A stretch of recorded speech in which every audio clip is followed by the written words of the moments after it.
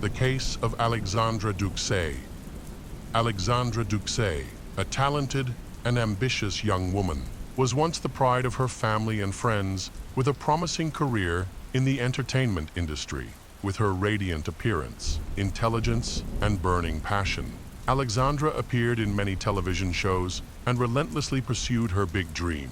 But everything suddenly stopped one day in May 2006, when she was found brutally murdered in the basement of her family's home in Milford, Connecticut. Alexandra's tragic death not only shocked the community, but also opened a years-long investigation, revealing haunting hidden corners of the person who took her life. Alexandra was born on December 9, 1979, in New Haven, Connecticut, USA. Her relatives called her Sandra. She grew up on the coast, just an hour outside of New York.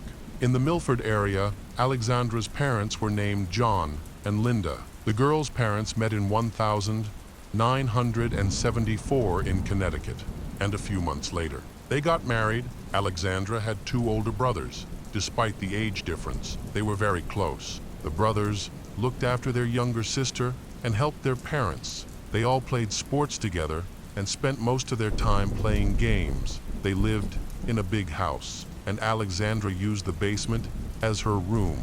Later, she equipped it not only as a bedroom, but also as a gym, where she invited friends over for overnight stays and socializing. Alexandra was engaged in dancing and gymnastics in high school. She had a dream of becoming an actress, which quite corresponded with her ambitious and active character. She had been dancing throughout her childhood, and in her youth, she began to take part in various competitions, earning awards along the way. She had a very busy schedule. In addition to dancing, Alexandra continued her studies to get a degree in law. After receiving her secondary education, she entered college. Alexandra completed dance courses and then got a part-time job at a bank. While working there, she met her first love, a guy named Matthew Pugh. Both loved sports and worked hard. Alexandra was able to obtain a bachelor's degree in finance and became a systems analyst at the same bank where she had worked for several years prior. She dedicated almost 10 years to this business, and in parallel, she received a license as a real estate agent. At the age of 23, Alexandra also became an assistant teacher at the dance academy.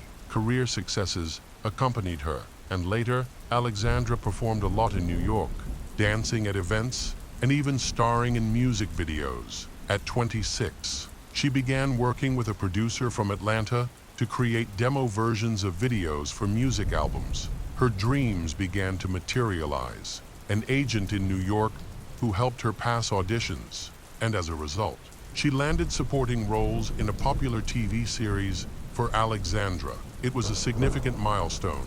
Despite the secondary role, she believed it was only a stepping stone to greater success. Given the scale of her activities, she had practically no time for a personal life, despite having dated her boyfriend for years. By January 2004, they decided to break up.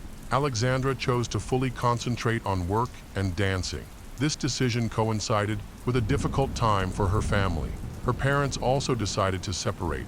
Her father returned to Florida to be closer to his elderly mother. By this time, Alexandra's brothers had moved away and were living with their own families, leaving her effectively alone with her mother. Despite most of the house being vacated, she continued to live in the basement, which she had equipped for her own purposes. It contained training equipment as well as a whole stand filled with dance awards. Alexandra lived in the basement with her big dog, and her busy life did not prevent her from attending acting auditions. She had new prospects in cinema during this period and also became interested in charity work. She collected items and toys for children from low-income families and later planned to organize a free canteen for those in need with like-minded individuals. However, the situation changed dramatically. On May 19, 2006, Alexandra met her best friend, Nicole, with whom she worked out at the gym. They trained together from 10.15 to 11.15 After which her friend left, Nicole wanted to stay longer at the gym, while Alexandra planned to go home for lunch and to get ready for her evening plans. Around 4 p.m., Nicole called Alexandra, but the call went straight to voicemail. This was unusual, as Alexandra was usually very responsive due to her work requiring frequent phone communication. By 4:03 p.m., Alexandra still had not replied. Meanwhile, Linda, Alexandra's mother, arrived home and noticed the front door was wide open. Alexandra's favorite dog was outside in the courtyard, and her daughter's white Mitsubishi was parked in the driveway. This was odd because the doors were usually closed, and the dog never went outside without a collar and leash. The dog sat outside, wagging its tail, which added to Linda's concern. She was in a panic, trying to understand what had happened. So she entered the house screaming. As Linda moved through the house, her anxiety grew. She went to the basement stairs and noticed large drops of dark red liquids on the floor. When she reached the bottom, she saw another large dark red liquid stain. To her horror, she found Alexandra lying on her back, unresponsive. With a massive pool of red liquid beneath her, Alexandra had a severe head injury and was lying in an unnatural position under a table. The mother initially thought her daughter might have fallen down the stairs and hit her head on the radiator, which had a visible blood stain. Linda rushed to her daughter to check for a pulse, but found none. She could barely regain her composure and managed to call 911 in a state of panic. She screamed into the phone, trying to describe the horrific scene before her. The dispatcher struggled to understand her, as her words were often interrupted by sobs and incoherent mumbling. Eventually, the dispatcher understood that Linda's daughter was lying on the basement floor and showed no signs of life. When several police officers arrived, Linda met them outside. The sight they encountered in the basement was one of the most disturbing they had ever seen. In here, there are traces of a terrible attack, and Alexandra's face was seriously injured. A piece of the knife was found embedded in her skull. The broken handle lay nearby. It was clear that Alexandra had been attacked with a kitchen knife, with such force that the handle had snapped off. Alexandra received blunt force trauma to the face, and her mother discovered that one of Alexandra's trophies was missing. Investigators believe the perpetrator used the trophy to seriously injure Alexandra's face. The police quickly concluded that Alexandra was a murder victim, along with the brutal injuries and the apparent murder weapon. Investigators found a shoe print in the blood. This shoe print lacked a typical tread pattern. Additionally, small traces of blood were found in other areas of the house, including the bathroom on the toilet seat and sink, presumably where the attacker was trying to wash his hands. Moreover, investigators noticed signs of an attempt to clean the red streaks in certain spots around the home. This led law enforcement to suspect that there was a personal motive behind the crime, possibly related to the missing trophy. Given the violent nature of the attack, they believed the culprit was likely someone known to Alexandra. While most furniture and belongings in the apartment were untouched, nearly all the clothes had been removed from the closet, and valuables like jewelry and money were left behind. It appeared the assailant was searching for something specific, which resulted in items being strewn across the bed and floor. The police reported that Alexandra was attacked when she went to the basement. She was pushed down the stairs, suffering her first injury when she hit her head on the radiator. She did not die immediately. As there were clear signs of a struggle, detectives quickly determined that the knife used in the attack had been brought from outside. Since none of the kitchen utensils from the house were missing, investigators accessed a mobile phone belonging to the victim and discovered over 100 phone numbers she was familiar with, all of which needed to be thoroughly examined.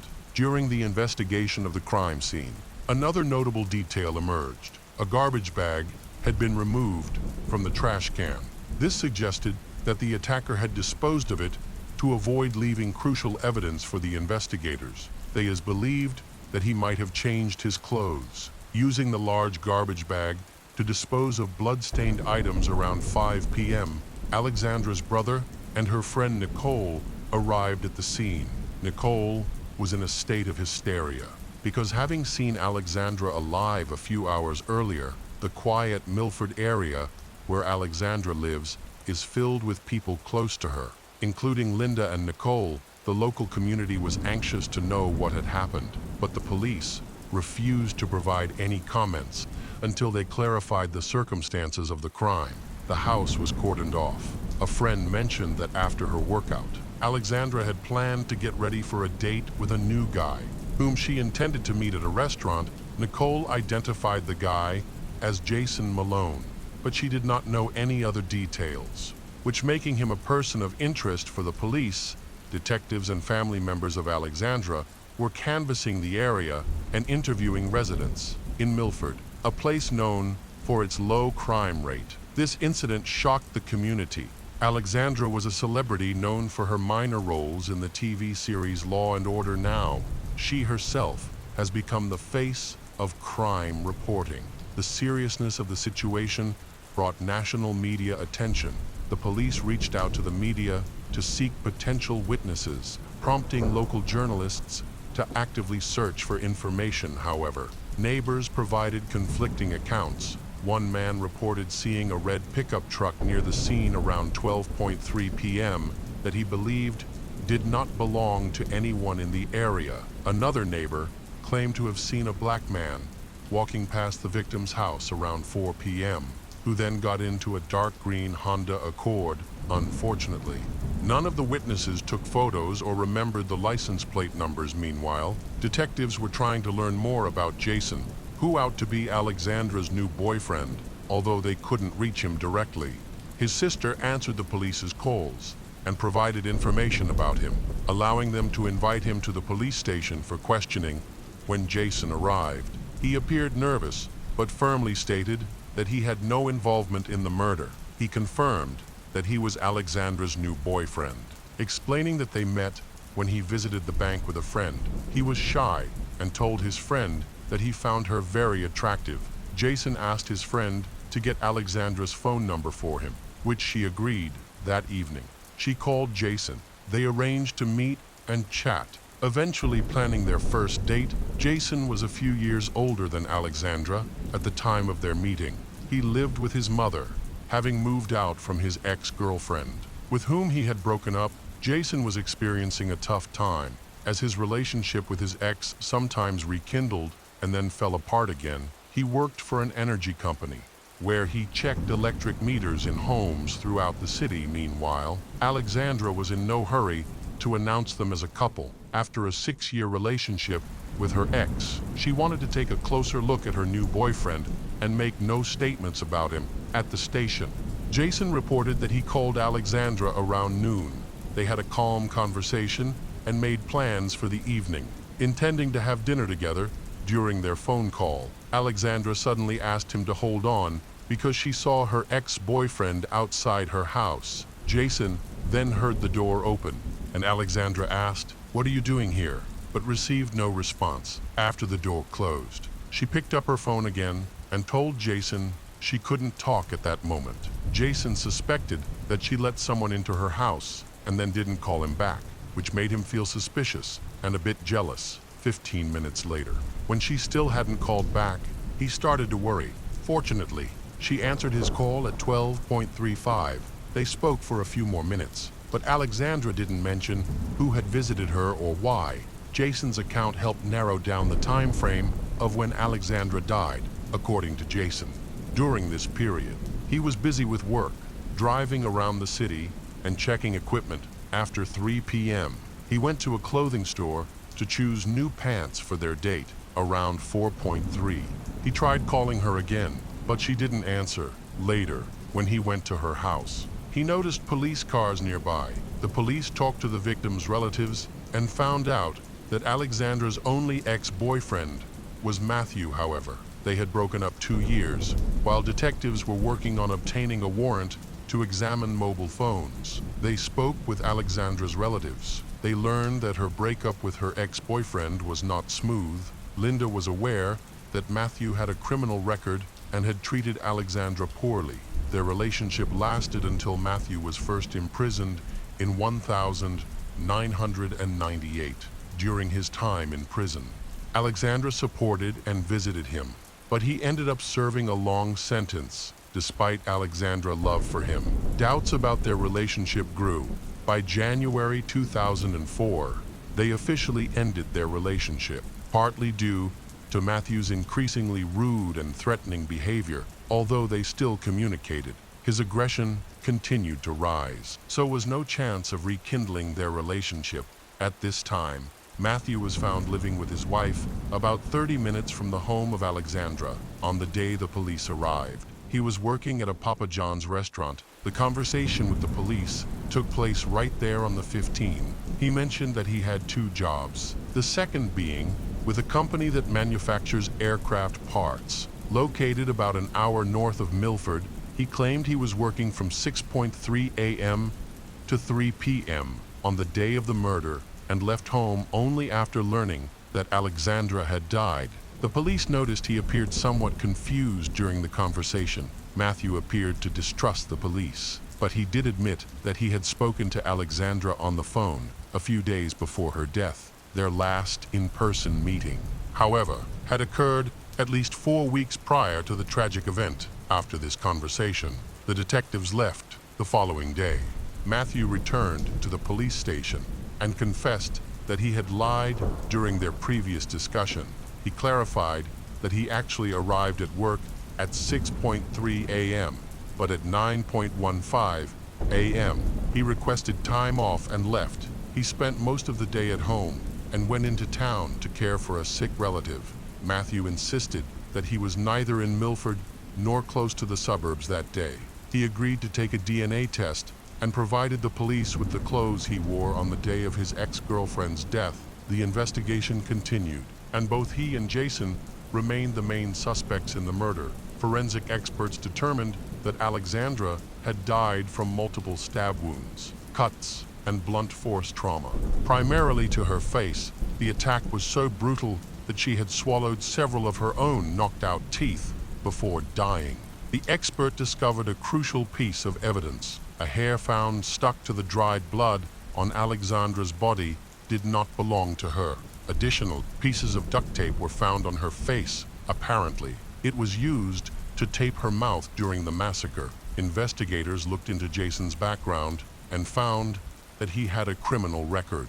Having served over 5 years for banned substance trafficking, he also drove a car that matched the description given by a neighbor of one of the victims. Another witness reported seeing this dark green car parked near Alexandra's house throughout the day. Despite this, Jason maintained his innocence, arguing that the car model he drove was very common in the city at that time. However, detectives could verify not his alibi of being at a clothing store to buy pants around 3 p.m. He had indeed visited the store, but much later in the evening, which contradicted his statement. Maybe he was trying to mislead the investigation, however, by checking the geolocation data from his phone calls. Investigators found that although his phone was active throughout the day, it never registered in the Milford area. Consequently, the police ruled him out as a suspect. It was now Matthew's turn to be questioned. The police spoke with Alexandra's mother to gather more information about him. She had never liked Matthew. He was 7 years older than Alexandra and had a criminal record. Unlike Alexandra, he showed no interest in personal growth or work. The detectives then contacted his employer, who confirmed that he had left work much earlier than he had claimed. Instead of finishing at 9:15 a.m., he actually left at 8:39 a.m. He had also been at a gas station at 2:1 p.m., not at noon, as he had told the police. The discrepancies in his words were alarming. While he spent time at car dealerships until 4 p.m., the times he provided were incorrect. The investigators suspected that Matthew might be the murderer. On May 26, they obtained a search warrant for his house. Inside, everything was tidy and clean, with nothing suspicious found except for some fine art. It was assumed that the remains of this roll could have been found on the victim's face. However, this did not indicate involvement in the murder. Since many people have electrical tape in their homes, All other tests and analyses failed to link Matthew to the crime. A thorough search of his property yielded no results. Leaving the investigation at a standstill, the only remaining action for the police was to send the electrical tape they had found for lab analysis. This type of tape was quite specific and difficult to find. It was not available in regular stores or online. In 2006, only 3 nearby companies used it, one of which was an aircraft parts plant where Matthew works. The electrical tape found on Alexandra's face had the same adhesive base, which could indicate the real killer. The police decided to contact Matthew's relatives again, and they uncovered important information. Matthew's brother revealed that he had a fierce temper and a potential motive against Alexandra. They discovered that, in 2002, he had given Alexandra his Nissan car and later lent her $2. She broke up with him in January 2004 while he was in prison, and she refused to return anything. It made him very angry. On June 14, detectives re-interrogated the suspect, highlighting the inconsistencies in his story. But Matthew managed to explain each of the disputed points, leaving the police with no new evidence. It wasn't until the end of the year that the DNA test results were available. The tests revealed that all the blood in the basement belonged solely to Alexandra. The blood droplets found in the bathroom were more special, as they belonged to her and a man. However, the concentration was too low to extract precise DNA profiles based on the results of the examination. Experts were able to establish that the killer was a black man. The hair found on Alexandra's hand could not be identified, and none of the fingerprints collected at the crime scene matched the suspects. Additionally, the specific shoe print could not be traced. Consequently, the investigation reached another standstill. A reward of $50 was offered for any information that could help advance the case. In 2010, authorities decided to reach out to prisoners. A photo of Alexandra was shared with correctional facilities. In September 2011, a prisoner named Paula contacted the Milford Police Department. She revealed that her former cellmate, Christopher Richards, had been in a relationship with Alexandra for 2 years before her death. Paula noted that they were together during the time between Alexandra's breakup with Matthew and the start of her relationship with Jason. Surprisingly, this relationship was unknown to others. When Alexandra informed Christopher's about their breakup, he was in prison. He became very angry and told his cellmate that he wanted to kill her. Once he was released, an investigation was launched to look into the situation, and it was discovered that the person who contacted the police had lied. Christopher did not know Alexandra, and there had been no communication between them, which would be unusual in a 2-year relationship. It seemed likely that this prisoner was trying to frame his cellmate. 2 weeks later, a bus driver named Jeremy, who had been friends with Alexandra for a long time, came forward with information. He reported that he had witnessed Alexandra receiving a threatening text from a man named Donovan. Donovan demanded repayment of money that Alexandra had lent him and threatened to kill her if she did not pay him back. Jeremy stated that this occurred just 2 weeks before her death. However, it appeared that Alexandra did not take these threats seriously. Ultimately, this claim was also found to be false. 6 years later, in August 2012, detectives finally received crucial information. Anthony Pugh, Matthew's cousin, reached out to the police station. He revealed details about a gifted car and the $2 that Alexandra had borrowed from her brother. His long story began back in 1993, when Matthew involved him in a criminal scheme.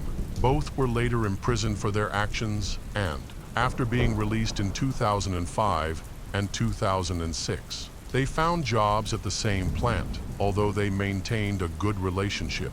A year later, Matthew betrayed Anthony, leading to Anthony's imprisonment. So, Anthony decided to take revenge by sharing the truth. Anthony disclosed that when Matthew broke up with Alexandra, he became obsessed with her and even considered killing her. Matthew planned to inject her with a lethal dose of drugs to make it look like an accidental overdose, however. Upon learning about her new relationship, he changed his mind and opted for a more violent method of murder. The brothers worked at the same aircraft factory where Matthew stole gloves and special tape to commit a crime. Police believe he wanted to profit from this information, and he later admitted it directly. Anthony sought not only $50, but also sought revenge on his brother. When the information was verified, it was found that during the initial data analysis, the police overlooked that Matthew was indeed in the area near Milford at around 11.47, but left at 12.07. He returned and stayed at the scene for over an hour. Ultimately, the police had strong grounds to arrest Matthew and file charges against him. On August 24, 2012, Matthew Pugh was charged with first-degree murder and home invasion. However, at that time, he was already in prison for assaulting a woman in 2008. He threatened the victim with a weapon and stole her purse when she tried to resist. He's attacked her in the arm. The prosecutor's office found out that the problems with Matthew began after Alexandra wrote to the prison that she wanted to break up, according to cellmates. He was obsessed with her. In response, he wrote an 8-page letter over a couple of months, of course. He was angry because of these events, but after leaving prison, he did not show any aggression towards his ex. He started a relationship and even had a child. But at the same time, Matthew, all this time, hatched a plan. 3 years later, in February 2015, Matthew appeared in court. The prosecution claimed that the guy committed a deliberate massacre on the basis of jealousy. The lawyer insisted that the client was not involved in the murder because there was no direct evidence in the form of DNA and fingerprints at the crime scene. The situation for Matthew became completely stalemate when he began to answer the prosecution's questions. He desperately tried to prove his innocence, but it all didn't seem very plausible. Besides, his brother was testifying against him. The jury went to pass sentence. It was really not easy. In this complicated story, there were many blank spots, and many considered the accused a pathological liar. It was even necessary to ask the court to repeat Matthew's story. Only 3 days later, the jury found him guilty of first-degree murder and trespassing. He was sentenced to 60 years in prison for murder and another 20 for trespassing. The Alexandra Duxie case is a heartbreaking and complex one that leaves many unanswered questions, from the tangled relationships between Alexandra and those around her to the doubts about who took her life. The case remains one of the most controversial and haunting in Milford, Connecticut. Although the killer, Matthew Pugh, has been convicted, stories of motives, complicated relationships, and unclear details continue to haunt the public. The case of Barbara Maybe Abel. There are books and films that help teach ways to confront criminals and appropriate behavior during kidnappings or critical situations. However, reading about these scenarios and actually experiencing them are two different things. Barbara Abel fully realized this when one of the most dangerous criminals in the U.S. showed up at her doorstep.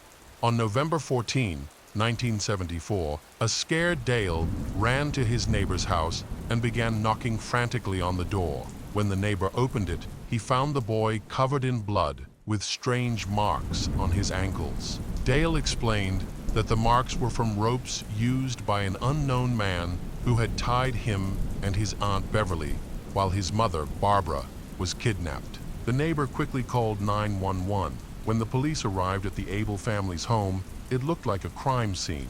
There was blood everywhere, and the neighbor noted that Barbara's car was missing, along with her. Dale assisted the detectives by providing details about his mother, 31-year-old Barbara Maybe Abel, who had a twin sister named Beverly, who had been diagnosed with cerebral palsy. The twin sisters shared a deep bond from childhood. Barbara consistently supported and cared for Beverly.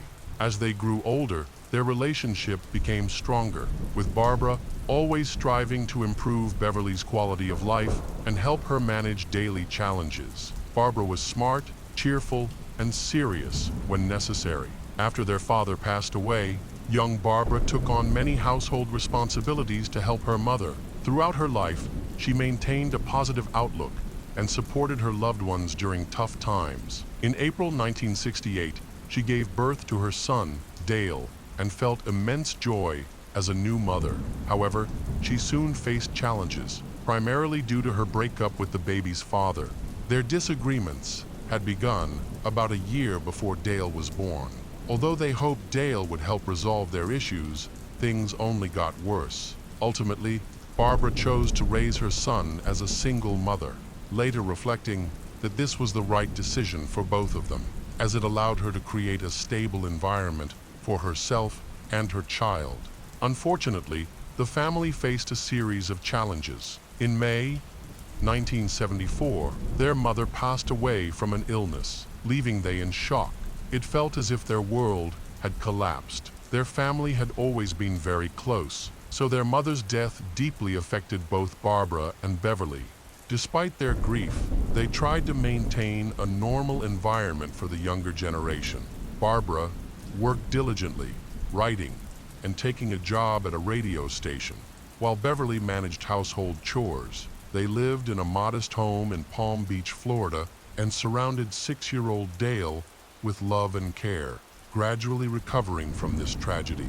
On November 14, 1974, it seemed like an ordinary day for the Abel family. Beverly assisted Barbara in getting ready for work, and Dale was preparing for school. After dropping Dale off, Barbara went to the radio station where she worked as a news editor. Around noon, she tried to call Beverly, who was at home, but there was no answer. This was strange because Beverly never missed calls. She was always eager to talk, but this time she didn't even call back. Initially, Barbara thought her sister might have fallen asleep and didn't think much of it, so she continued with her work. After leaving the radio station around 5 p.m., she picked up Dale and headed home, expecting to see her sister there. As soon as they entered, she called Beverly, but there was no answer. Barbara asked her son to find his aunt, thinking she might have been listening to music and hadn't heard them come home. While Barbara went to the kitchen, she felt a sudden and intense fear that sent a chill down her spine. It was a deep, instinctual dread, and in that moment, she heard a voice say, "Don't turn around or I'll attack."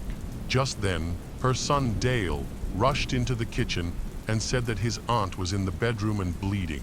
When Barbara turned around, she saw a man pointing a weapon at her and Dale. Staying calm, she told the intruder that she needed to see her twin sister because she was worried about her.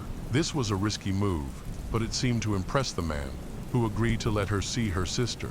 With the weapon still aimed at them, Barbara and Dale cautiously walked toward the bedroom, trying to keep Dale away from the armed man. Beverly was in the bedroom, lying on the bed with a gag in her mouth, crying. Barbara kissed her sister and whispered that everything would be all right. Barbara noticed that Beverly was undressed under the blanket. Unable to hold back her feelings, she confronted the attacker, questioning whether he had abused Beverly. He responded with laughter, claiming he had attempted to assault Beverly but had failed. His cruel smile and taunting words sent another chill down Barbara's spine. Following this, she tried to bribe the assailant. She revealed that she had a significant amount of money at home and was willing to give him her car keys. In return, she pleaded with him to leave them alone and not to harm them. The stranger, however, expressed his desire to take her child and reach for the boy. Barbara firmly declared that she would never give up her son and instead offered to take Dale's place. The man agreed. The assailant identified himself as Paul John Knowles and claimed he had just escaped from prison, stating he had no plans to return. He warned Barbara that he wouldn't harm her as long as she followed his orders exactly. Although Barbara knew he was lying and likely wouldn't let her go easily, she felt she had no good options left. Her primary concern was the safety of her son and her injured sister, who needed help. However, Paul was determined to keep them as hostages to buy time for his escape. He tightly bound Dale's and Beverly's hands and feet on the bed. Barbara was horrified at the thought of leaving her loved ones in such a vulnerable state, but she realized that any resistance could endanger their lives. Throughout this terrifying situation, she remained calm, speaking to her family as if everything was normal, reassuring them that it would all be over soon and that they would be all right. This approach worked. She managed to soothe her child and keep the kidnapper from becoming agitated. Barbara emphasized that they should not provoke Paul, as she had no way of knowing his true intentions. Her goal was to lead the attacker far away from her home and loved ones, then find a way to escape and alert the authorities. Paul accepted the offered money and car keys. He pointed the weapon at Barbara, then got into the car and drove away. Throughout this time, Barbara was primarily concerned about her family. More than 30 minutes later, Dale escaped and sought help. The police responded to the call. They found an abandoned car near the house, which was the vehicle used by the kidnapper. The car was registered in one state, but its license plate had been stolen from another location. Investigations revealed that the car had been stolen from a man named William Bates a couple of months earlier. Eventually, William's body was discovered, strangled, in Ohio. Inside the car's glove compartment, detectives discovered numerous credit cards and insurance policies, the majority of which belonged to Carswell Carr.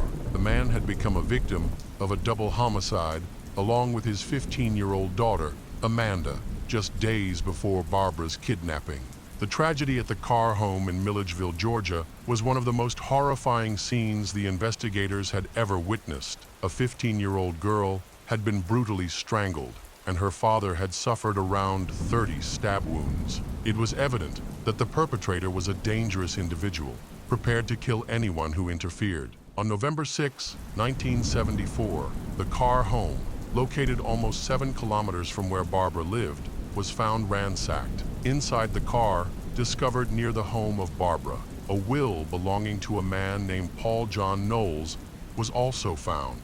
Once law enforcement checked their database, they identified Paul as an escaped serial killer. Authorities linked him to at least 35 murders across the United States. He traveled aimlessly, leaving behind trails of blood and bodies, completely indifferent to the consequences of his actions. He selected his victims randomly, unlike most psychopaths who usually target a specific type.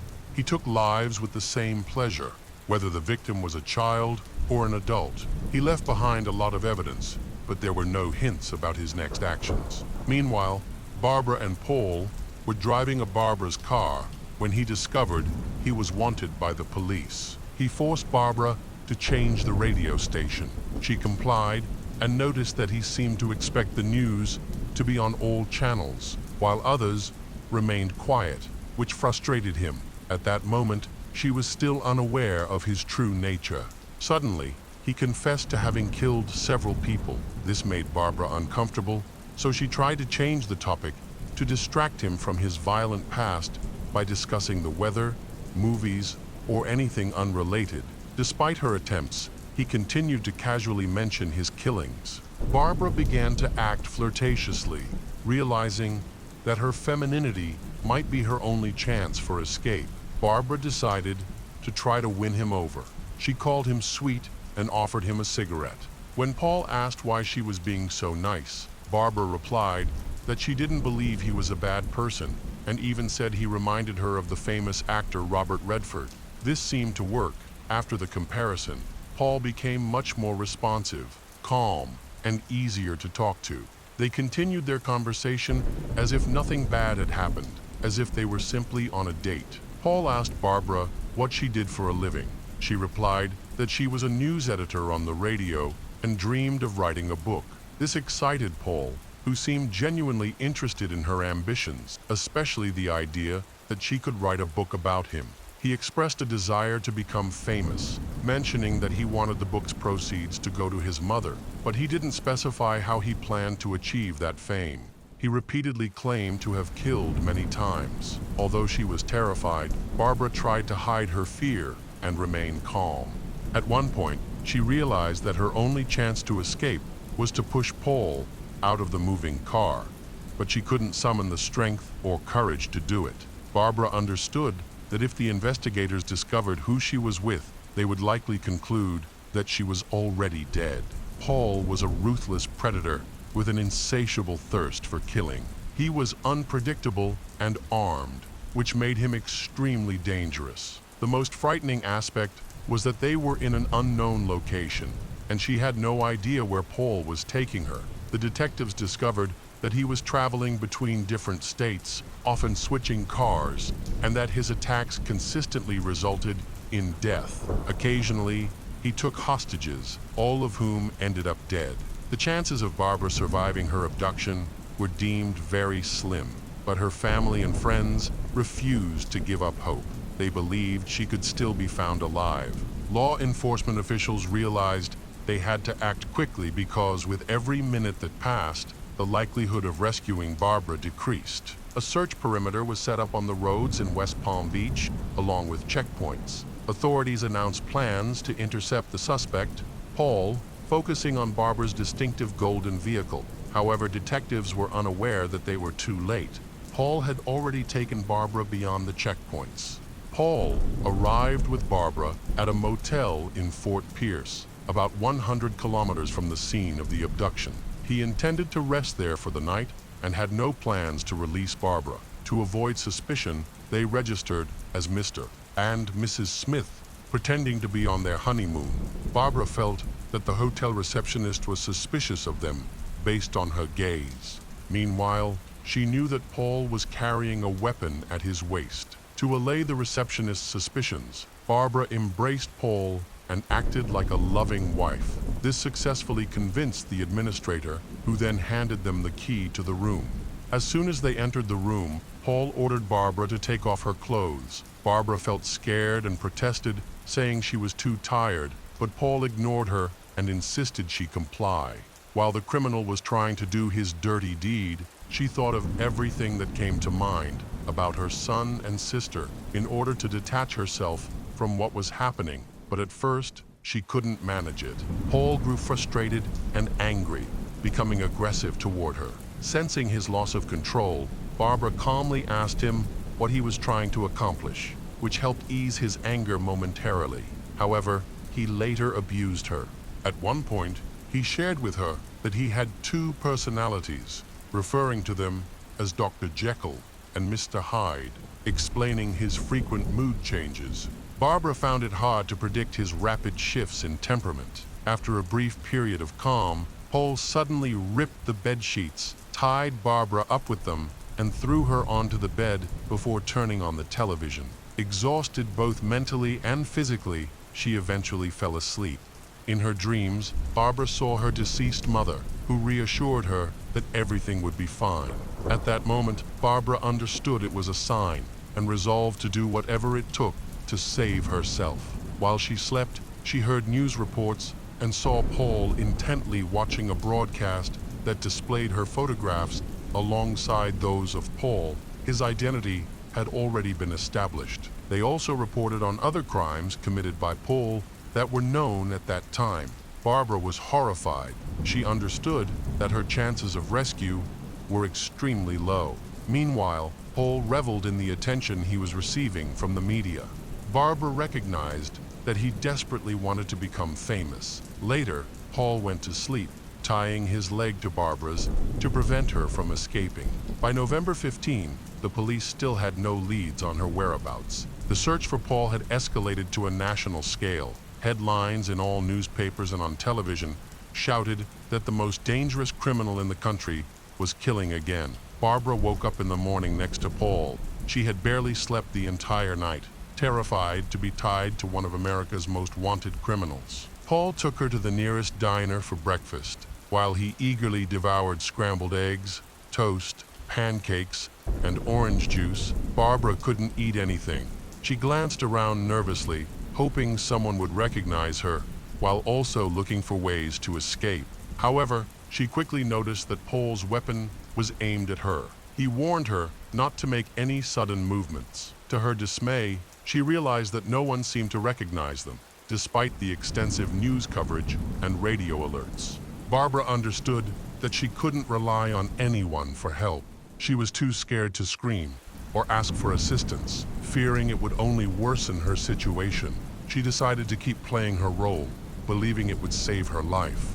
She buried her face in the plate and had a small breakfast. Afterward, Paul and Barbara returned to the motel, where he abused her again.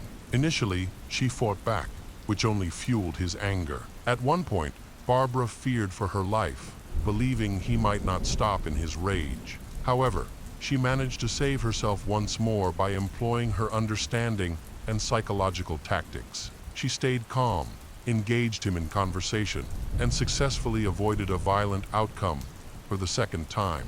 During their dialogue, Paul mentioned that he wanted to get to know Barbara before everything changed, clearly referring to his criminal actions. Thus, she realized that she had found a way to connect with him, and her chances of a positive outcome immediately increased. Later, Paul tied her to the bed again and stepped out to make a phone call. Barbara struggled to free herself, but was unsuccessful. Then she noticed a key on the nightstand. It appeared that Paul had hastily closed the door and locked it. Oddly, it seemed as if he had done this intentionally, perhaps to protect her from himself. A few minutes later, he began banging on the door from the outside. Barbara waited in silence, her heart racing. Through the door, he told her that he knew she couldn't speak because of the gag in her mouth. He urged her not to tell the police that Paul had hurt her, claiming he never meant to harm her and was sorry for what had happened. His final words were, "I love you, and I'm leaving." After that, the sounds outside faded away. He had truly left. At first, Barbara was too scared to move. She didn't scream or call for help, fearing he was still outside, waiting for a reason to hurt her. She wondered if he had said those things to test her, as if she needed to prove something. However, she also realized that if she waited too long, he might change his mind, and she would miss her chance to escape. Finally, Barbara managed to free herself using the sharp edge of a piece of glass from the nightstand. She quickly called the front desk, telling them that a serial killer had kidnapped her, then hung up. The administrator alerted the police and requested assistance. A few minutes later, police officers opened the door. After her release, Barbara immediately called Beverly to hear the voices of both her sister and her son. They were overjoyed that she had managed to escape. However, despite the happy reunion, Barbara was still troubled by the fact that Paul was still at large and could return to harm her. Her nightmare could not truly end as long as he remained free. Fortunately, she did not suffer serious physical injuries during her kidnapping, but the psychological effects left her deeply affected. Barbara experienced post-traumatic stress disorder for a long time. She credited her faith in God for helping her family heal and chose to forgive Paul in order to find peace moving forward. By November 17, law enforcement had learned that a patrol officer, Charles Campbell, was missing and suspected he might have been abducted by Paul. The officer had attempted to stop a vehicle and approached the driver's window, but he was too late and saw a weapon aimed at Charles. Paul kidnapped Charles and took the patrol car, leaving behind Barbara's car. Shortly after, the police vehicle was found abandoned on the roadside while Paul was trying to stop another driver, James Mayer. Now, Paul had two hostages, whom he later transferred to another vehicle after killing the driver. About 100 kilometers into Georgia, a gas station employee noticed a man in uniform acting strangely in the back seat of one of the vehicles that had pulled in. He promptly alerted emergency services. After the vehicle left, the employee reported his observations, which helped law enforcement identify the car and its location. They initiated a chase and managed to intercept the vehicle. However, Paul refused to stop, even with flat tires. Driving on flat tires didn't last long. He lost control and crashed into a barrier. Paul abandoned the vehicle and fled into the woods. The police chased him closely, and explosions were heard from the forest. Despite this, Paul managed to escape again. The following day, a hunter saw Paul in the woods. He noticed that Paul was injured and reported the sighting to the authorities. Eventually, Paul was captured and refused to reveal the location of Charles and James, the driver of a stolen car. On December 18, about a month after their abduction, they were found tied to a tree in Georgia, both dead from wounds inflicted by a weapon. News of Paul, the most dangerous serial killer, spread on television, bringing relief to Barbara and her family. She had spent over a day in captivity and fully realized the threat the detectives were facing. Barbara remembered that he had escaped from prison before and feared it could happen again, leaving her and her family feeling unsafe for a while. They moved in with relatives, but this offered little comfort to Barbara. Barbara understood that she could only find peace if Paul could never harm anyone again. During this time, she faced significant psychological struggles. On the way to prison, Paul had a devious plan in mind. He was placed in the sheriff's car, and they drove to the location. The driver and accompanying officer were unaware that Paul had a paperclip with him. During the drive, Paul waited for a moment when the officers were distracted and managed to pick the lock on his handcuffs. A struggle broke out, and he seized the officer's weapon. Fortunately, the sheriff reacted quickly. He attacked Paul, emptying his entire magazine, realizing that both were in mortal danger and only decisive action could save their lives. Paul had died.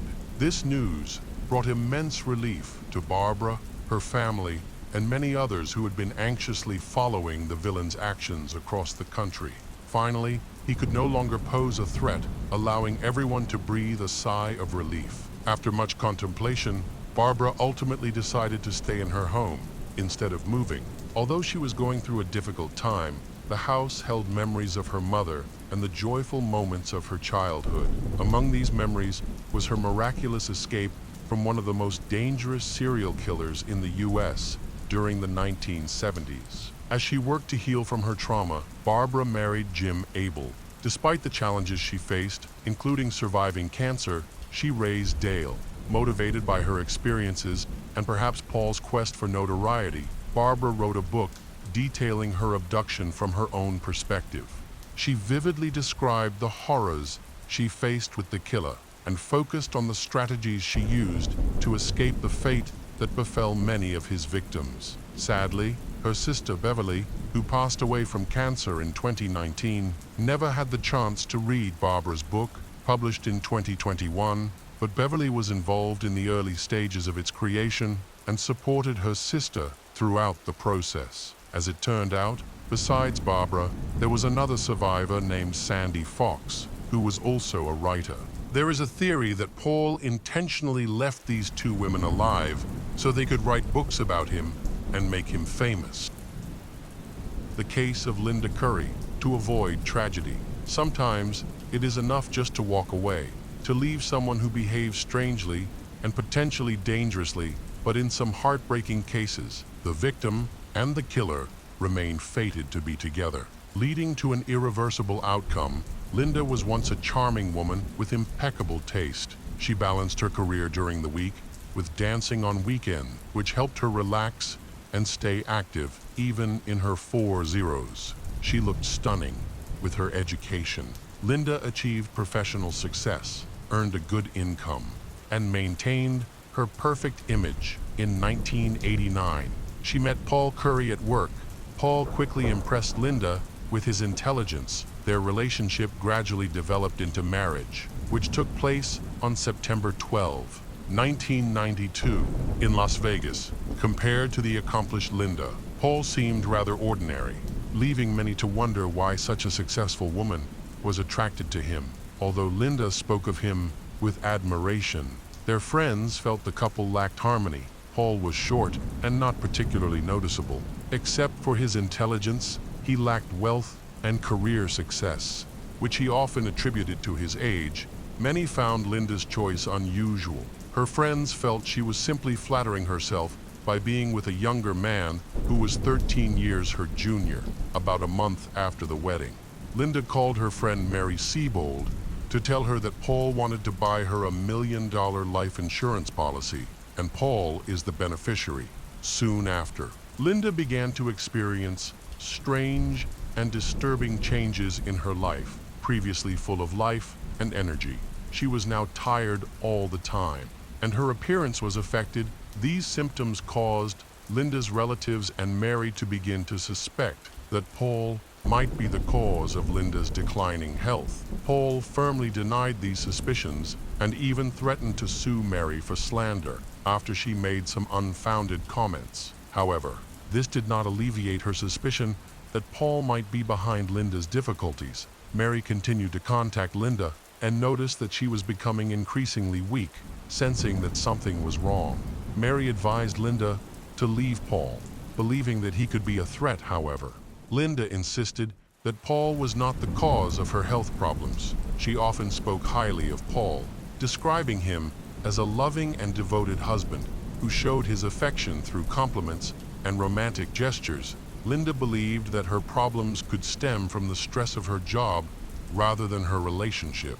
Despite seeing doctors regularly, Linda's health continued to worsen. The medications prescribed had no noticeable effect. Back in the 1960s, when Mary and Linda worked at a nuclear power plant, Linda was known for her impeccable fashion sense, and Mary was often surprised by how she maintained her figure despite enjoying food.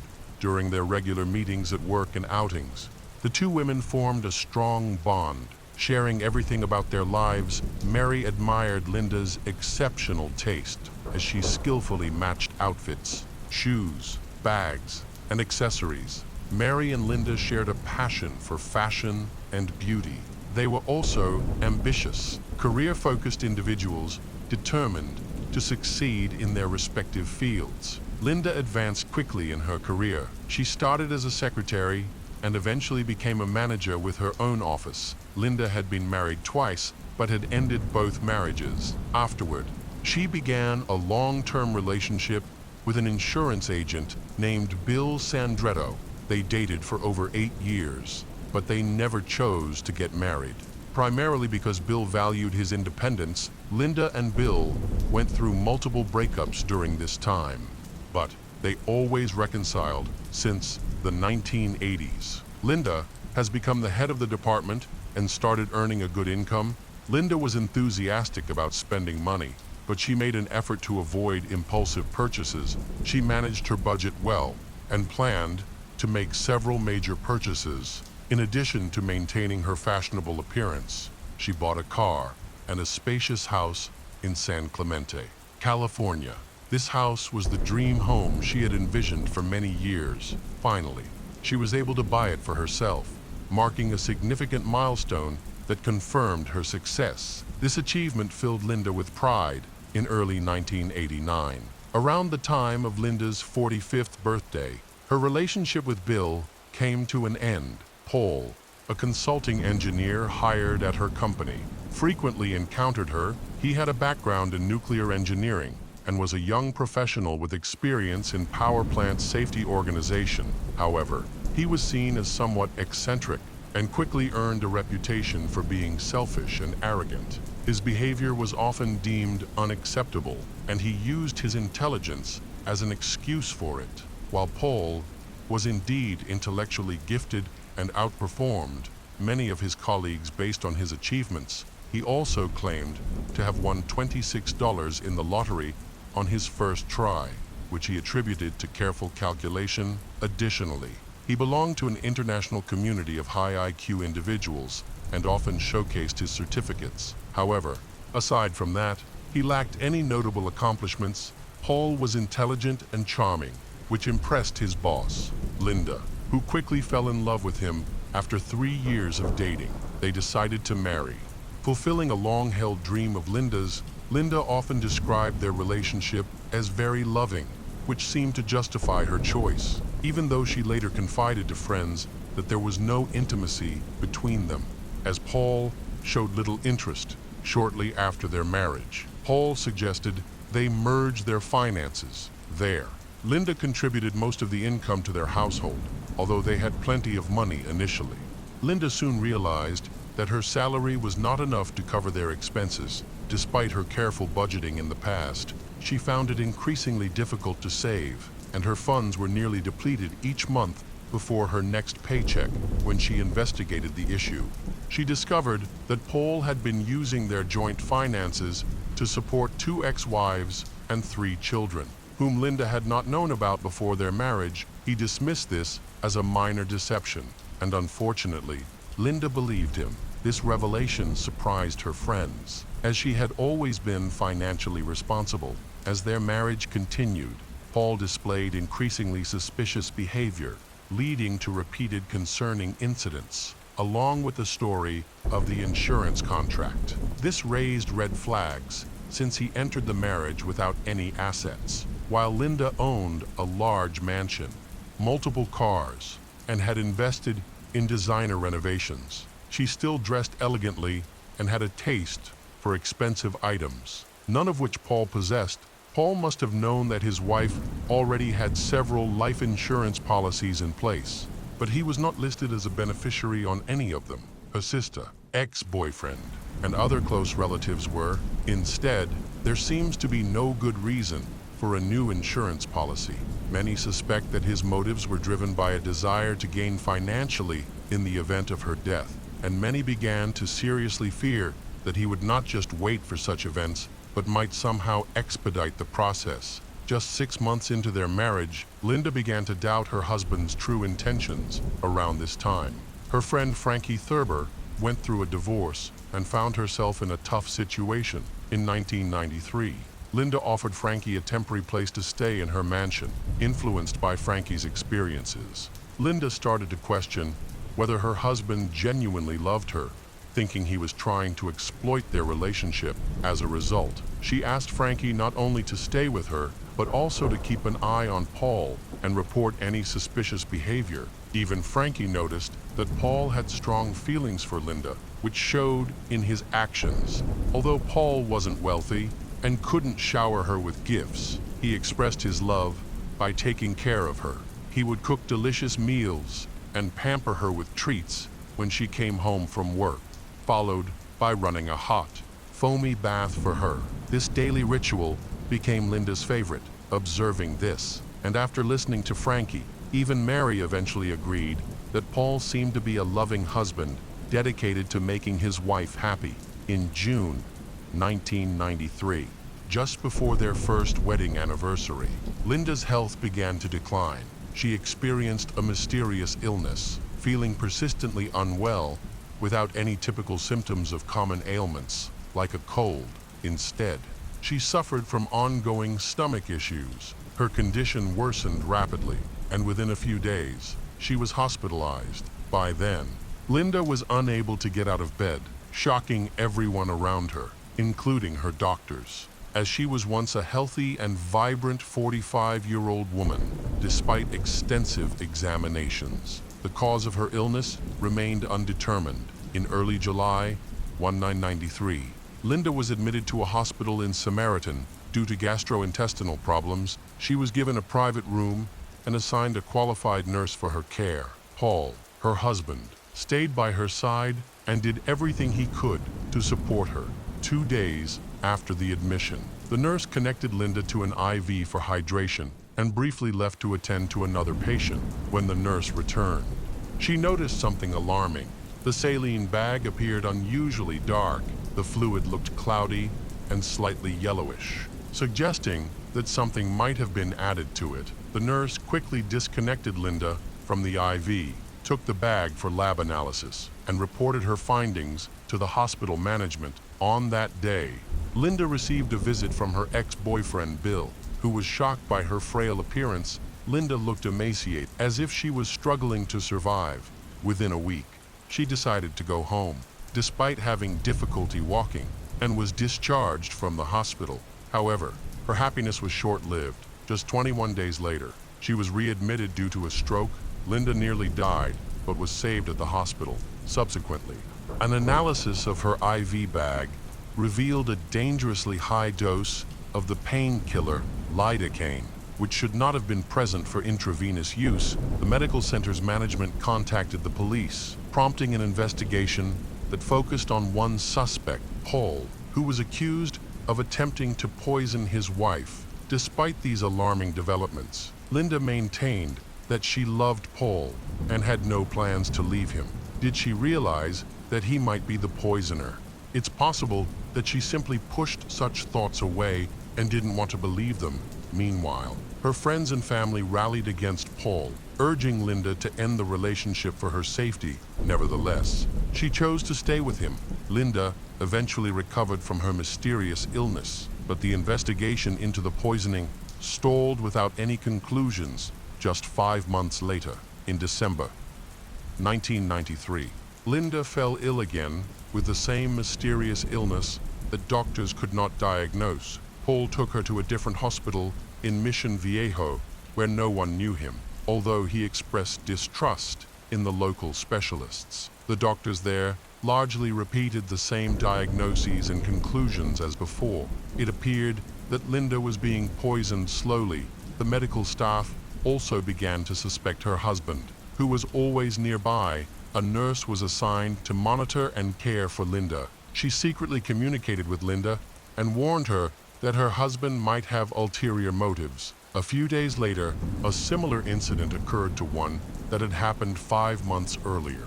The nurse had briefly stepped out, leaving Paul alone with Linda. When the nurse returned, Paul was missing, and the IV drip bag looked different. It was later analyzed and found to be contaminated with unknown substances. The medical staff was already suspicious of Paul, believing he might be involved in an attempt to harm Linda to ensure her safety.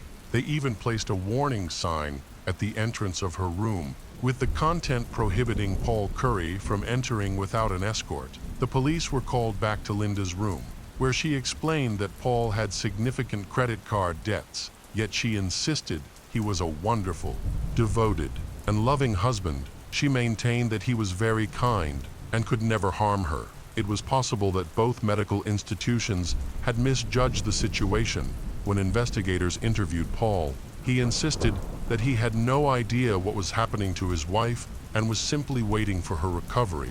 However, case records revealed a troubling discovery during searches of their mansion. In Paul's room, on his dresser, were all the life insurance policies taken out on his wife. This raised suspicions after Linda was discharged from the hospital. She spoke with Frankie, who confirmed that she had not placed the documents there, which meant Paul had done it. There was no one else involved. It was evident that Paul aimed to profit from her death. Despite this, Linda did not believe he was capable of such a terrible act. Nearly 6 months later, on June 9, 1994, Mary received an email from Paul informing her that Linda was feeling worse than ever and that an ambulance had been called. He believed Linda was dying and urged Mary to come and support her. Later, around midnight, Paul called 911, claiming he had awakened to find his wife not breathing. In subsequent conversations with Linda's family and the police, he maintained that he sensed something was wrong, saw that Linda was barely breathing, and tried to perform artificial respiration, but she did not respond, prompting him to call for emergency help. By the time Linda arrived at the hospital, she had already died. Paul appeared to be a heartbroken widower, crying on the shoulders of Linda's family and friends, while they all quietly suspected him of murder. During the autopsy, the forensic expert found an unusual mark behind Linda's right ear, which they believed might be a sign of a syringe injection. A toxicology report later showed that Linda had a lethal amount of nicotine in her blood. This was particularly puzzling since Linda had never smoked. How could nicotine have entered her system? Consequently, her death was ruled a murder. But authorities found no evidence linking Paul to the crime. There were no syringes or needles at the scene, and the IV bags from previous cases did not have Paul's fingerprints. Meanwhile, Paul attempted to claim $1 million in life insurance from his deceased wife because he had previously successfully convinced Linda to purchase a new policy. Soon after Linda's death, it was discovered that she had handwritten a note, leaving half of her estate to her sister. This infuriated Paul, who sought legal advice to claim the entire inheritance, but he was unsuccessful. Everything had to be divided. In the end, Paul Curry collected $419 from Linda's 2 life insurance policies and her retirement plan. It also came to light that all of Paul's educational and professional credentials were forged. Even the supposed International Organization of Intellectuals was a scam. He hadn't even graduated from college. As a result, he was fired from his job.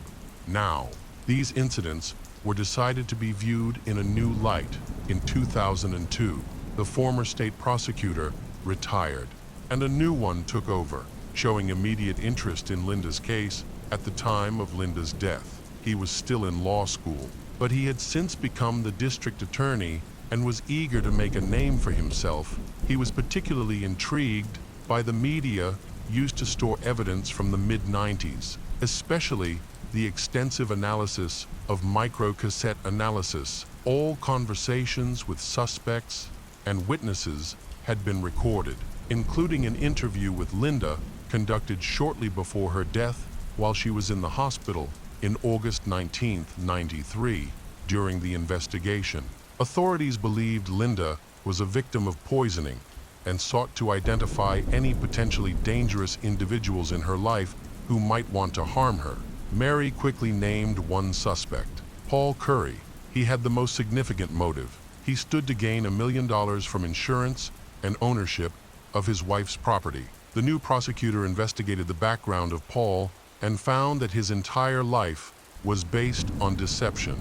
A poison expert specializing in substances like nicotine was consulted for the case. He determined that the nicotine level in the victim's blood was 4 to 5 times higher than a lethal dose, which could not have resulted from smoking alone, given the forensic expert's initial findings. It was concluded that Paul had administered a fatal injection discreetly behind Linda's ear. Death occurred approximately 20 to 30 minutes later, leaving no chance to save Linda. In addition to nicotine, significant amounts of a sedative and sleeping pill were detected in her blood. It appeared that he first sedated his wife to administer the lethal injection without raising suspicion.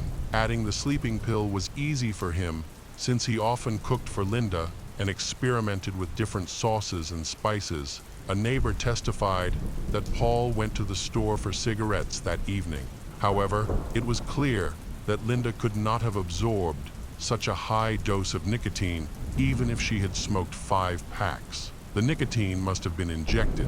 After losing his job, Paul relocated to Kansas, where he remarried and had a son. He initially worked as a used car salesman and did well, but later grew bored and switched to being a building inspector. During this time, he had never broken the law and seemed to be a good family man and a respected member of the community. On November 9th, 2010, Sergeant Schull questioned Paul Curry under the pretense of questioning him as a potential witness in an unrelated case. In reality, they aimed to discuss Linda's death. Paul, believing they were out-of-state police officers unfamiliar with him and his late wife, began talking freely when asked about his past relationships, without requesting any identification. To the officer's surprise, he shared a story that contradicted his earlier statements. This led to the decision to arrest Paul Curry for revealing too much information. 16 years after his wife's death, Paul was finally held accountable. Unfortunately, justice did not hurry, and he did not appear in court until September 2014.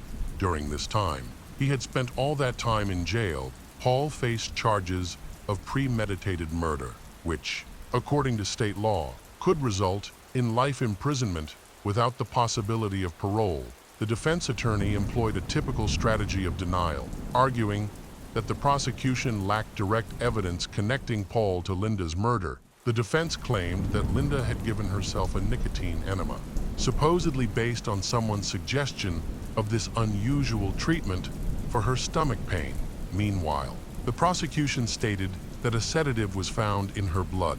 Noting that there was no prescription for it and that it wasn't provided by the hospital, they alleged that Paul had given his wife the drug to sedate her before the murder. The prosecution also claimed that Paul was the only person in Linda's life with a serious motive and had been alone with her for at least 6 hours prior to her death, clearly having done something to her, as there was no one else who could have done it. After both sides presented their arguments, the jury went into deliberation, which lasted a day and a half. As a result, Paul Curry was found guilty of first-degree murder with the intent to profit, and he was sentenced to life in prison Paul never admitted his guilt, so the exact circumstances surrounding Linda's death remain a mystery. The case of Abby Hernandez.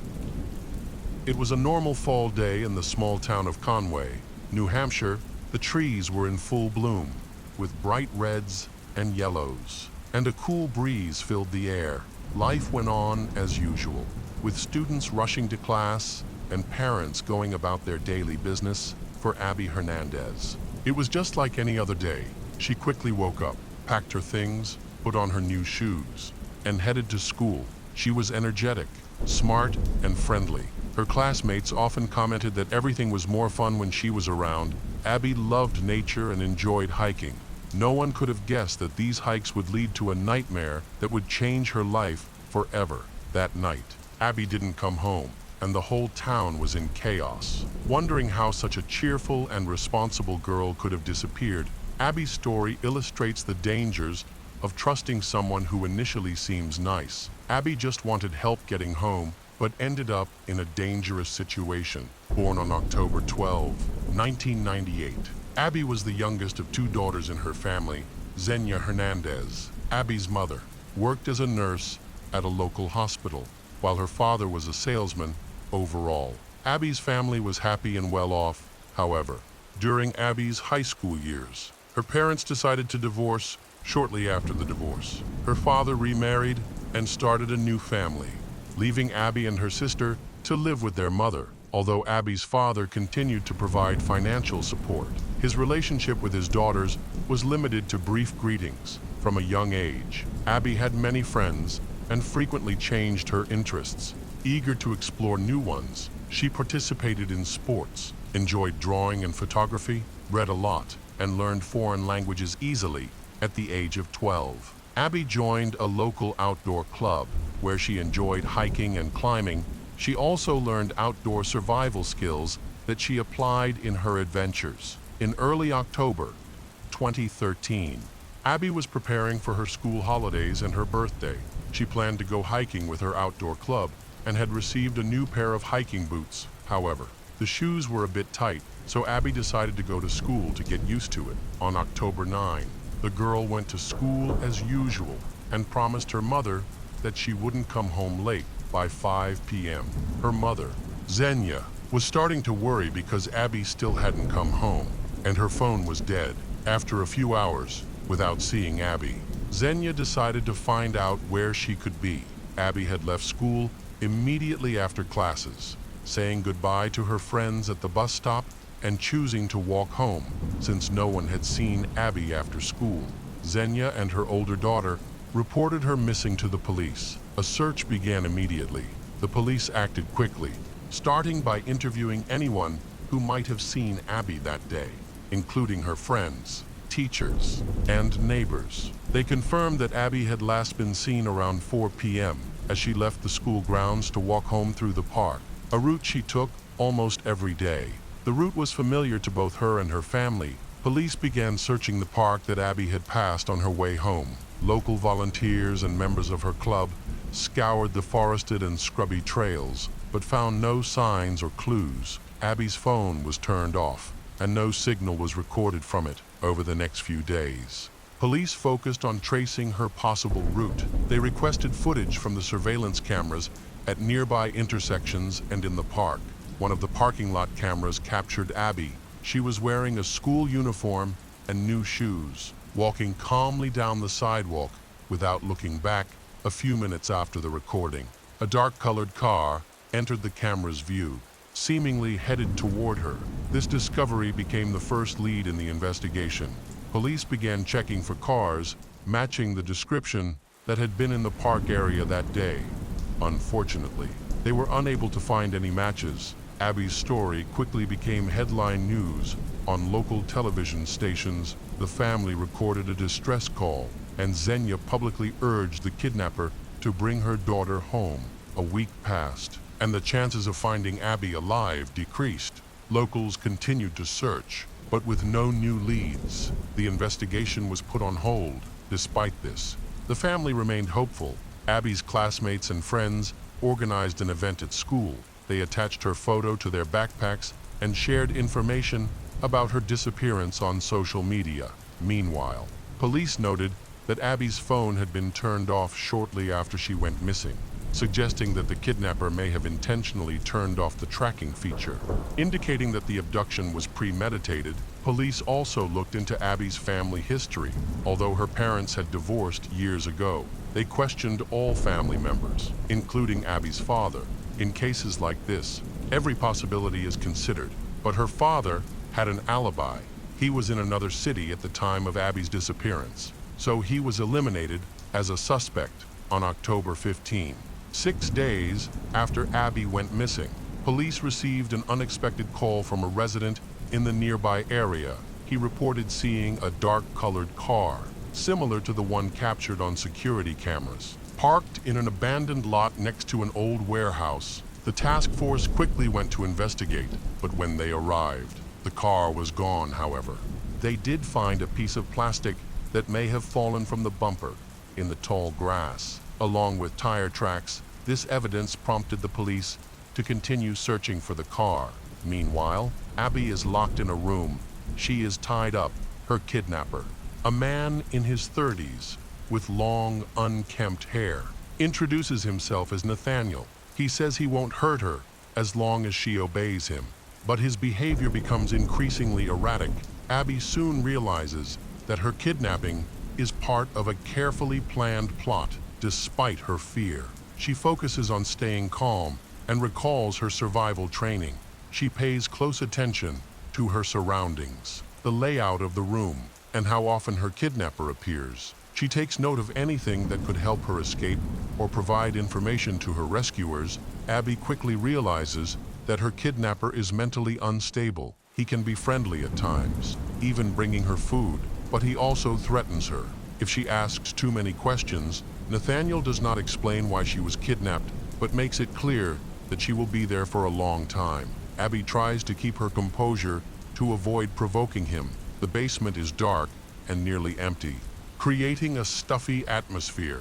She can smell dampness and dust, and the only sound is the echo of her captor's footsteps. Nathaniel frequently checks her bindings to make sure she cannot escape.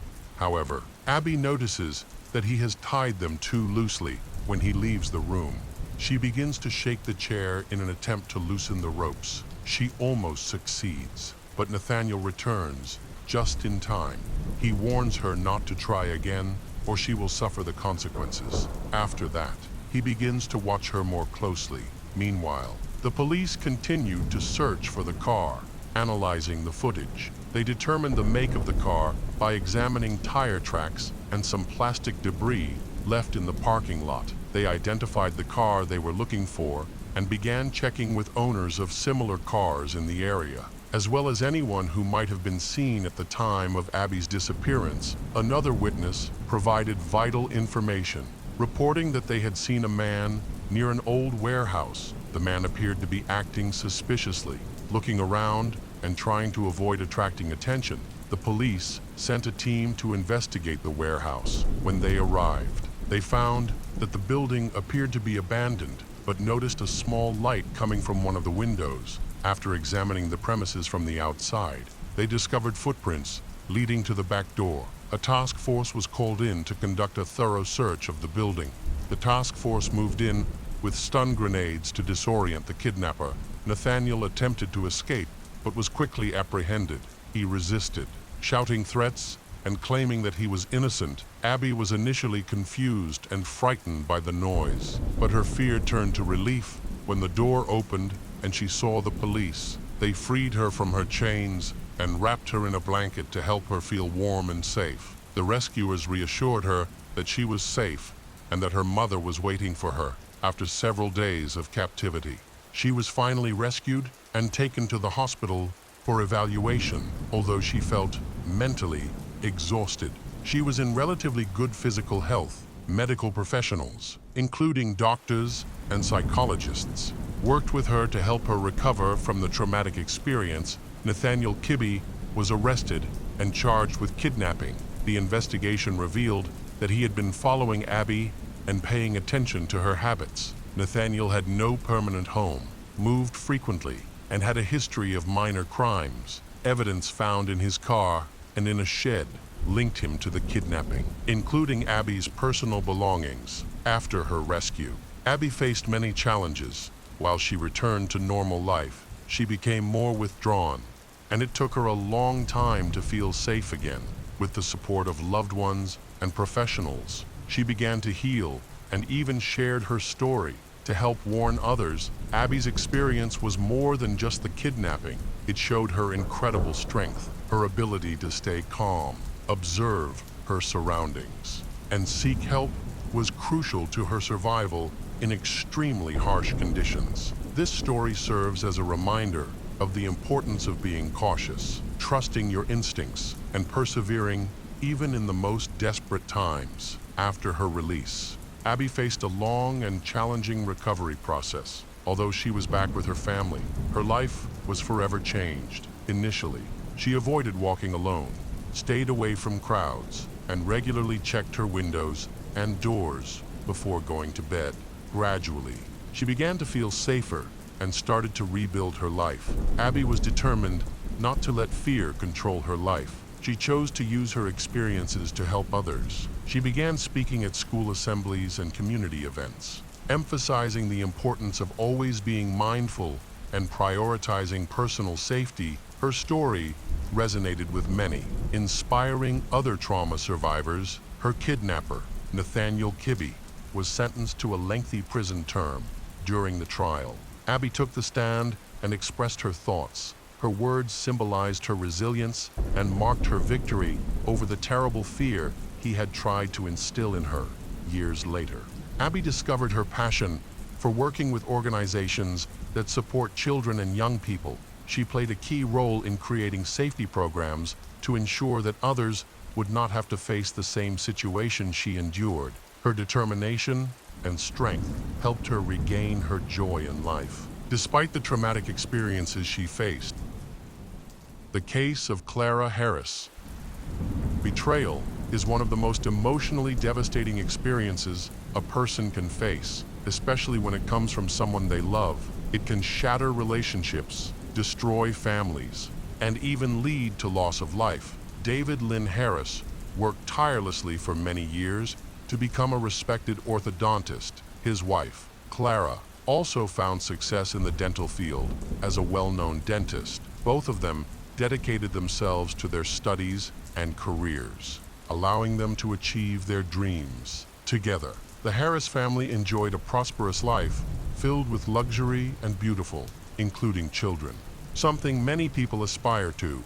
David's journey began in Texas. After graduating from high school, he enrolled in medical school with the ambition of becoming a doctor. He devoted all his free time to his studies, often declining invitations to social events and parties. After completing his degree, David chose to focus on dentistry and aimed to start his own practice. His career quickly took off. After he finished his education, David was known for his charisma and his ability to connect with patients, helping to calm them during their visits. Over time, he gained a strong reputation in the city. Clara Suarez was born in Colombia as the eldest of 4 children. Her family, while not wealthy, placed a high value on education and hard work, teaching Clara the importance of striving for success. She was attractive and participated in beauty contests, even winning one. Clara studied dentistry at a prestigious university in Colombia, but she always dreamed of moving to the USA. She fulfilled this dream when she turned 20. By the mid-1980s, she had arrived in the States and enrolled in college. Clara moved to Texas with the intention of staying only temporarily, but she eventually chose to make it her home. After finishing her studies, she began to pursue her career with the goal of entering private practice from the beginning. However, she faced challenges due to her lack of experience at that time. When she met David, they discovered they had many shared interests, making it feel as though they were destined to be together. David mentored her, initially in her role as a nurse, and later, as he expanded his private practice. Clara trained to become an orthodontist. Both were ambitious, attractive, and driven, and their families often expressed how fortunate they were to have found one another. Just a year after their meeting, David and Clara decided to marry. They got married on Valentine's Day in 1992, which held special significance for them before meeting Clara. David had been divorced and had a daughter named Lindsay who lived with him. They worked on building their relationship, spending plenty of time together due to their common interests. From that period on, their career successes gained momentum. In the 1990s, their dental clinic grew, requiring more specialists to join their practice. The family business became very profitable, and they worked in a prestigious area near Houston, specifically in a wealthy community called Nassau Bay, where the Harrises lived. They enjoyed a luxurious lifestyle with a dream home and a collection of high-end cars. They had everything they needed for a comfortable life. Clara had always dreamed of having children, but she faced challenges with her reproductive health and struggled to conceive for several years. They sought help at a family planning medical center, which eventually led to Clara becoming pregnant and giving birth to twin boys, whom they named Brian and Bradley. Their marriage appeared to be perfect beneath the surface of happiness. Betrayal was brewing during this time. David was secretly involved with Gail Bridges, a single mother of 3. She captivated David while Clara was on maternity leave, focusing on their family before an assistant position opened up at Dr. Harris's clinic to help manage the workload. Gail, who had divorced several years earlier, was seeking work and found a job listing for the Harris Clinic. In 2001, Gail applied for the dental clinic assistant position and attended the interview. Her previous experience made her a strong candidate. David was immediately drawn to her. She was friendly and outgoing. Meanwhile, Clara was dealing with typical post-pregnancy challenges. She was sleep-deprived and struggling with her weight. Her recovery was slow, and David was growing impatient. He felt neglected as Clara was entirely focused on the twins, which he confided in a few friends. In contrast, Gail demonstrated her interest in both the job and in developing a closer relationship with David. Leading them from a professional connection to friendship, David was becoming increasingly attracted to Gail. He kept this hidden from his colleagues, who knew his wife, because he didn't want to stir up any trouble. However, the temptation grew stronger, and by the end of the year, he invited Gail to lunch at a local restaurant, which she accepted. After that meeting, they began a secret relationship. David didn't take many precautions to keep it hidden. He regularly returned to the same restaurant with Gail, where he had previously dined with his wife. The Harrises were familiar faces at the restaurant, so it didn't take long for people to notice the change in his company. About 4 months later, in early July 2002, other employees at the dental center discovered the affair when they caught David and Gail being intimate at work. David asked them not to tell anyone, but it didn't matter. He had been communicating with Gail on his home computer, and a few days later, Clara discovered their conversations and uncovered her husband's infidelity. She chose not to accuse her husband or create a scandal because she wanted to save their marriage. So she felt it was important to communicate openly. She shared with her friends that she felt betrayed, but also recognized that she had some responsibility in the situation. David, busy with the children, seemed willing to repair their relationship, insisting that his involvement with Gail was limited to kisses. The Harrises decided to reboot their family by going on vacation to Jamaica, where they had an honest conversation and agreed to work through their issues together, including ending David's relationship with Gail. Clara also expressed a desire to let go of this new employee. This trip appeared to genuinely strengthen their marriage. David began spending more time with Clara and the children, promised to dismiss Gail once he found a replacement, and even showed Clara job listings for potential hires, despite claiming to his lover that their affair had been discovered. David had been secretly meeting with Gail.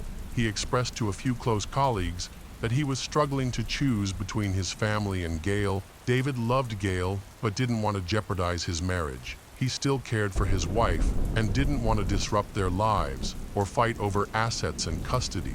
Most people advised him to return to his family and move on from the affair. Though he considered this advice, he never shared his uncertainties with Clara. Everyone assumed David would manage the situation on his own. On the morning of July 17, 2002, Clara had a simple conversation with her husband, David. She asked him if he loved her, and he hesitated for a moment, which made her suspicious. His hesitation stemmed from his paranoia. He feared she had asked that question because she knew about his affair. This brief pause only heightened her suspicion, leading to a tense moment when Clara demanded an explanation that evening. David confessed to Clara about his affair, admitting that he couldn't end his relationship with Gail. He had been seeing his mistress 3 times a week. Clara was devastated, and by the next day, she informed Gail about Gail's impending dismissal from their lives. David did not resist this decision. In the following days, Clara called Gail multiple times, accusing her of meddling in their family and ruining their marriage. Despite this, Clara did not want to end her marriage. She asked David what changes she could make to stop him from being attracted to other women. He honestly told her that he felt neglected because she had been focusing solely on their children. The twins were 3 years old, and he hoped that by now, Clara would have moved past the challenges of pregnancy. Additionally, he was unhappy with the changes in her appearance after giving birth. By the end of their dinner at the restaurant, Clara declared that she was willing to make changes to address David's concerns. She wanted to be the ideal wife and mother, so she decided to forgive him and fight for their happiness. In the weeks that followed, Clara made significant changes to her appearance. She adopted a healthy diet, hired a personal trainer, and began going to the gym, tanning salon, and cosmetologist. She styled her hair and did her nails daily, even planning several plastic surgeries. David noticed her efforts and was pleased. He vowed to end his relationship with his mistress, Gail, and mentioned that he would take Gail out to dinner to officially end things. Although he could have called her to break up, David insisted on meeting face to face. Believing that the manner of the breakup was important, they scheduled the meeting for the evening of July 24, 2002. Meanwhile, Clara struggled with trusting her unfaithful husband and decided to hire a private detective to keep tabs on him. She arranged for a week of surveillance, starting 3 days before the dinner with Gail. After the first 2 days, there seemed to be no unusual activity. Gail did not appear at the Harris private clinic after work, and it seemed that David had indeed ended the affair. As he spoke about the separation honestly, the long-awaited evening for the breakup of the love triangle finally arrived. On that day, Clara took David's stepdaughter, Lindsay, shopping. Recently, Clara had been buying a new, brighter wardrobe to catch her husband's attention, constantly adding to it during their shopping trip. Lindsay noticed nothing unusual. Clara had chosen this time intentionally. On their way back from the store, they would pass by the restaurant where her husband was dining with his mistress. Clara intended to see with her own eyes how her rival would be left defeated. To her surprise, after driving around the parking lot several times, Clara couldn't find her husband's car, which made her suspicious. She then went to Gail's house, but neither Gail's nor David's car was there. Frustrated, Clara approached the private detective to find out the truth. The detective confirmed that her husband was not at the restaurant, but he couldn't disclose David's location. He promised to provide photographs and video recordings later. However, he did confirm that David was with his mistress at that moment, in a fit of rage. Clara demanded the exact address. The detective explained that agency rules prohibited him from revealing the real-time whereabouts of the people being followed, as it could lead to unpredictable and potentially dangerous situations fueled by passion and jealousy. Clara insisted and called his boss several times, demanding the exact information for which she had paid. She felt increasingly frustrated. Eventually, she convinced an agency employee to reveal that they had tracked Gail and David to a hotel where they were together. However, the employee refused to share the hotel's name and address. Clara couldn't obtain that information, but she believed she knew her husband well enough to guess where he might be. She thought he would only go to one specific hotel, Nassau Bay Hilton, the same place where they had their wedding reception 10 years ago. When she arrived at the hotel, She immediately realized she was right. Her husband's car was parked outside. David had taken precautions to hide their affair. He paid in cash and booked the room under a false name. Still, it was clear that the two lovers were inside. Clara parked her car and noticed Gail's vehicle next to David's. Furious, she stormed into the hotel. And Lindsay, not wanting to stay in the car, followed her stepmother inside. At the front desk, Clara inquired about a room reserved under David or Gail's name, but neither was listed. Lindsay knew about her father's infidelity and felt anger towards him. She wanted to verify her stepmother's suspicions. Clara was distraught. She sensed something was going on, but couldn't catch them in the act. Trying to calm down, they stayed in the lobby, checked the restrooms, and sat down, unsure how long they would have to wait. Lindsay decided to speed things up.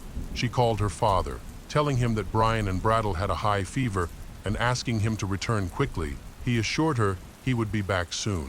Their wait didn't last long. A few minutes later, the elevator doors opened, revealing David and Gail. Walking arm in arm and smiling as they chatted, they headed toward the exit. Clearly planning to go home, Clara and Lindsay were enraged and rushed at Gail. Clara attacked her, ripping her clothes and hitting her face with her hand and handbag. Lindsay yelled that she hated Gail and also tried to strike Gail. Hotel staff intervened, but the women were too caught up in their anger to be separated. Clara continued her assault on her husband's mistress. One of the employees witnessed David grabbing his wife and pushing her aside to protect Gail with his body. This action only fueled his wife's anger, as it made it clear he was not on her side in the conflict. Eventually, David managed to hold his wife back while hotel staff helped Gail reach her car, where she also tried to calm herself. At that moment, Clara experienced a breakdown. She screamed in rage, venting her anger at David. Lindsay attempted to soothe her, but was also furious, shocked by her father's betrayal. Throughout this, David faced harsh criticism from his wife and daughter, wanting to keep the peace until his mistress departed. But both women hurried out and got into Clara's car. Suddenly, Clara looked up and saw David standing next to Gail's car. Speaking to Gail just before she was about to leave, Clara described the moment as though a red veil had come down over her vision. In a fit of fury, she slammed the gas pedal and sped toward her husband's mistress's car, crashing into it and causing it to spin several meters across the parking lot. Lindsay, who was in the car with her, yelled desperately in an attempt to stop her, but Clara seemed completely unaware of her surroundings. She turned the steering wheel with resentful eyes. As if she had no idea what was going on, Clara finally came to a halt, and Lindsay quickly got out of the car. Witnesses reported that she ran to the driver's side and struck Clara in the face. Afterwards, she fell to the ground next to her father and started crying uncontrollably. While waiting for the ambulance, she begged her father to breathe. Clutching his bloodied hands, the ambulance arrived within minutes, but it was already too late. The paramedics declared David Harris dead. Clara took advantage of the time before the police arrived and fled the scene. However, she was found and arrested later that same night. She claimed that she did not intend to kill her husband. She was simply overwhelmed with rage and wanted to punish him for being unfaithful. Meanwhile, forensic investigators were already examining the crime scene, and the authorities received unexpected help. A private detective agency, hired by Clara to follow her husband, had been monitoring the entire incident outside the hotel. They recorded the attack from beginning to end, and the footage was given to the police. The videos contradicted Clara's account, showing her driving around the parking lot 3 times, although David was not clearly visible in the footage. It was assumed that she hit him each time. After the first impact, he was left unconscious. The autopsy revealed only one mark of impact on David's body. Leading to a dispute in court, Clara became known as the Mercedes Killer. The story quickly gained popularity, attracting significant public and media attention. News of the incident spread across all channels overnight. The nature of the attack and the scandal surrounding it intrigued viewers, especially since it involved a wealthy couple running a successful business. Additionally, David's 17-year-old daughter became embroiled in the situation. Clara's case went to court in February 2003. The prosecution argued that hiring a private detective was not just a way to learn about her husband, but part of a carefully planned murder. They claimed that out of jealousy, Clara sought revenge. They pointed out that she had enough time to calm down after the argument in the hotel lobby, which meant her later attack was premeditated. She clearly intended to harm him without giving him a chance to escape. Among the evidence was a recording of a phone call where Clara learned that hired detectives had recorded the crime on film. She spoke in a very calm and composed manner, showing no signs of remorse or regret over her husband's death. During this conversation, she did not even refer to what happened as an accident. From the very beginning, Clara referred to it as murder. She spoke coldly about her husband being dead and the circumstances surrounding it, asking questions dryly, apparently just trying to understand how to build a defense strategy in court. Lindsay, David's stepdaughter, testified against Clara in court. Supporting the prosecution's claims, Lindsay stated that she had been in the car the entire time and had screamed and cried, trying to convince Clara to stop. Despite this, Clara was still extremely angry and committed an act of violence. The defense lawyers argued that Clara's actions were the result of an unintentional outburst caused. They presented her as a heartbroken woman who was not fully responsible for her actions due to emotional trauma. Several witnesses testified in her defense, describing her as a dedicated career woman and a loving mother and wife who worked hard to maintain her family's well-being with David. Even after discovering her husband's affair with the secretary, she remained wise and patient, attempting to save their marriage. In the weeks before the crime, Clara worked hard to lose weight, underwent beauty treatments, and prepared for breast augmentation surgery, all for her husband. Despite his infidelity, she acted like a dedicated wife by cooking his favorite meals and becoming more active in their intimate life. Clara described feeling devastated by her husband's betrayal, experiencing anger and distrust. Clara then revised her story based on her lawyer's advice. She now claimed that her intention was to hit Gail's car and that David became an unintended victim when she lost control while accelerating. Clara cried openly in public, displaying deep sorrow. However, despite her emotional display and her attorney's efforts, she was found guilty of second-degree murder. The conviction carries a maximum sentence of 20 years in prison, which angered David's family. Texas law classified her actions as second-degree murder, allowing for this lengthy sentence despite the minimum being just 2 years. The court also imposed a $10 fine to be paid to the victim's family. The lawyers articulated Clara's emotional distress so effectively that some jurors began to doubt her guilt. All those concerned about the process split into two camps. Some believed the sentence was excessively severe, while others argued that the punishment was far too light. This was particularly poignant as the day the verdict was handed down coincided with the 11th anniversary of David and Clara's wedding. All of this only heightened the emotional tension. Clara participated in several interviews where she openly shared her feelings about the traumatic events she had experienced. She felt confused and overwhelmed by the situation. Realizing that she now faced much bigger challenges, Clara recognized that she could have chosen to file for divorce and take everything her husband valued, which would have been a fitting act of revenge. Now, her primary concern was the well-being of her twins, and David's 17-year-old stepdaughter. Custody of the children was granted to Clara's close friends, who facilitated visits between the children and their mother in prison after serving 15 years. Clara was granted parole and released on May 11, 2018. Following her release, she appeared on various talk shows, displaying a cheerful demeanor at 60 years old. She was eager to begin a new chapter in her life. While in prison, Clara devoted her time to translating books into Braille for visually impaired individuals. After her release, she spoke candidly about her experiences and the struggles she faced in coping with the aftermath of her actions. Some speculated that her reflective statements were merely a means of gaining publicity, considering how soon they came after her release. The case of Samantha Fraser. Samantha Fraser was born on July 22, 1980 in Australia, to Janine and Trevor Fraser. She was cheerful, intelligent, and active.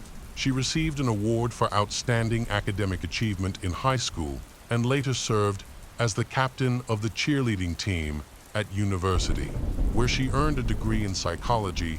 Samantha first met Adrian Basham in 2005 after dating for a while.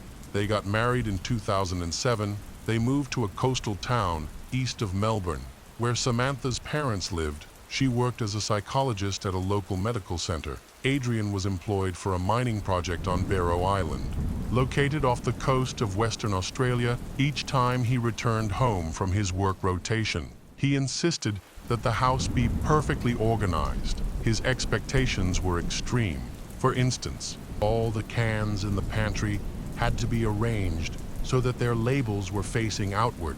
If this standard was not met, it could lead to serious arguments. Despite the strain in their relationship and Adrian's frequent absences, Samantha's patience and good nature helped them navigate their challenges and maintain their life together. They eventually had 3 children. With her professional skills, kindness, and ability to connect with others, Samantha became a cherished member of the community. However, many were unaware of the struggles she faced in her personal life. Their relationship was plagued by abuse and controlling behavior. In 2014, Samantha was a victim of violence at the hands of Adrian, and this occurred again in 2016. This time, she chose to speak out and reported his actions. By then, Samantha lived in fear of Adrian, believing he was tracking her movements through his phone. He seemed to know everything she did, although she had filed a police report about his interference in her life. She worried it wouldn't stop him from hurting her again after years of a controlling and fearful marriage. Samantha and Adrian finalized their separation in April 2017. Initially, Samantha moved back in with her parents, but later, she returned to the house she had shared with Adrian and their children. Meanwhile, Adrian moved in with his father in Paynesville, east of Phillip Island, and tried to make Samantha's life difficult by causing financial problems. He threatened to take away her home, savings, and other valuable possessions. Things escalated when Adrian warned Samantha that violent criminals could easily break into her home. Concerned for her safety as Adrian's behavior became more erratic, Samantha installed surveillance cameras, changed the locks, and took additional steps to secure her home. Peter Matthews, a friend of Samantha and Adrian, learned from Adrian about his plans regarding Samantha. Adrian suggested that he would make Samantha suffer in various ways, believing that if he couldn't have her, then no one else can have her. By 2018, Samantha began to feel more confident. She began dating Wayne Foster, and their relationship developed rapidly. For the first time in a long while, she felt she could trust someone and relax. On the eve of her birthday, Samantha shared with her friends that she hoped she was entering a new phase of her life. However, someone close to her mentioned seeing Adrian on Phillip Island, where she lived. This news shocked her and revived old fears. She was determined to handle it better this time, reminding herself to be cautious and not let fear take over. She realized Adrian had already consumed too much of her time and energy, and she wanted to reclaim her life from him. However, she still had unresolved issues with him. In the meantime, Samantha was scheduled to testify against Adrian in a court case involving violence, and just the thought of it filled her with anxiety about how the confrontation would unfold. On Sunday, July 22, 2018, Samantha celebrated her 38th birthday joyfully and surrounded by friends. They baked a cake together, and everyone noticed how relaxed and optimistic Samantha was about her future. The following day, she drove the children to school around 11 a.m. Adrian sneaked into her house and waited for her while she had coffee with her friend Leah Matthews. After their coffee, they hugged goodbye and Legia promised to call her later, 2 hours later. Samantha returned home and parked in the garage before she could even get out of the car. She was shocked to see Adrian when she was still sitting in the driver's seat, feeling frightened. Samantha, who weighed only 57 kg and was much smaller than Adrian, bravely tried to defend herself. Unfortunately, Adrian overpowered her, brutally beat her, and then hanged her in the garage. It is believed that he cleaned the blood from her hair and face, removed her white shirt, and fled the scene.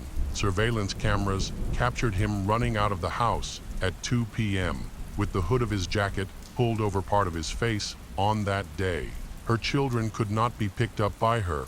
At 4 p.m., the principal of the elementary school called the police to report that the children's mother, Samantha, had not arrived to pick them up to ensure everything was okay. The police went to Samantha's house. After checking the area and finding nothing unusual, they broke in by breaking the garage door. Inside, they found Samantha. She was hanging in the garage, bloodied and bruised. With a rope tied in a complex knot around her neck, she wore a black t-shirt and pants, and her feet were bare. There were clear signs of violence. Her right cheek and the area around her eye was swollen. Her hair was wet and fell over her face, and there was a reddish-purple mark above her right eye. An overturned step stool lay nearby among various unusual items. The police contacted the Criminal Investigations Department and secured the area to protect the crime scene.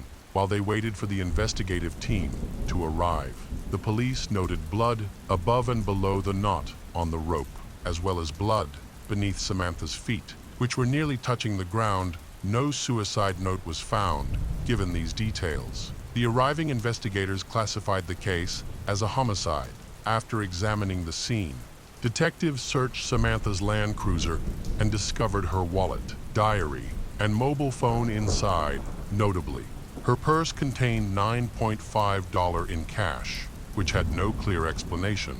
The investigation team decided to request footage from surveillance cameras. They also investigated the homicide by examining the utensils in Samantha's kitchen, found 2 glasses on the table and traces of blood near the dishwasher in the garage. They also looked for fingerprints on the walls and shoe prints on the floor. On that same Monday, James, Adrian's father, noticed that his son returned home late on his motorcycle. Adrian parked the motorcycle in the garage, and James was alarmed to see him riding at a dangerous speed.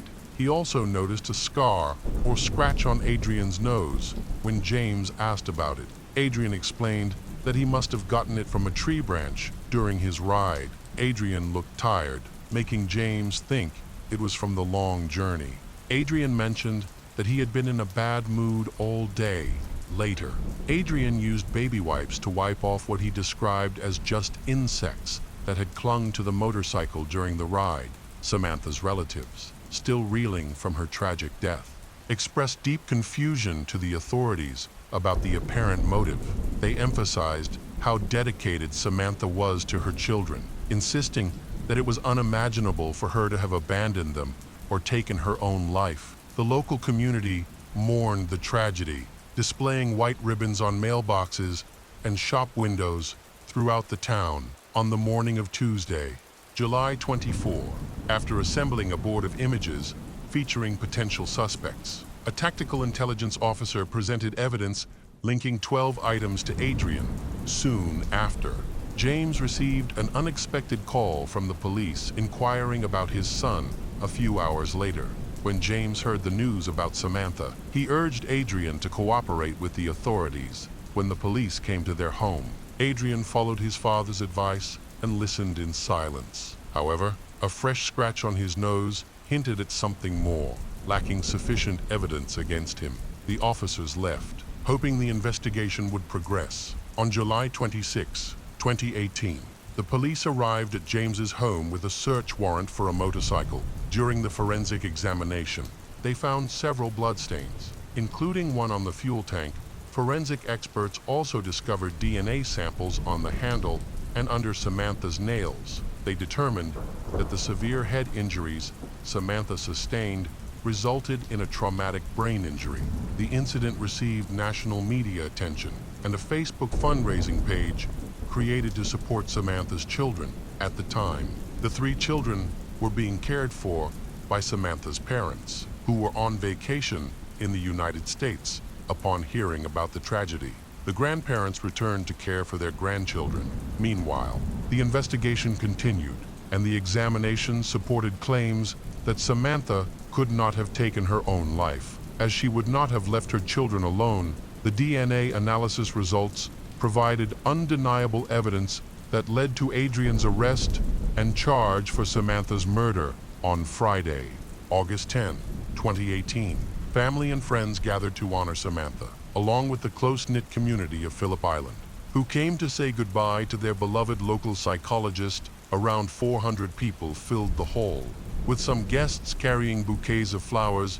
The wait for the trial was particularly lengthy, during which Samantha's eldest daughter struggled with anxiety, guilt, and even thoughts of self-harm. Her younger siblings experienced similar feelings, but all family members and close friends offered strong support to the children when it was announced that the trial would take place in 2022. Samantha's eldest daughter spent 4 long months preparing what she wanted to say to Adrian. The trial began in the early months of 2022 at the Supreme Court of Victoria. During the proceedings, she bravely took the stand and looked her father in the eyes as she told him that his actions had not broken her. In fact, her presence was enough to show this. As she turned to the court to ensure that her mother would receive justice, she explained to her father that her actions were motivated by her love for her family, friends, and herself. As she was still grappling with the trauma of her mother's murder and the deep emptiness it left in her life, Samantha's second daughter, who was 9 years old, testified in court that her father had taken away the best part of her heart. Additionally, Janine spoke about her youngest grandchild in court, revealing that he was so terrified of his father that he built a fortress in his bed on court days to shield himself from the monster. Despite the pain of his children, Adrian attempted to alleviate his own guilt over his horrific crime. Adrian's defense team acknowledged that he had attacked Samantha and caused her injury, but insisted that he did not kill her. They argued that Adrian acted impulsively and without intent when he arrived at Samantha's house around noon, claiming his original purpose was not violent. However, the defense did not provide any evidence to support their case. In contrast, the prosecutors contended that Adrian had attacked Samantha, resulting in her death, and then tried to conceal his crime by hanging her on the garage gates. Adrian attempted to convince the jury that another person had assaulted Samantha and that she took her own life as a result. After weeks of deliberation, the jury found Adrian guilty of intentional murder. The judge stated that Adrian acted out of selfishness, killing his ex-wife to avoid facing court proceedings related to domestic violence incidents in 2014 and 2016. In late February 2023, Adrian Basham was sentenced to life in prison, with a minimum of 30 years to serve before he can be considered for parole. When the verdict was announced, Samantha's family applauded, while Samantha's eldest daughter watched her father's reaction to his sentence. In subsequent statements, she said that the damage inflicted by Adrian was incomparable to anything else. As they left the court, Adrian briefly stopped to look at his children outside the courthouse. Trevor, the primary guardian for his grandchildren, declared that justice had prevailed. Samantha's friends were also present, viewing the verdict as a significant milestone in similar cases. To further this cause, they established a fund dedicated to combating domestic violence. Lydia, a friend who had shared hugs with Samantha before her death, noted that starting the fund was the only truly positive outcome amidst this tragedy. The case of Sarah Harris. Sarah Harris is an intelligent and attractive young woman. She is energetic and kind. Her beauty even helped her win the Miss Maryland title during her school years. Sarah dreams of helping others and aims to build a career in the medical field, specifically as an anesthesiologist. In 2020, at the age of 20, she went to a private dental clinic and met Dr. James Ryan, a famous and respected dentist who has achieved great success in his profession and is a well-regarded figure in the medical community during her treatment. Sarah and James became close friends and kept in touch with each other. After completing her treatment, James invited her to work at the private clinic where she had been treated. She worked as an assistant, and over time, a romantic relationship developed between them. To outsiders, Sarah appeared charming and confident, but those who knew her well recognized her as a kind and friendly person. Unfortunately, this did not prevent the tragic turn of events that followed.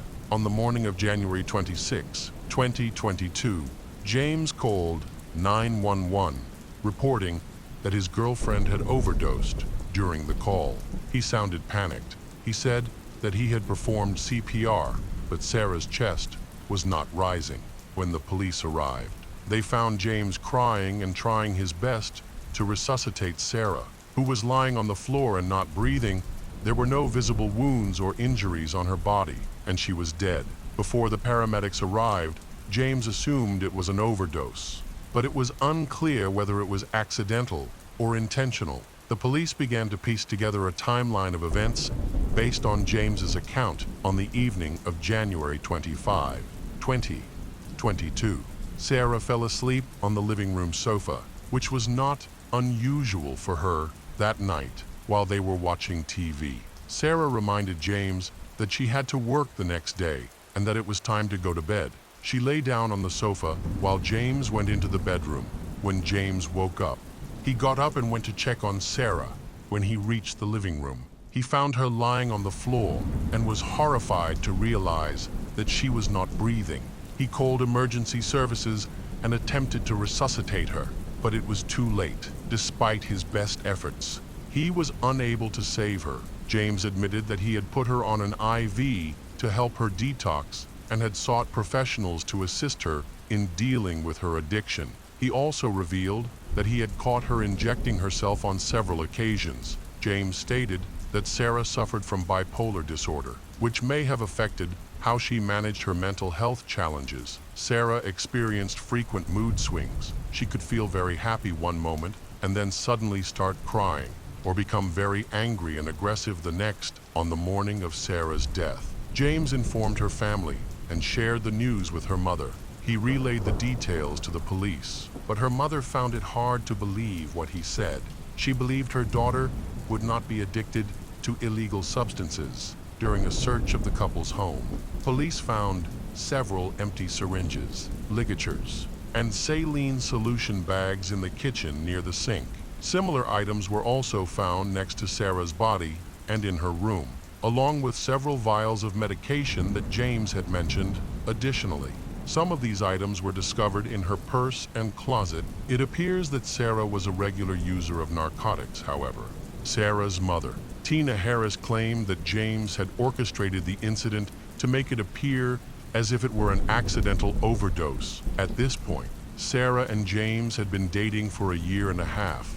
James was much older than Sarah, nearly twice her age, with over 20 years of private practice. James was a respected and well-known physician in the area from the beginning. Tina did not approve of her daughter dating an older man. She felt embarrassed by the large age gap, as James was old enough to be Sarah's father. Despite Tina's concerns, Sarah was determined to pursue the relationship, which Tina believed would be harmful to her daughter. Their relationship began in the summer of 2020. Shortly after Sarah scheduled a wisdom tooth appointment, James, the dentist, quickly took an interest in Sarah and asked for her phone number to stay in touch. After a few extractions, he began texting her to check in and see how she was doing. Sarah was initially distant, but Dr. James persisted, complimenting her and eventually getting her to respond more warmly. When James mentioned that he was looking for an assistant, he and Sarah were in daily contact. Tina had long suspected that James was trying to form a romantic relationship with her daughter. However, Tina did not think James posed any threat. He was a respected and decent man with a good reputation. James was divorced, had 3 grown children, and 1 child from one of his employees. He was wealthy and could provide for any woman. Many people considered him a charming man who liked to conquer beautiful women. Sarah then applied for a job, but James said he did not need one. The next day, he came to work to see her. Sarah dismissed her mother's concerns about their age difference, asserting that a romantic relationship with Dr. James was out of the question. She insisted that their interactions were purely business and friendly. Sarah believed that her mother, Tina, was being overly cautious. She thought that James's interest in her was purely professional and that they were not a couple, however. The following Christmas, he surprised Sarah with an expensive gift, a luxurious diamond ring. This action clearly went beyond the scope of their work and friendship. Later, Tina believed that James had sincere feelings for her daughter. Sarah promised her mother that she would be cautious and not become involved with a 47-year-old man. However, in early 2021, she agreed to go out to dinner with him. This led to a series of dates that suggested a developing romantic relationship. She often talked to her sisters and mother about James, even convincing Tina that he was a genuinely nice person. His resume was impressive, and he was generous. He gave Sarah a car when they started dating and paid for all their expenses. They traveled together, sometimes with Sarah's relatives, and even lived together. This made the family feel more comfortable and confident about James's serious intentions. Sarah was in regular contact with her loved ones. During this time, she shared only positive things about James, which allayed their suspicions, however. This happiness did not last long. The police spoke to Sarah's family and discovered that she had been going through a challenging period in her life. Her younger sister, Rachel, who is closest to her, reveals that Sarah is experiencing typical teenage problems. She had experimented with mild drugs, which eventually led to anxiety and depression starting around the age of 14. During this difficult time, Sarah experienced feelings of depression. However, she managed to complete her education and developed a deep interest in languages. She learned several languages, including sign language, but her mental health struggles made communication difficult. As a result, she only interacted with family and trusted friends. This continued at least until a music festival in 2018, where Sarah met a guy and his band who were performing at the event. They immediately felt a connection, which led to them starting to communicate. However, a significant problem arose because he lived an hour away from Sarah. They kept in touch via messaging apps, sharing their dreams of getting married and having children. Unfortunately, the distance caused their feelings to fade over time. They eventually drifted apart and decided to stay in touch as friends. He was the first to end their romantic relationship, but he confessed that he still had feelings for Sarah. He just felt that a long-distance relationship was unrealistic during this time.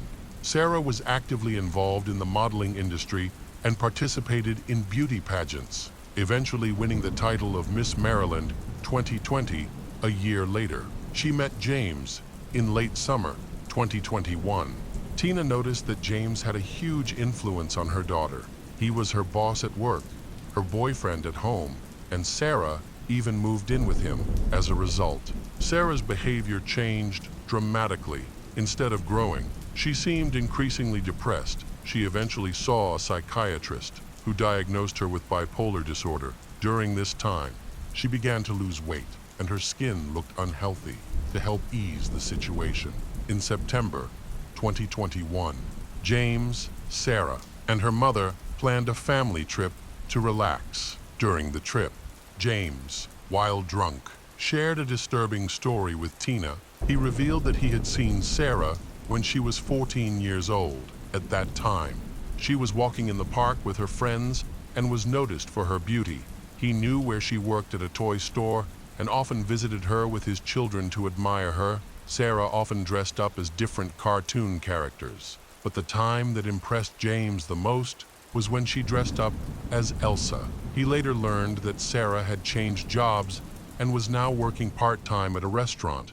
From that point on, he often went to the restaurant for dinner, hoping to see Sarah. Tina was surprised and thought that James was completely infatuated with her daughter. However, at that time, There was no evidence that James had any bad intentions towards Sarah. He seemed very loving, attentive, and caring. The situation changed during the next trip to Florida, which took place about a month later, despite the heat. Sarah wore a long-sleeved sweater, suggesting that she might be trying to hide something. She and James argued frequently. Sarah even confided in her mother that she no longer loved him, did not want to continue the relationship, and imagined breaking up with him. This worried her mother greatly after the family returned to Maryland. Disturbing incidents began to occur repeatedly. On October 28, 2021, Sarah called her mother, but Tina did not understand what her daughter was trying to say. Sarah spoke incoherently, making it difficult for her mother to grasp the message. Concerned, Tina went to Sarah's house with Rachel. What they discovered was alarming. Sarah had become so thin that they barely recognized her. The house was a disturbing sight, with needles and powder bags scattered across the floor, as well as syringes, ligatures, and bloody tissues everywhere. Tina took numerous photos of her daughter's living conditions and quickly blamed James for Sarah's condition. She tried to calm her mother down and convince her not to call the police. Tina agreed not to report the situation, only if Sarah returned home, where they could care for her for a few days. The family members noticed positive changes as her skin became healthier. She cooked and even went to church. However, it wasn't long before James convinced Sarah to return to him. On December 20, Sarah called her mother again, but mumbled something incomprehensible. Concerned, Tina went to James's house, where she discovered an even more alarming situation. There were numerous syringes and vials of various substances, as well as a tripod for IV drips. Frustrated by the chaos, Tina turned around and left without speaking to her daughter. A few days later, she met James, but did not listen to his explanations or excuses. Instead, she immediately punched him in the face, accusing him of giving Sarah illegal drugs. She dismissed his claim that he was actually trying to help her overcome her addiction. Tina warned James that if he did not break up with Sarah soon, she would have to contact the police. He said he would do this within a few days. However, Sarah did not return home even after 2 months. Tina was so upset that she considered taking her daughter by force and locking her in the house to keep her away from James and any drugs. When Tina shared this plan with Sarah, her daughter replied that if that happened, she would leave as soon as she got out and would never see her family again. This frightened Tina, and she decided not to carry out her plan. A few weeks later, tragedy struck the family when Sarah's brother suddenly died of a heart attack at the age of 38. Tina endured the traumatic experience of signing the documents to disconnect her son from life support. On January 26, 2022, at 8:30 a.m., James called Tina to inform her that Sarah had died of a drug overdose at the time of her death. Sarah weighed only 38 kilos. She contacted her ex-boyfriend 3 months before her death. In her messages, she sounded distressed, as if she were saying goodbye forever. After January 2022, Sarah stopped contacting him completely, concerned for her well-being. Sarah's ex-lover decided to look up information about her and discovered that she had died. He immediately called her mother, Tina, to find out what had happened. After hearing about Sarah's death, her ex-lover was convinced that James was responsible. The police were planning to drop the case, and Sarah's family began to fight for justice. The fact that potent medical drugs were found at the scene of Sarah's death. The police trusted James, the reputable doctor, and did not secure the crime scene to collect evidence. It seemed that Sarah's family was facing significant challenges, but Sarah's sister, Rachel, was determined to find evidence of James's wrongdoing. She investigated Sarah's laptop, which the police had overlooked.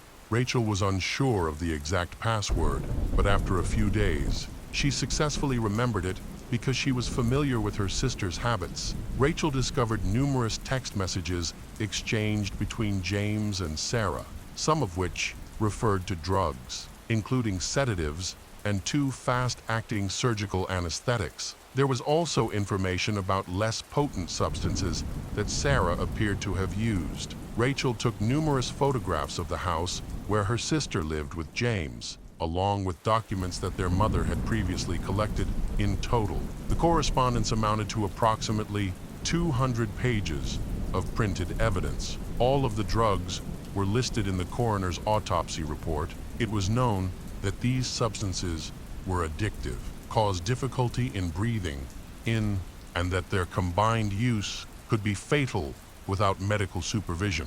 However, since the case was considered an accident, the dosage found in Sarah's body was not recorded. In February 2022, the documents were turned over to the police. Through messages found on Sarah's laptop, they were able to piece together the events leading up to her death, which occurred about a month after she began dating James. Sarah had mentioned struggling with mental health issues and constant anxiety. Initially, James suggested an injection that would quickly relieve her symptoms. However, over the following months, Sarah became severely addicted to the drug. The messages show that she not only asked James to bring her illegal drugs, but also sought to obtain them without his permission. During this time, she also asked James to give her an injection of drugs.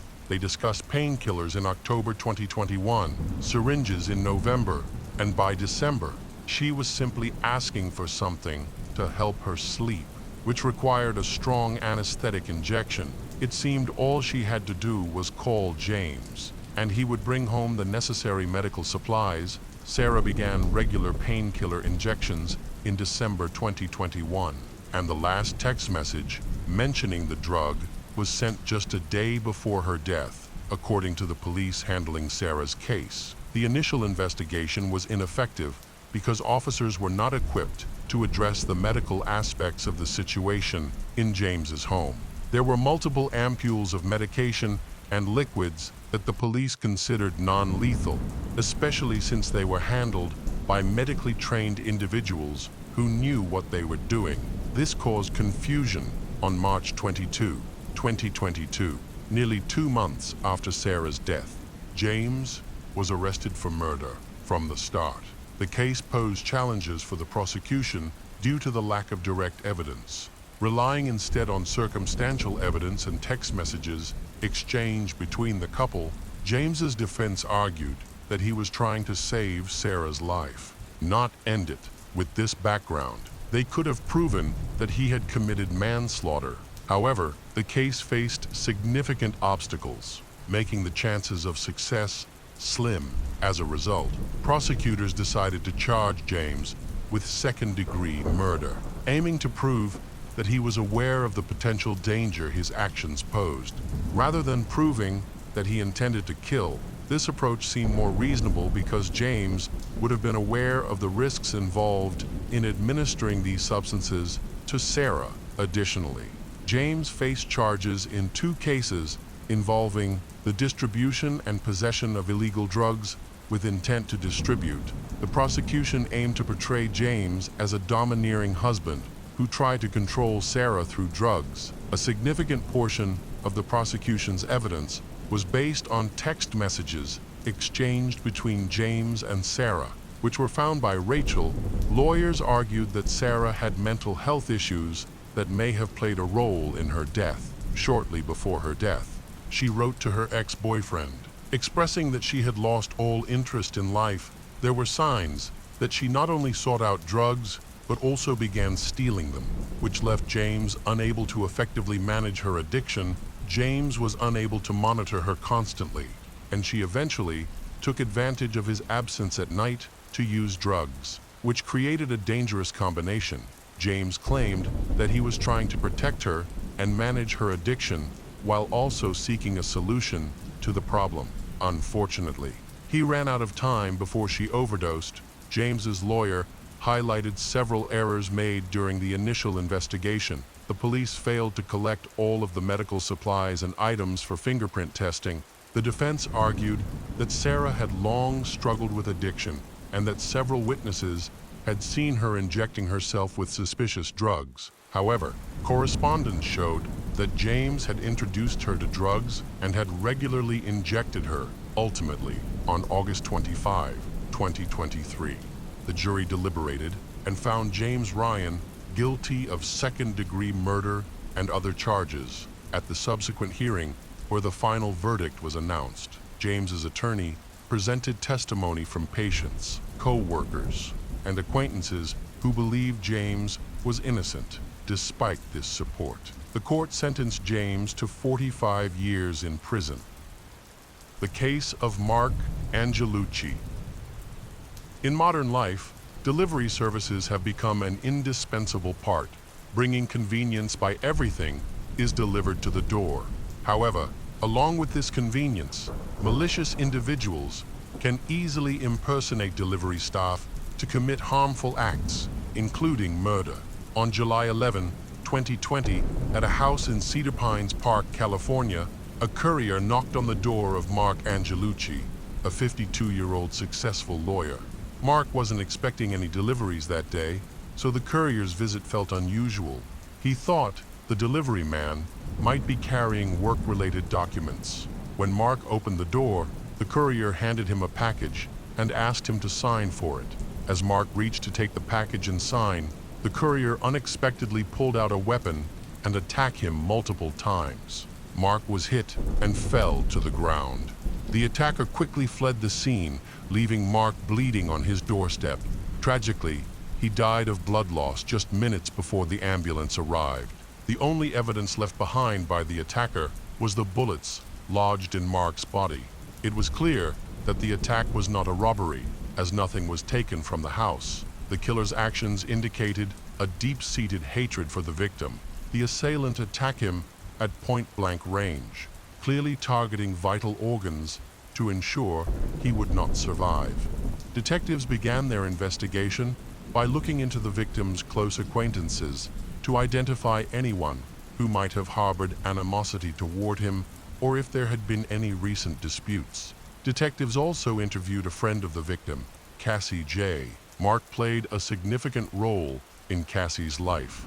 Although they were not romantically involved, Cassie met him while working on a documentary. She was taken aback by how different he was from the typical lawyer stereotype. Mark was genuine, positive, and cheerful, passionately discussing his work. He was not driven by profit and dedicated considerable time to volunteer efforts. Cassie and Mark had a strong bond built on mutual respect. She viewed him as her greatest source of support and protection. As a result, she struggled to cope with his absence. Cassie regarded him almost as family, noting that he never abandoned her during tough times. When she married in 2018, Mark traveled 7 hours to congratulate her. Mark is a well-known and respected individual who maintains multiple social media accounts. He regularly updates his followers on his career achievements and shares motivational messages. Additionally, he provides consulting services and is dedicated to his work. Instead of starting a family, Mark chose to focus on his career as his top priority and true passion, which has helped him become one of the best lawyers in the state. Throughout his career, he has accumulated considerable wealth, owns a large house, and drives a luxury car. He always dresses smartly and maintains a neat appearance. During an in-depth investigation into Mark's activities, the police discovered that he was involved in the men's rights movement. He joined this movement while studying law after witnessing his friends struggle to obtain help from the police following an incident of domestic violence. Mark also supported men in securing custody during divorce cases, often providing these services for free with the assistance of a well-resourced lawyer. He viewed this work as a way to contribute to a better future for the American community. In 1997, Mark aimed to highlight the challenges men face in legal situations, advocating for equal rights for both men and women, and for fair treatment regardless of gender. His actions could be interpreted in many different ways and could cause hostility, leading to him being attacked. Given that Mark was a popular lawyer without any family, Cassie worried that the investigation could lose momentum without appropriate attention from relatives. Consequently, she became an activist, urging the authorities to take action. Later, Cassie wrote a book and produced a film about him. The police were struggling to find leads, and the lockdown made the situation even more difficult. Cassie decided to take an active role in searching for the person responsible. She believed that there were no potential murderers among Mark's close friends and thought the crime might be a random act of revenge. However, she was convinced that Mark's legal work held the key to solving the case. Mark often represents less wealthy clients, and each win can cause resentment among influential people, which can spur an unstable individual to action. To identify potential suspects, the police needed to interview many people and review Mark's recent cases. Unfortunately, they were unable to gather any useful information. On July 19, 2020, just a week after the Mark attack occurred, an unknown attacker opened fire at the home of New Jersey District Judge Esther Salas. Her college-age son, Daniel Anderl, answered the door and briefly spoke with a courier before being attacked in the chest. After Daniel fell, the assailant attacked Mark 3 times. Both were seriously injured but survived as the attacker fled. Judge Esther was in the basement during the attack and remained unharmed.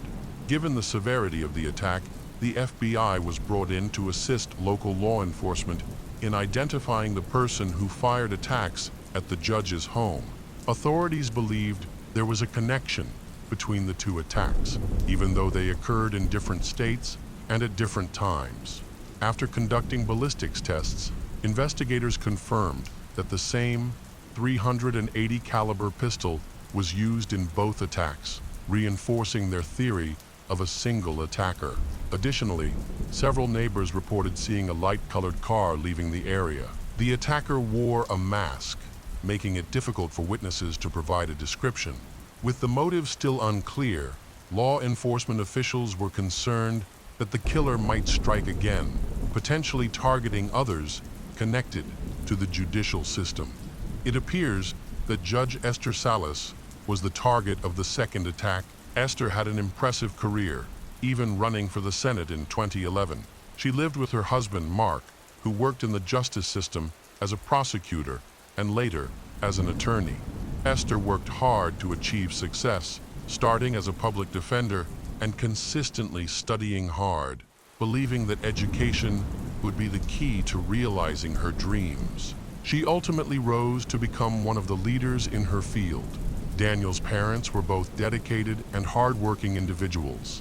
They often handled multiple cases simultaneously. In 2018, he decided to pursue a career in law and enrolled in law school. He was accepted into the Catholic University of America in Washington, D.C., a prestigious institution with many notable alumni. After Daniel started school, his parents maintained constant communication with him. They described Daniel as a good kid who didn't associate with bad influences, was naturally distanced from criminal activities, and was not aggressive. He had no enemies, did not suffer from mental health issues, and had not encountered any problems in recent months. The assault on this cheerful and active young man was a devastating blow to both his family and their tight-knit community, particularly for Daniel's girlfriend. Relatives of Daniel reported that on July 17, he had spent time with friends. It was a lovely day, and he celebrated his 20th birthday with his parents and closest friends. No one could have predicted that this gathering would be their last together. During his meeting with Daniel, there were no mentions of any issues. Everything appeared to be fine.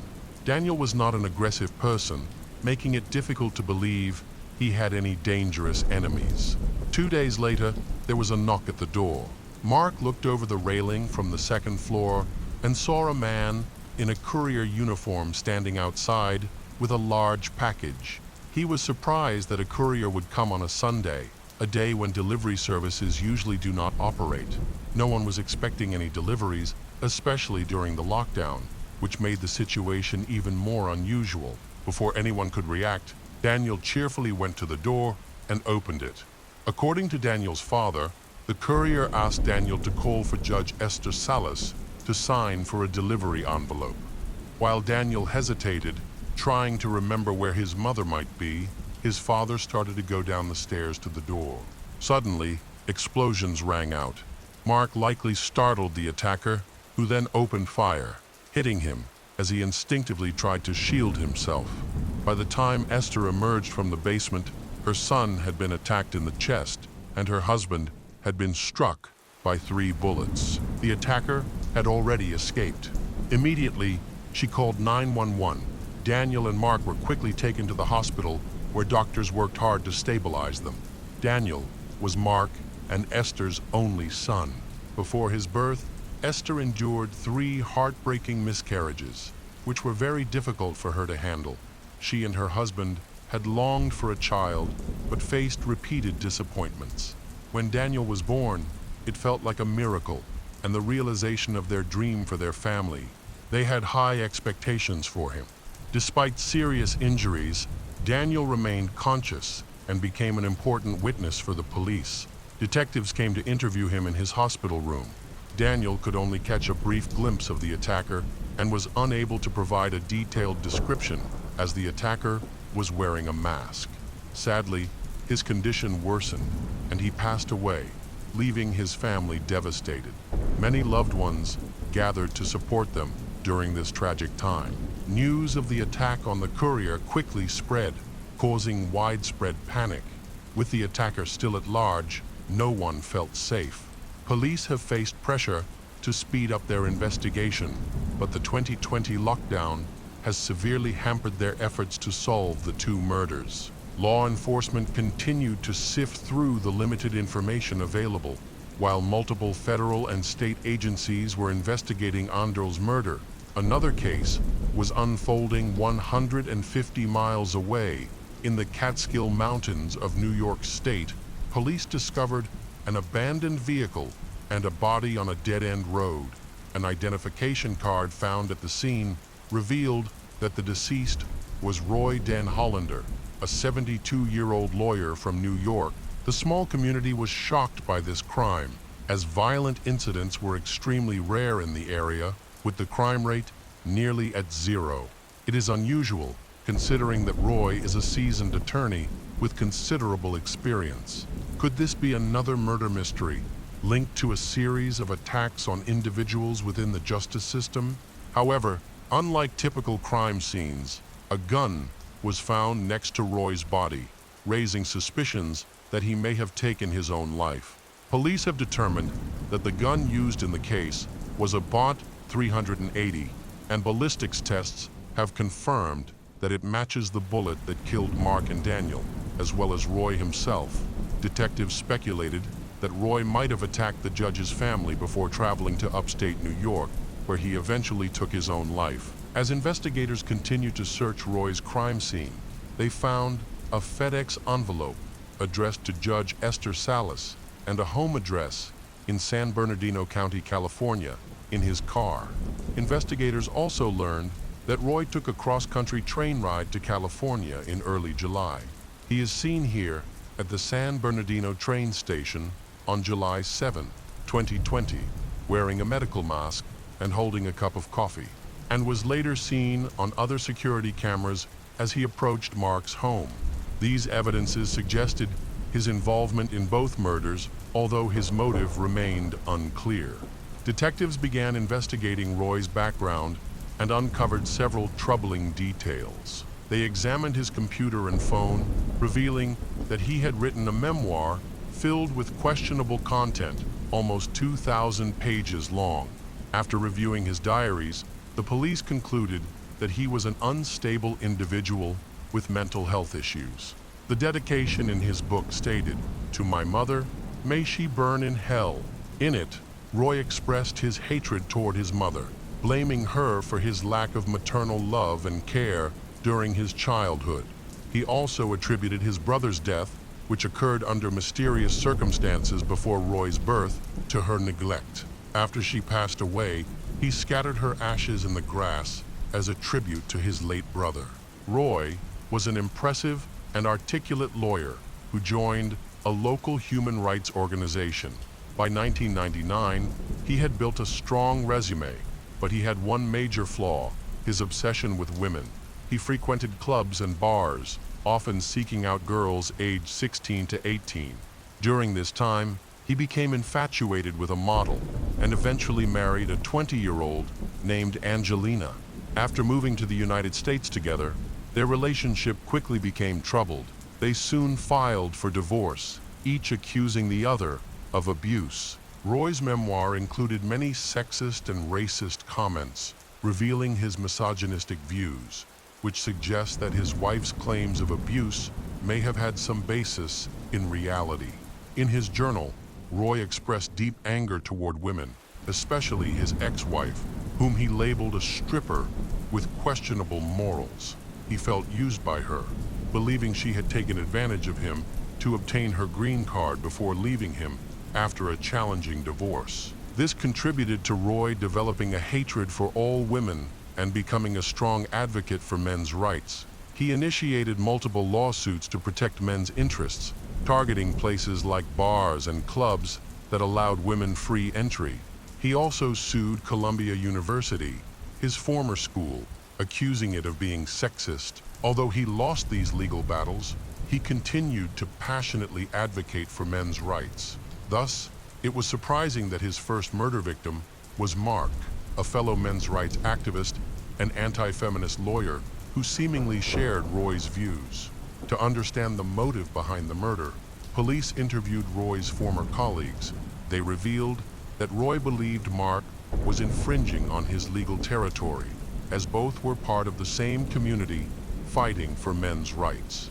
This community sought to promote equality between men and women while opposing any form of insult or degradation. However, Roy had been expelled from this group due to his inappropriate behavior. Members of the coalition rejected the misogyny that Roy displayed. After his divorce, Roy was facing significant personal issues, and his professional life was deteriorating as well. He lost numerous legal cases, went bankrupt, and fell into alcoholism. There were also rumors about his substance use. Despite these struggles, Roy viewed himself as a public figure and often shared odd videos online, displaying erratic behavior, including episodes of anger. While many people dismissed his actions, those close to him realized that he was in an alarming state, but no one intervened in time. In 2018, Roy announced on social media that he had been diagnosed with terminal melanoma. He expressed frustration over not receiving adequate medical assistance and even sued the hospital for negligence. The case was dismissed. It appeared that Roy was seeking public attention or trying to explain his professional setbacks. He continued this behavior until July 2020. Meanwhile, Mark and Esther were experiencing career success, frequently appearing on television and gaining popularity. Despite their rising careers, neither Mark nor Esther nor their colleagues viewed Roy as a threat. He did not attend men's rights conferences, did not make threats, and had limited interactions with potential victims, so no one suspected he posed any danger. The night before the crime, Roy lost another case. After he filed an appeal, Judge Esther Salas denied his motion, and he was later removed from the case when the client switched lawyers. Frustrated, he wrote an angry journal entry, criticizing Judge Esther for being lazy and incompetent.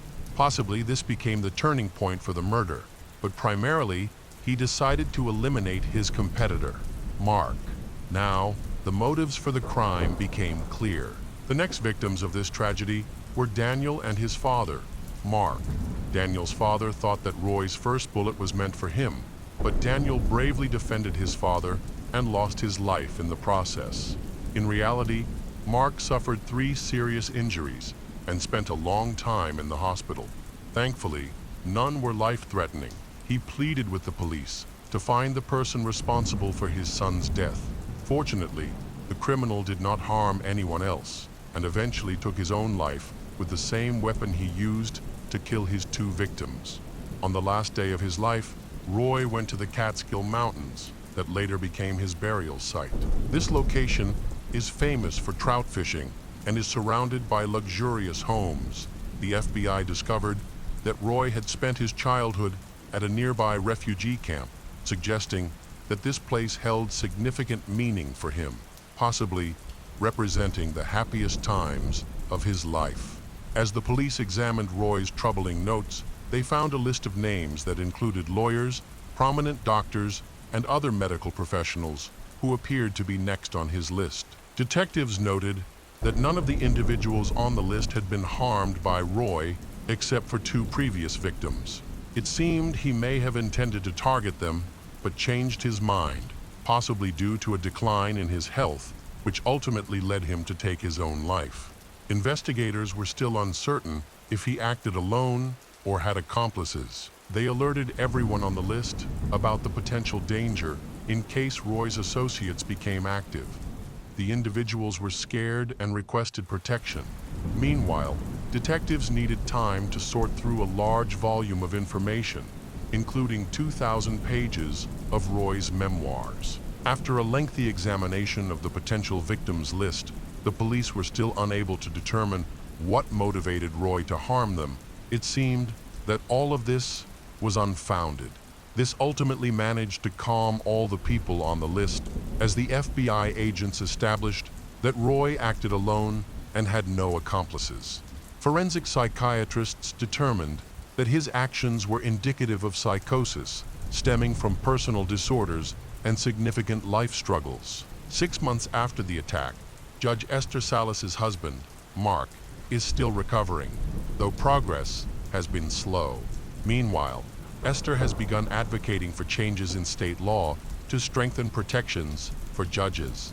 She specifically called for a ban on the public release of judges' personal information, a necessary step to prevent disgruntled criminals from seeking revenge after adverse rulings. In November 2020, Esther was successful in this effort. The new law, named after her son, was signed into law by the governor of New Jersey. Since then, judges' addresses have no longer been publicly available in the state, marking a significant change from the past when this information was easily accessible online. Esther believes this measure will better protect judges and judicial staff, who are often at risk of being attacked by disgruntled defendants. Her own devastating loss, the death of her son, best exemplifies this threat. Now, Esther Salas and Mark Anderl are taking this effort to the federal level, calling on Congress to consider and pass similar legislation. For them, this is more than just a legal fight. It is also a way to honor the memory of their son, Daniel, who tragically died at the age of 20. They view Daniel's death as a cowardly act of revenge and are determined to use this loss as motivation to push for justice and protect others in the future. The case of Robin Baxter. The suburb of Louisville, New Albany, was one of the most prosperous areas in the state of Indiana, USA. Situated on the banks of the Ohio River, it was a lively community known for its peaceful atmosphere as well as its vibrant nightlife. Young people here enjoyed a lot of entertainment. Some people would regularly host parties, and there was always a way to spend the evening in the company of friends. When Robin moved to the area, she quickly made new friends, sociable and friendly. She planned to pursue an education and eventually get married within a few months of moving. Robin met a boyfriend named Christopher Baxter. This was her first serious relationship, as she had only had brief, unsuccessful dates in high school at that time. Robin was focused on her college studies and not too concerned about dating, however. Everything changed when Christopher entered her life. He was older, and despite her youth and inexperience, she managed to connect with him emotionally. They began dating and eventually got married after their wedding. Robin found a job while continuing her studies, planning to have children with her husband. Then, in mid-June 1990, Robin suddenly disappeared for several days. Christopher tried to contact her by phone, but received no answer. Christopher reached out to her family in hopes of finding her. He explained that they had argued the night before, and when he woke up the next morning, she was gone. Christopher suspected that Robin had gone to stay with her parents after their fight. He wanted to apologize and bring her back home, but her family confirmed that she was not with them. Both he and Robin's family grew increasingly worried. The news that her husband didn't know where Robin was raised serious concerns. Robin's mother and sister, who lived nearby, got into a car and drove around town, hoping to find her. Christopher was doing the same thing. They searched the nearest residential areas, the vicinity of Christopher's house, the grocery store, and any other places where Robin might have gone. Unfortunately, they found no trace of her. Christopher and Robin's relatives contacted the police to report her missing at the police station. He detailed how he and Robin's loved ones had already checked all her usual hangouts, but found no signs of her. Initially, the officers didn't seem very interested in the report, as they believed an adult woman could take care of herself and wasn't required to inform anyone of her whereabouts. Christopher and Robin's family members rejected the idea that Robin simply disappeared without a trace. They believed it was unlikely she would vanish without informing anyone. Even if something unusual had happened, she would have likely reached out to her family at the first opportunity. Eventually, her family convinced the police that Robin might be in danger, which prompted them to begin a search for her, worried that the police might not act quickly enough. Christopher took matters into his own hands. He went to a local news station to report his wife's disappearance. Seeking help from the community, he shared information about Robin, including a photograph and a description of her clothing. At the time she went missing, Christopher hoped that Robin was with friends or relatives and was trying to reach out to everyone to gather any important information. Unfortunately, no one knew where she was or what might have happened to her. The following day, workers from the local power station went to inspect the sewer drains for maintenance after identifying a clog during their investigation. One technician noticed something alarming in the water that resembled a body. As a result, all work ceased and the police were summoned. Along with divers who retrieved the body, it was a woman, found without clothing from the waist down, and she had sustained serious injuries to her head and face. Her body was sent for forensic examination to determine her identity. Christopher learned about this disturbing discovery and feared it might be his missing wife. After checking dental records, the medical examiner confirmed that the body was indeed Robin Baxter, given that the body was found in the river. Law enforcement initially considered the possibility of ending one's own life. Suspecting that the woman might have drowned, they contacted Christopher to see if Robin could have taken her own life. However, Christopher stated that this was impossible, as Robin was afraid of water and could not swim, even if she had been feeling desperate. He believed she would not have chosen that method. Christopher asserted that Robin did not have any mental health issues and was generally cheerful. With a bright future ahead of her, he was convinced that she had been murdered and that her body had been disposed of in the water. In a news conference, Christopher expressed his suspicions and stated that the person responsible for his wife's death would be brought to justice. Christopher informed her relatives about the tragic news, leaving everyone in shock. The severity of the situation was overwhelming for them based on the lack of clothing found. It appeared that Robin may have been abused and possibly fought back, which could have led to her death. This was a devastating blow for the entire family, as they never imagined such a turn of events. The medical examiner discovered multiple blunt force injuries on her head and face. The cause of death was identified as a traumatic brain injury caused by a severe blow to the back of her head, resulting in internal bleeding. It was determined that Robin had been repeatedly beaten before her body was disposed of in the river. The medical examiner indicated that she likely died before entering the water, or as no water was found in her lungs, the possibility of abuse was quickly ruled out. No evidence was discovered. Detectives also dismissed the possibility of voluntary end her life. This was clearly ruled a murder, with evidence suggesting an attempted cover-up that hinted at the abuse to mislead the investigation. Detectives pieced together the events of the day Robin disappeared and found that she had planned to attend a party hosted by her friends, Douglas, Stephen, and Rick, who lived nearby. Witnesses confirmed that Robin did attend the party. Investigators discovered that all three men had minor legal issues in the past, but none were violent. They lived together to share living expenses. Her husband was familiar with them and distrusted them. Believing they were dangerous, he suspected that one or all of them were involved in her disappearance. Christopher even went to their house to confront them about Robin, but they denied any wrongdoing. Detectives later questioned Douglas, Stephen, and Rick individually. Each provided the same alibi, supporting one another's accounts and confirming that Robin was indeed at the party that evening.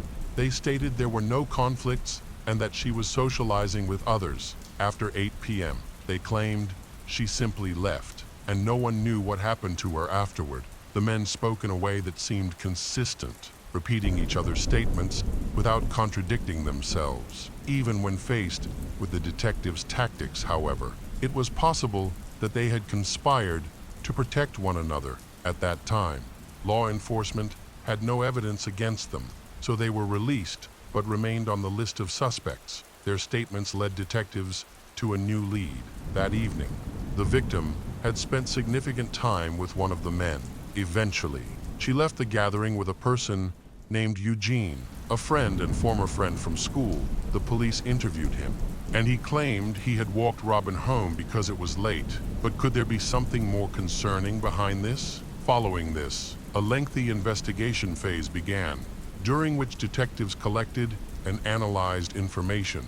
The public's mood was tense. Residents feared that a dangerous criminal was on the loose in New Albany, creating a sense of insecurity. The motive for the crime was unclear, and there were no solid leads, heightening concerns about potential new victims. Amid this uncertainty, numerous rumors began to circulate, given the circumstances surrounding the party. Many locals speculated that Robin may have been involved in an affair. This speculation was particularly painful for Christopher, who refused to accept that his wife could lead a double life.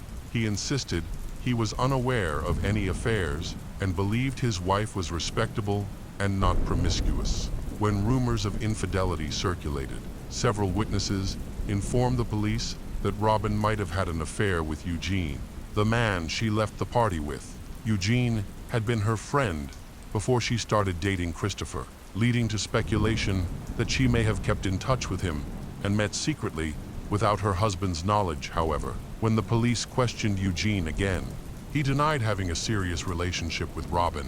He claimed they had only a few casual encounters in their youth and rarely communicated, describing their relationship as that of good acquaintances. There was no evidence to dispute his statement, making Eugene an unlikely suspect.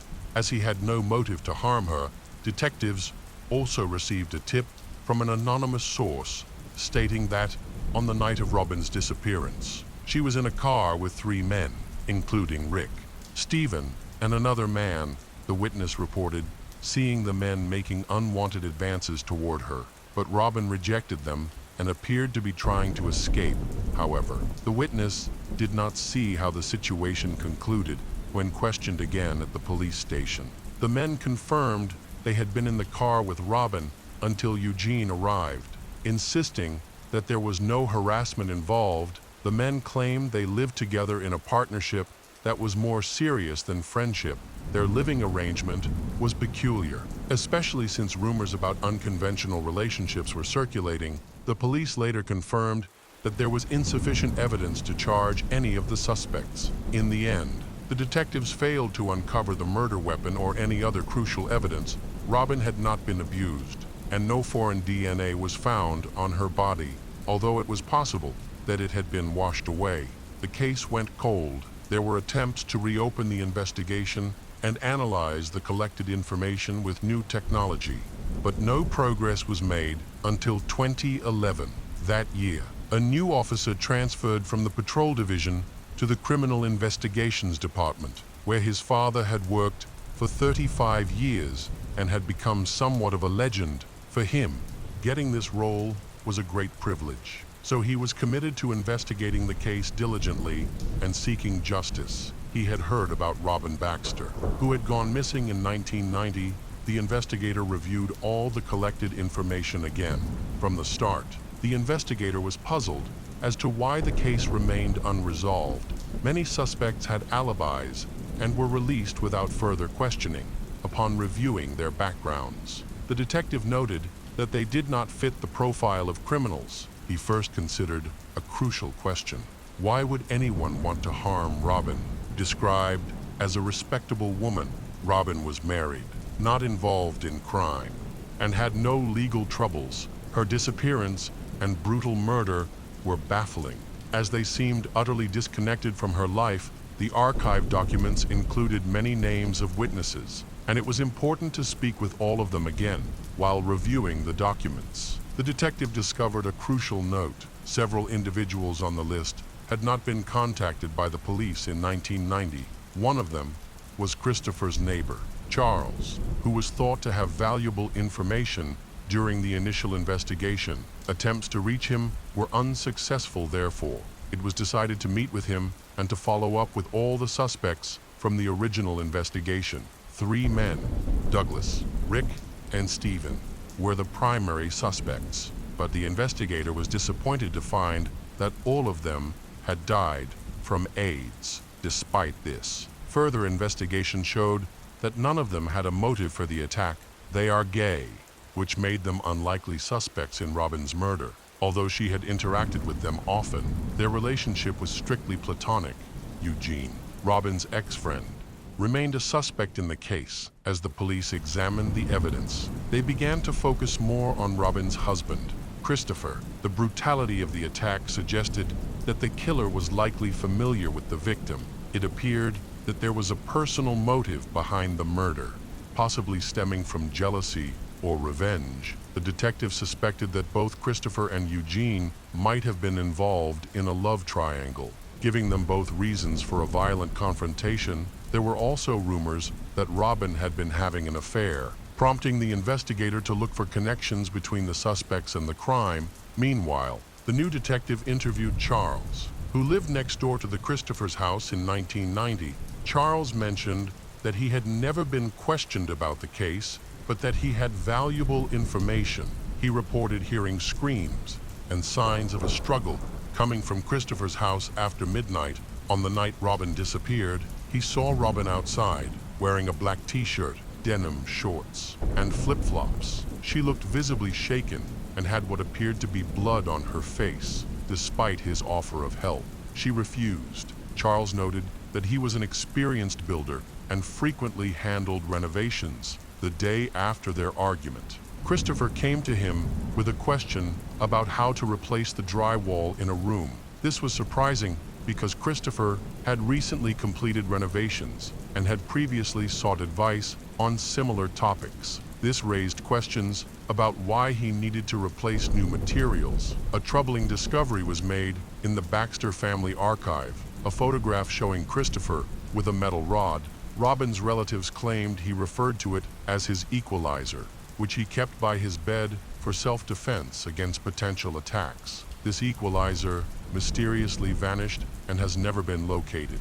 Detectives now had information suggesting that Christopher was likely responsible for his wife's death, possibly using the metal rod to beat her. It appeared that Christopher had to replace the drywall because the murder took place in their bedroom, which was left stained with blood, and he wanted to eliminate the evidence by starting renovations. While this theory seemed reasonable, concrete evidence was needed to charge him. Law enforcement managed to access what was believed to be the crime scene, where new residents now lived in the bedroom. The drywall was still present. The homeowner reported accidentally damaging the wall while moving furniture and discovered something interesting behind it: a heavy aluminum rod, a towel, and a glove. These items were collected and sent to a lab for analysis, where both Christopher's DNA and Robin's blood were found on them. This evidence suggested that there was now enough to put Chris behind bars. Earlier, Christopher told the police that he had argued with his wife but denied killing her. He explained that on June 19, 1990, he had a serious argument with her and then went to bed. The next morning, he was surprised to find that she was missing during the argument. Christopher broke the glass on the back door and injured himself. Yet, he maintained that he did not physically harm his wife and that he simply went to sleep. However, his statements contradicted numerous witness accounts of ongoing disputes between the couple. Many people believed that Christopher regularly abused her and showed cruelty in their marriage, despite past claims that nothing happened and that his wife had just run away after their fight. New evidence emerged after a possible murder weapon was found: a metal rod. The investigator visited the widow to discuss a case that had been reopened after 20 years. People close to the suspect reported that he often made strange comments, particularly when he was drinking, which suggested he felt guilty about her death. On February 2, 2012, Christopher Baxter was arrested and charged with murder. He became anxious during the arrest, raised his hands, and requested a lawyer, refusing to confess to the crime. During questioning, he claimed that he had a heated argument with his wife on the night she disappeared. Both he and his wife, Robin, had been drinking after attending a party. After Robin was driven home by Eugene, he accused her of cheating, which made him extremely angry. Eventually, he went to sleep, however. According to a neighbor's testimony and the prosecution's perspective, the situation escalated into a violent confrontation.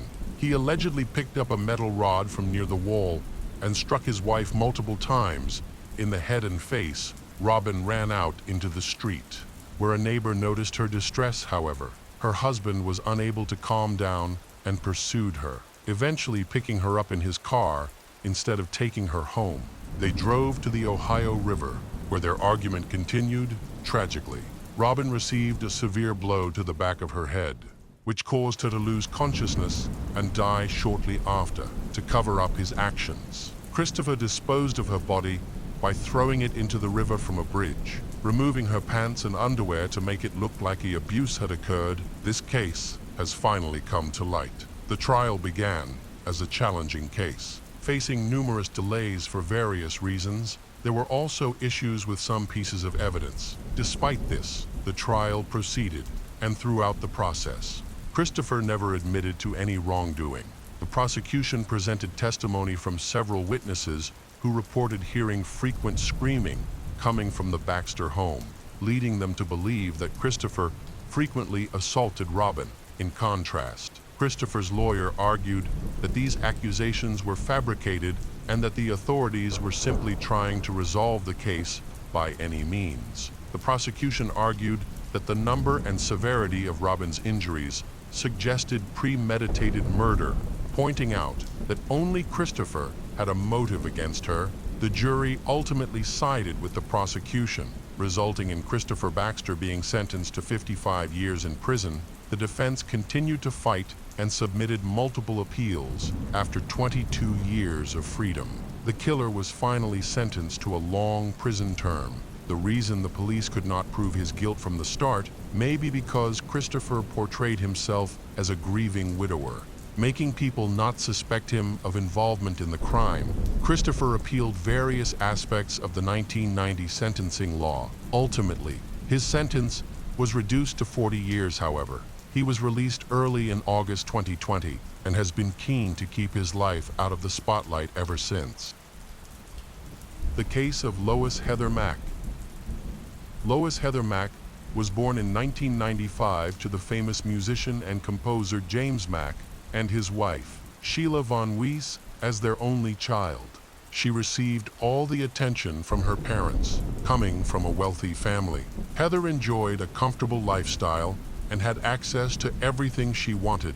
The family was very close-knit, like many other happy families, and they often went on vacation together. However, in 2001, when Heather was only 6 years old, they went on a cruise with Royal Caribbean.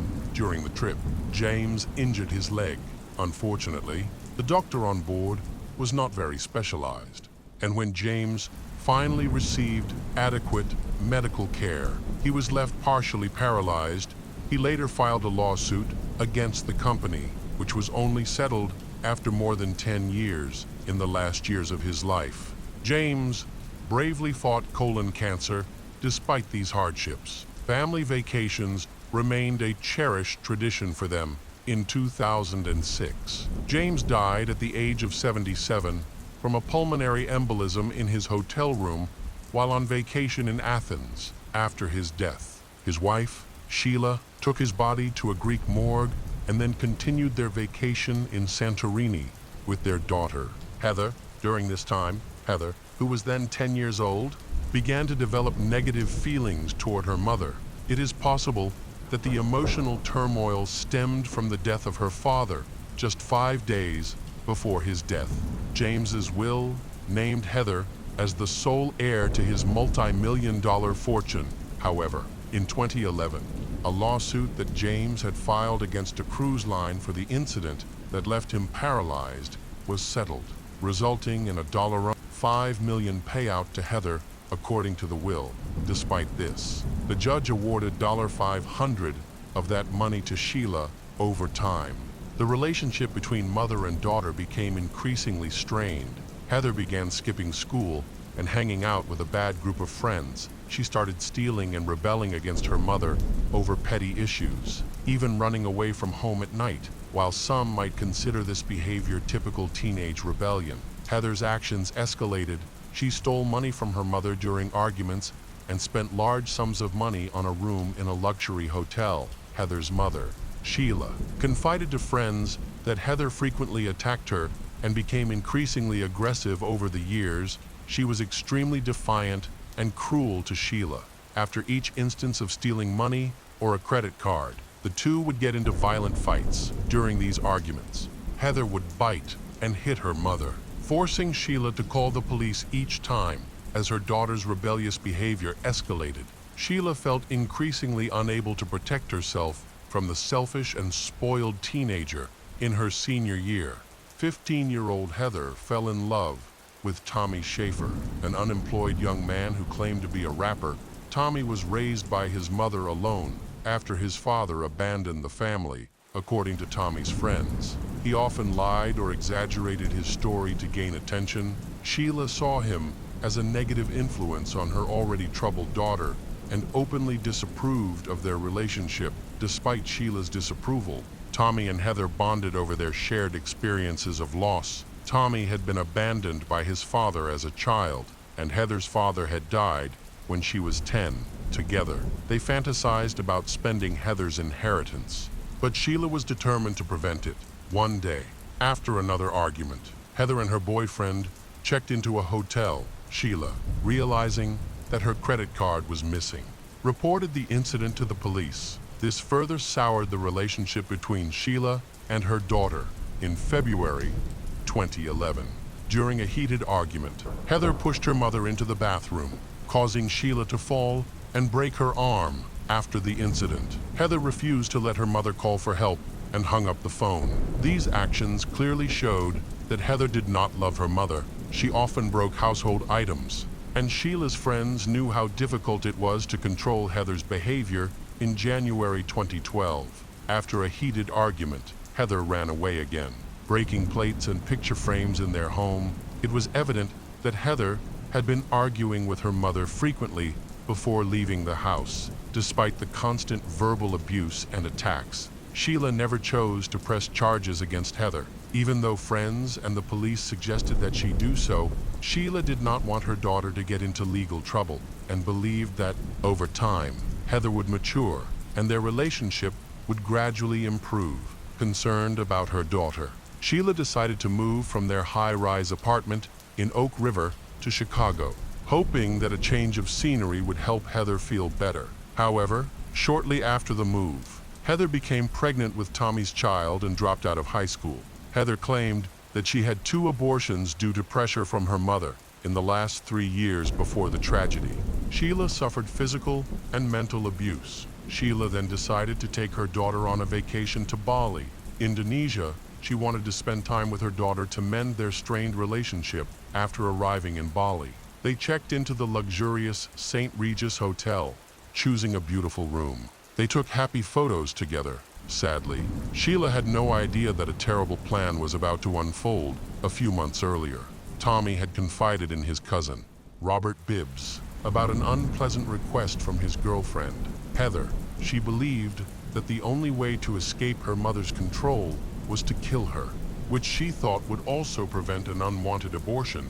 Tommy told Robert that after Sheila died, they would inherit millions of dollars from her.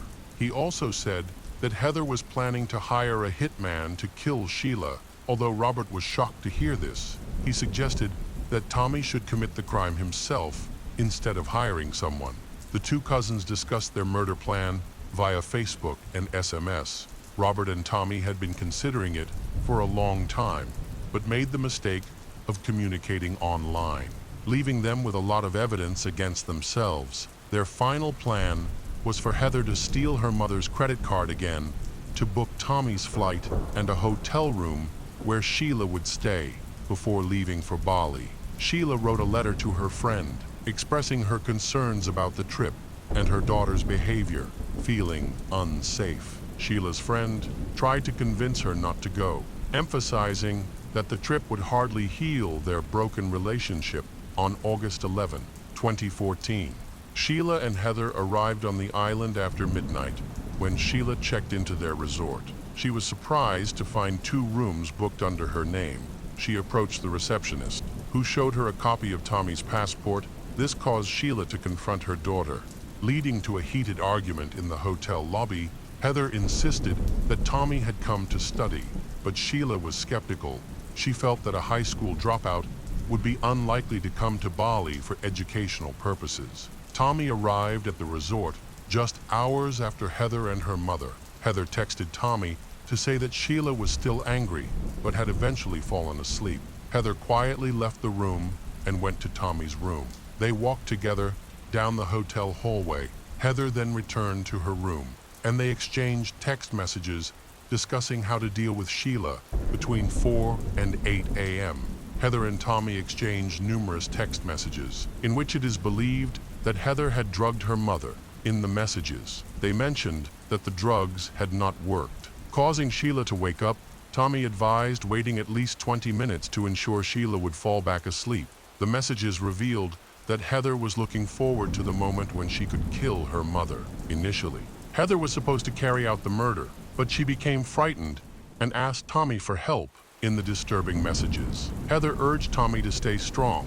Tommy then contacted Robert, who was confused as to why Sheila had not died from the sleeping pills. Robert suggested drowning her, but Tommy informed him about the security cameras throughout the resort. Tommy and Heather decided that Tommy would use a heavy, blunt object to attack Sheila. Tommy showed Heather a picture of a glass fruit basket with a metal handle, and they agreed that they would use it as a weapon. The plan was for Tommy to sneak into the room and hit Sheila in the head, knocking her unconscious, so they could kill her together. After discussing the plan, Heather told her mother that she was going to get some water. Heather and Tommy went to Sheila's room, where they executed their plan. Tommy entered the room, closed the door, took a glass fruit basket, and smashed it over Sheila's head. He and Heather then attacked Sheila together until she stopped breathing. They stuffed her body into a suitcase, which they were later seen carrying on the hotel grounds at 10:20. Tommy texted Robert to confirm that Sheila was dead, stating that he felt no remorse or regret for his actions. Robert reassured him, saying that it was not his fault and that he should not feel ashamed because Sheila was a bad person. At 10:43, Heather and Tommy loaded their luggage and took it to the 6th floor. Security cameras recorded them carrying the suitcase along with other items from the room. They then called a taxi and loaded the bed sheets and suitcase into it. Just before leaving, they noticed that the suitcase was leaking blood. Heather and Tommy told the taxi driver that they needed to check out of the hotel and asked him to wait outside for them, but the couple quickly escaped through the fire exit after waiting for a while. The taxi driver noticed that Heather and Tommy had not returned, so he opened the trunk to retrieve the suitcase. At that moment, he noticed blood and immediately contacted security. Together, they took the suitcase to the police station. When they opened it, everyone inside was horrified to discover Sheila's body. She had suffered serious injuries, mainly to her face, including a broken nose and jaw. The cause of death was asphyxiation. As the blow had broken her nose and blocked her airway, it did not take long to find Heather and Tommy. They were arrested the next day at another hotel less than a mile from the scene of the murder. The news reached Robert, who lived in the United States. When he saw the headlines about the arrest of Tommy and his girlfriend, he began texting friends in a panic, pretending to be shocked that Tommy had been jailed for murder. However, his earlier text messages with Tommy on the night of the murder showed that he was an accomplice. Initially, Heather and Tommy claimed that Sheila had been murdered by armed robbers, who then took the couple hostage. They said they had escaped, but were too scared to go to the police. However, after further questioning, Tommy changed his story, stating that he had killed Sheila in self-defense. He claimed that Sheila had reacted violently when they told her about the pregnancy. Heather supported this claim, saying that Sheila had been extremely violent during the confrontation. This contradicted police reports, which indicated that Heather had been aggressive in previous incidents with her mother. Heather also claimed that she was not present when Sheila was murdered. In Indonesia, the penalty for murder is death, a fate that Heather greatly dreaded. Her pregnancy helped her avoid the death penalty initially.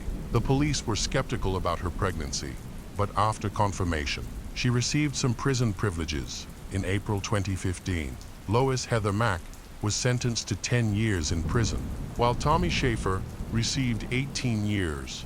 Heather's sentence was reduced because she gave birth while in custody, and judges believed her involvement in the murder was less serious than Tommy's. A year later, Robert Bibbs was charged with conspiracy against Sheila. After a trial in June 2017, he was sentenced to 9 years in prison. During this time, Heather was able to use her cell phone and social media, where videos of her smoking and enjoying herself in prison went viral. Heather made a shocking confession video, which was later deleted, in which she claimed that her mother had killed her father, James Mack. She also accused Sheila of being violent towards her, but these allegations were denied by Heather's uncle and aunt. Furthermore, it was confirmed that there was no foul play in his death. Sheila never pressed criminal charges against her daughter. Despite the injuries she suffered over the years, Heather spent 2 years raising her daughter in prison before she was placed with a foster family.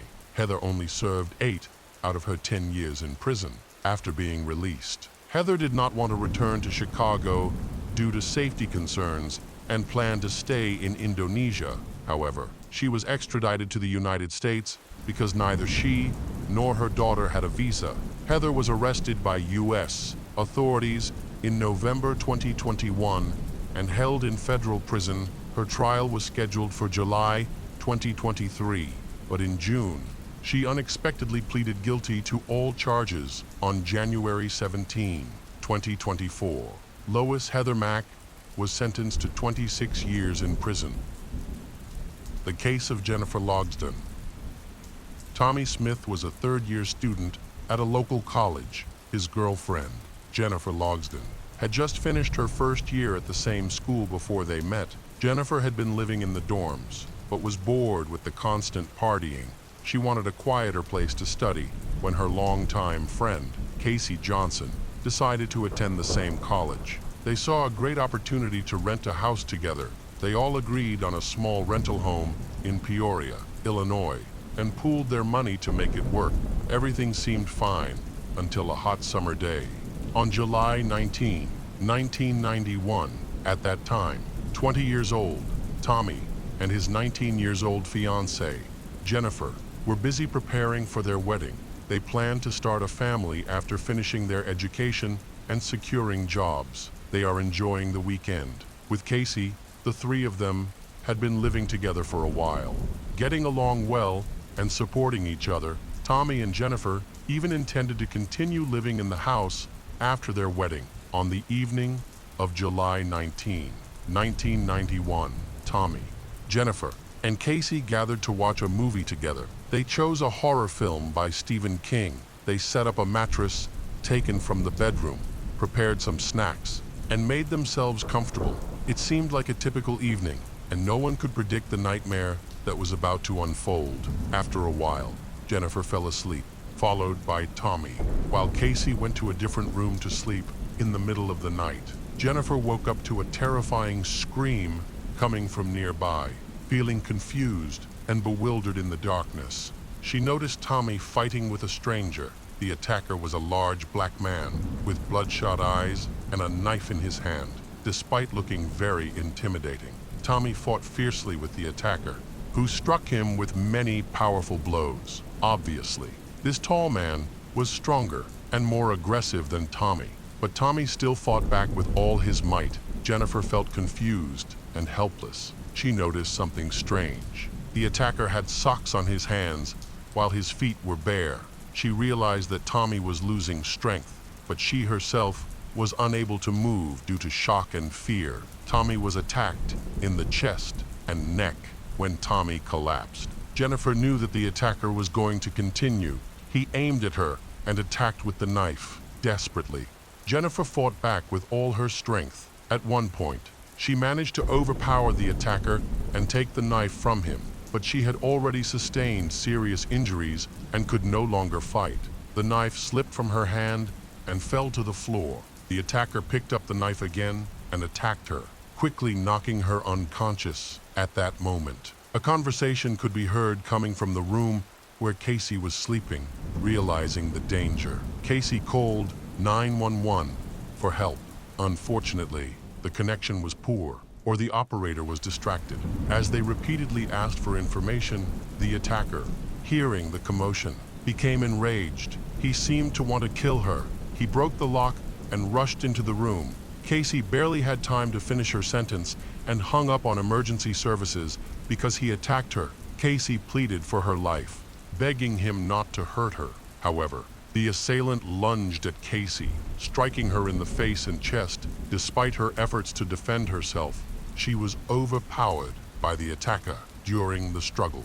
The knife blade became badly bent and eventually broke off from the handle, leaving the assailant without a weapon. By this time, Casey had already suffered several serious injuries, including to her throat. After the incident, the attacker picked up the broken blade and fled the scene. Fortunately, Casey managed to call the police. Officers arrived at the house around 3 a.m. Upon entering, they were met with a horrifying sight: items scattered and equipment damaged, indicating that a violent struggle had taken place. Amidst the chaos, they found Tommy lying unconscious on the floor with multiple injuries. Despite his injuries, he bravely protected Jennifer and Casey. Fortunately, Jennifer and Casey were still alive and remained conscious for several minutes. After the police arrived, paramedics were on the scene. Attempting to save them, Jennifer seemed to be the most distressed. She expressed her fear of death and begged for help for Tommy and Casey. At that time, her boyfriend, Tommy, was unconscious, very pale, and had lost a lot of blood, but he was still breathing. Afterward, both Jennifer and Casey believed that they had survived the attack thanks to Tommy's brave actions. The attacker hit Tommy so hard that his knife bent and he lost much of his strength. As a result, he was no longer able to inflict deep wounds, only superficial ones. However, without immediate medical attention, both Jennifer and Casey would have died from blood loss. Fortunately, help arrived in time, and they were saved. They were taken to the hospital and placed in the intensive care unit. Their lives were very fragile. Tommy, however, was not as fortunate. He sustained the most severe injuries and bled to death. Passing away just after the paramedics arrived, his family was not surprised by his actions. They felt immense pride in him. Tommy was always selfless and loving, a true hero who protected Jennifer and Casey. Jennifer believed he would have made a wonderful husband and father, with a bright future ahead of him.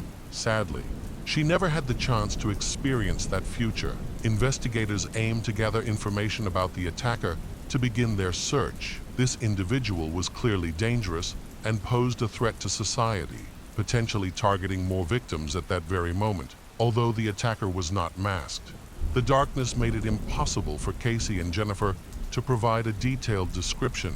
They could only say he was a strong black man. However, they did recall an important detail. He had socks on his hands and was barefoot. It appeared he had put on gloves just before the attack to avoid leaving fingerprints, but he did leave footprints. which could help identify him. Given this information, the police concluded that the suspect likely lived nearby, as it would be difficult to walk long distances on asphalt without shoes. This insight helped the officers narrow down their list of potential suspects to those with prior assault convictions. One suspect was ruled out because he was already in custody for another crime. Another young man, known for violent offenses, had a solid alibi. That was confirmed. The police had only one suspect left to investigate: Jennifer's neighbor, Jean Brown, 27 years old, who lived across the street. When the police went to Jean's house to check, they found a blood stain on the mosquito netting of a window. Jean explained that the blood came from a cut he had sustained in the kitchen the night before. However, this explanation was not convincing and made him the prime suspect. He was taken to the police station for questioning. Meanwhile, the forensic scientist was investigating the crime scene for evidence and found several important clues. One clue was an invitation to a party that Jennifer, Tommy, and Casey were planning for the following weekend. It had fallen to the floor during the struggle. They also found human footprints on the ground. These footprints indicated that the attacker was barefoot, which could lead to valuable clues upon comparison. It was determined that the footprint matched Jean Brown's. Additionally, forensic experts discovered tiny drops of blood in his hair. Jean understood that he was facing serious charges that could result in severe penalties. The investigators were pressuring him and encouraging him to confess so that he could receive a lighter sentence. Eventually, Jean began to share his version of events. He claimed that he only intended to confront Tommy, but when Tommy resisted, he lost control. Jean noticed that Jennifer had woken up, and, in a panic, he attacked her as well. Hearing a noise from Casey's room, he thought his only option to avoid arrest was to eliminate everyone in the house. However, he could not explain why he attacked them. The police were actively gathering evidence, confirming that Jean had broken into the house at night with the intention of stealing money and purchasing banned substances, a claim he later made in order not to leave fingerprints. He wore socks on his hands. However, he did not know that footprints were as distinctive as fingerprints. If he had realized this, he might have worn socks on his feet too. His testimony sounds like a detective story, but in reality, it is very unconvincing. Using a knife to try to steal just a few dollars seems absurd. The choice of a house where 3 unemployed students live together may seem strange. What was his plan? How could he buy banned substances without a strategy? These questions didn't align with the overall situation, and it seemed unimaginable that a small robbery could end with 3 people being brutally harmed. In this situation, investigators suspect that Jean's real targets were Casey and Jennifer. He may have wanted to abuse them. Perhaps that was the reason he attacked Tommy first. To eliminate the main threat to his plan, it appears Jean underestimated Tommy's resistance. After dealing with Tommy, he noticed that Jennifer had woken up and that Casey was already calling for emergency help. At that moment, Jean's plan began to fail. In a hurry, he turned his attention to Casey and Jennifer, believing he had already killed Tommy and Jennifer. He quickly tried to attack Casey, grabbed her purse, and fled with a broken knife. The investigation revealed that Tommy was the one who managed to wear out Jean during a prolonged struggle, although he fought bravely. Tommy sustained severe injuries. Casey played a crucial role in the fight. She managed to bend the knife blade and even knocked it out of Jean's hand. After that, the knife became more difficult to wield. Jennifer also suffered injuries, making her one of the most affected individuals alongside Tommy. Jennifer spent a significant amount of time in the intensive care unit, teetering between life and death, in addition to several stab wounds. She had a punctured lung. Fortunately, both she and Casey miraculously survived. Despite doctors' warning that they were extremely close to death, however, they continue to deal with the aftermath of the traumatic experience. One troubling aspect of the investigation was the apparent indifference of the neighbors. They lived in a quiet suburban area, known for its low crime rate. where there is almost no noise at night, Casey, Tommy, and Jennifer cried out for help, but local residents reported that no one heard their screams, not even the nearby neighbors. This silence allowed Jean to leave the scene of the crime and return home without being noticed. If Casey hadn't managed to call for help, she and Jennifer would have bled to death without any chance of survival. Casey was the youngest person present during the attack, only 17 years old. Despite this, she fought back bravely, suffering many injuries in the process. After that, Jean took his crime knife before running away, leaving Casey behind because she pretended to be dead. What ultimately saved her was a call to emergency services. It is hard to imagine the horrors that would have befallen Casey, and Jennifer had Casey not successfully called for help. At this point, the 911 dispatcher's response raised many concerns, and the public was outraged by his slow reaction due to a poor connection or lack of experience. He had difficulty responding quickly. He repeatedly asked for clarification, revealing his uncertainty. This delay was significant, and a quicker response might have saved Tommy. During the subsequent interrogation, Jean provided more details about that tragic night. He claimed that he had been at home all day and that he was using banned substances, with his last use occurring just before dinner with his family. Then, when he ran out of banned substances, he decided to rob two young neighbors, Casey and Jennifer. For some reason, he was unaware that Tommy lived there permanently and that they had no money. It seemed that he had not planned the crime. It was a spur-of-the-moment decision. Jean was looking for an easy way to get money through theft so he could buy more banned substances. Jean had invaded their home with extreme brutality, shocking the community once again. The incident drew attention, particularly because it involved Jean, an African American, and banned substances. It was a senseless attack on young, promising individuals. Detectives suggested that the motives behind this aggression could include financial gain, a need for intimacy, and possibly envy and hatred towards more successful individuals, specifically attractive young women like Casey and Jennifer. It seemed he aimed to destroy something beautiful. The robbery appeared to be a tactic to lessen his culpability and secure a lighter sentence. However, these were empty justifications, given that the victims included the deceased Tommy and two seriously injured girls, Casey and Jennifer. Consequently, Jean faced charges of attempted murder and first-degree murder at the time of his arrest. He was married and had a son. His family was shocked that he chose a life of crime and banned substances instead of a normal life, ultimately severing ties with him. Nonetheless, they weren't entirely surprised by the incident. This was not his first crime. He had previously committed robberies and engaged with banned substances. However, his earlier criminal behavior had not been as brutally violent due to the overwhelming evidence and Jean's confession. Investigators quickly secured a search warrant for his house. In his room, they found physical evidence. He had not managed to dispose of the items. Forensic experts discovered that these items were soaked in blood. DNA testing confirmed that the blood belonged to Tommy, Casey, and Jennifer. However, by that time, Jean began to retract his statements. He claimed that he was cut by broken glass while taking out the trash in the evening, causing injuries to his arms and legs. To challenge Jean's account, special tests were conducted.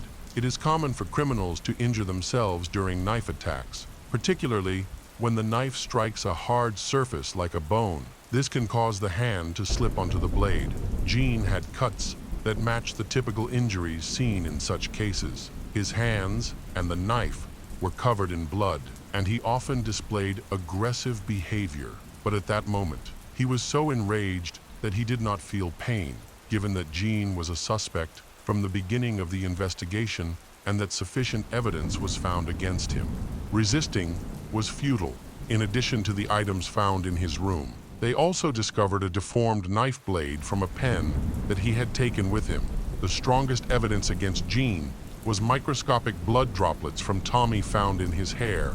This evidence provided enough reason to file charges. He was arrested just hours after the massacre, leaving him no time to dispose of the evidence. At that time, the crime was punishable by death, a penalty that was abolished in 2011.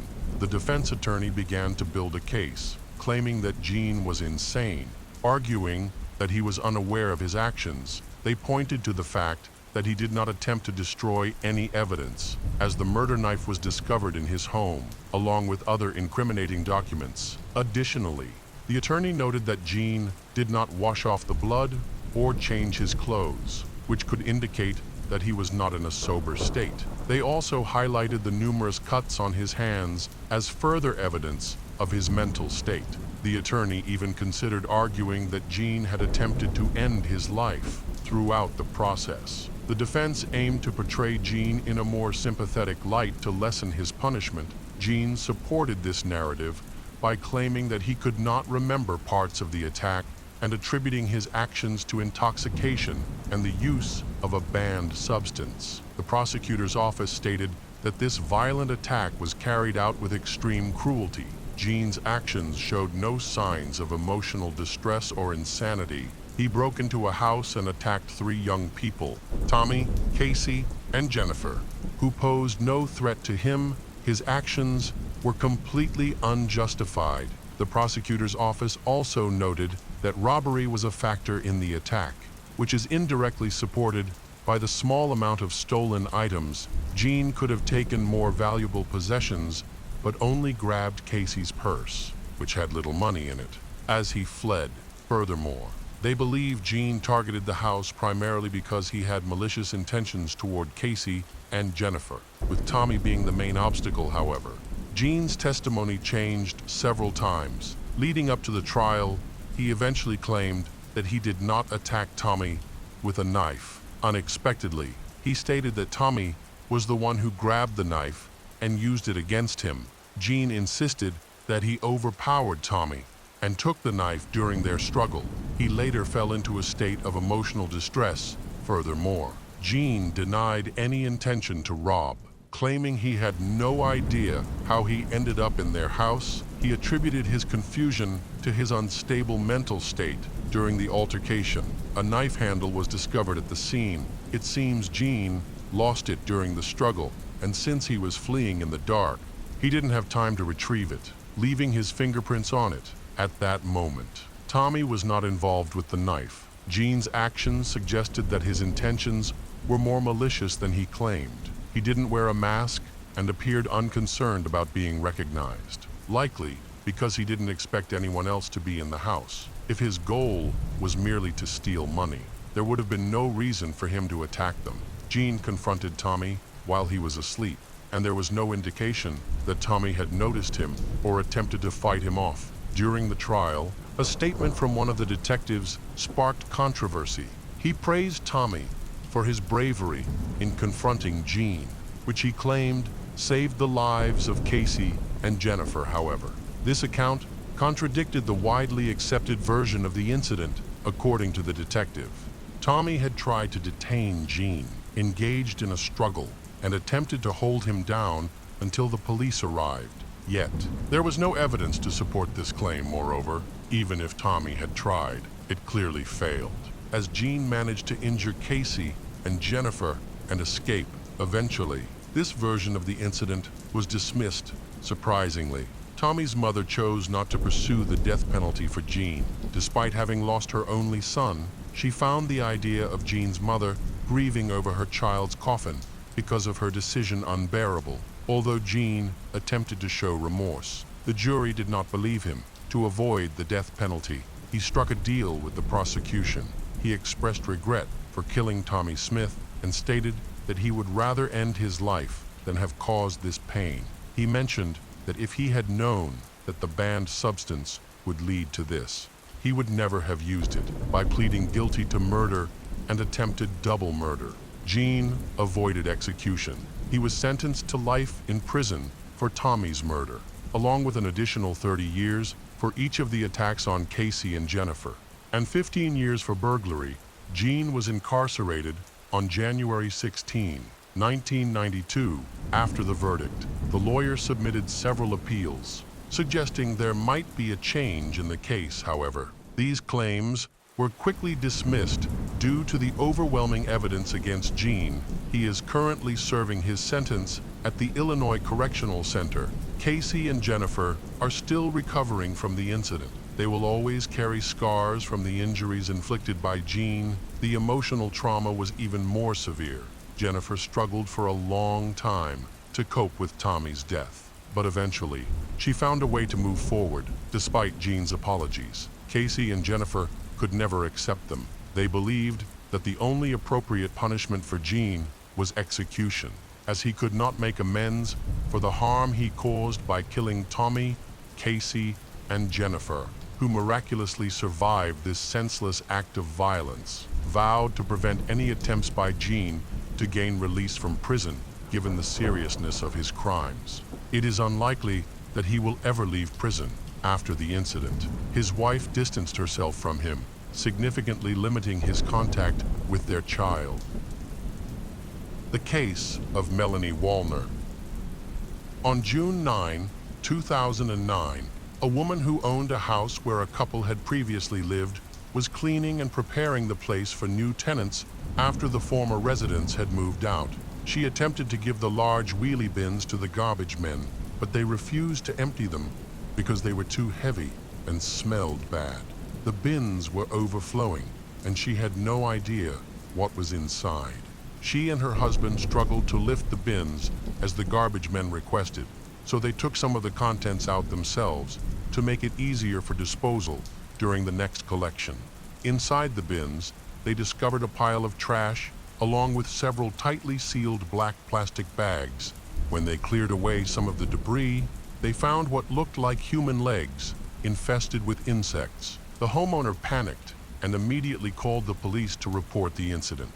When the police arrived, they found human remains in a wheelie bin. Those unfamiliar with crime and the smell of decomposing bodies mistook it for spoiled food, but seasoned officers quickly recognized the distinctive odor.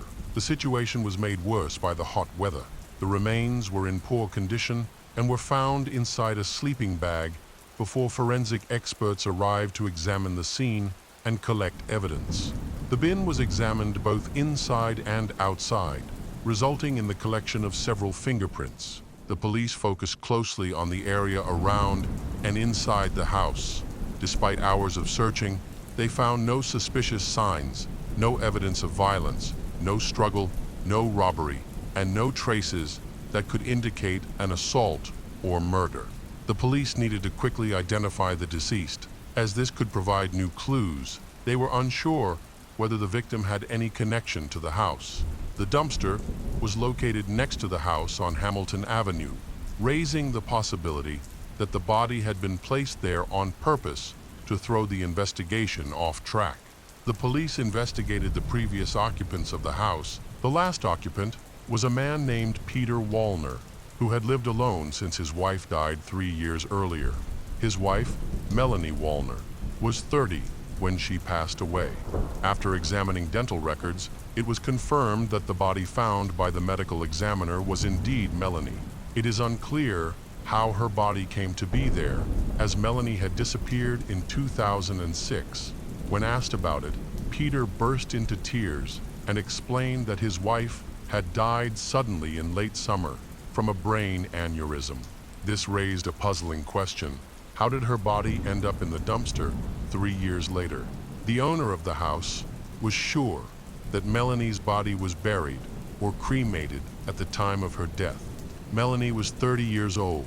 The heroine of the story was from South Africa, where she was born and raised. She was described as bright and cheerful, but around the age of 1996, she decided to move to the UK. It is difficult to imagine how large-scale this change was in the girl's life, but she dreamed of building a career and understood that in Africa there were no such prospects. From a young age, she dreamed of England and also wanted to open her own business, but first, after moving, she immediately got a job in a fast food chain to provide for herself. After a while, she was noticed, and the girl was promoted to manager of the establishment. It was during this period that she met her future husband, named Peter Wallner. Peter was an immigrant from Germany who also lived and worked in the UK. He and Melanie started dating in 2001. After a while, they decided to get married, and Melanie took her husband's last name. The couple rented a house on Hamilton Avenue, and both quickly found jobs at a local restaurant in a prestigious hotel. Peter worked as a chef, while Melanie worked as a waitress. Their friends, acquaintances, and neighbors knew them as a friendly and sociable couple. They rarely argued and were always polite. Melanie often expressed her love for her husband and her desire to have children when she was more settled. It seemed that things were going well for them. However, in 2006, their situation changed dramatically. In early September, Melanie's friends and family were informed that she had died suddenly from a brain aneurysm without warning. She had never complained of health problems and rarely went to the hospital. Peter informed her family of her death and promptly returned her ashes to them. No one knew the details of her death. To back up his story, he showed Melanie's relatives a death certificate, and they accepted his account. This information was confirmed by several others. In June 2009, Melanie's body was discovered in a trash bin, raising serious concerns about the circumstances surrounding her death. It was clear that Melanie had been murdered. Her death did not appear to be a suicide or an accident. The police quickly focused on Peter, the prime suspect in the case. He seemed to be hiding information, especially when he lied about his wife's death being due to illness. However, the police were unable to locate his new address. They traced his journey to a hotel where he had stayed after moving, but he was not there when they arrived. A search of his hotel room yielded no useful evidence, and the hotel manager could not recall anything unusual about Peter's stay, noting that he had only stayed one night before leaving the next morning. Forensic experts are working to determine what happened to Melanie and where her body had been for the past 3 years. If she had really been dead for that long, her body could not have been in the trash all that time. It must have been placed there recently. While investigating Melanie's background, the police discovered evidence of a history of deception by Peter, who had shown Melanie's family a photo of a supposedly fake death certificate. His involvement in the case became increasingly clear, making it necessary to arrest him. A forensic expert took over the case and quickly noticed that the body had been frozen before being placed in the dumpster.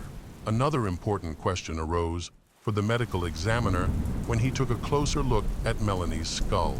He discovered a severe blow to the head, which had been caused by a blunt object. The forensic expert pointed out that if she had not received immediate medical attention after such a serious injury, she would have died about half an hour later. The evidence clearly showed that Melanie had been murdered. In order to uncover the details surrounding her death, it was necessary to speak to Peter, who was still missing.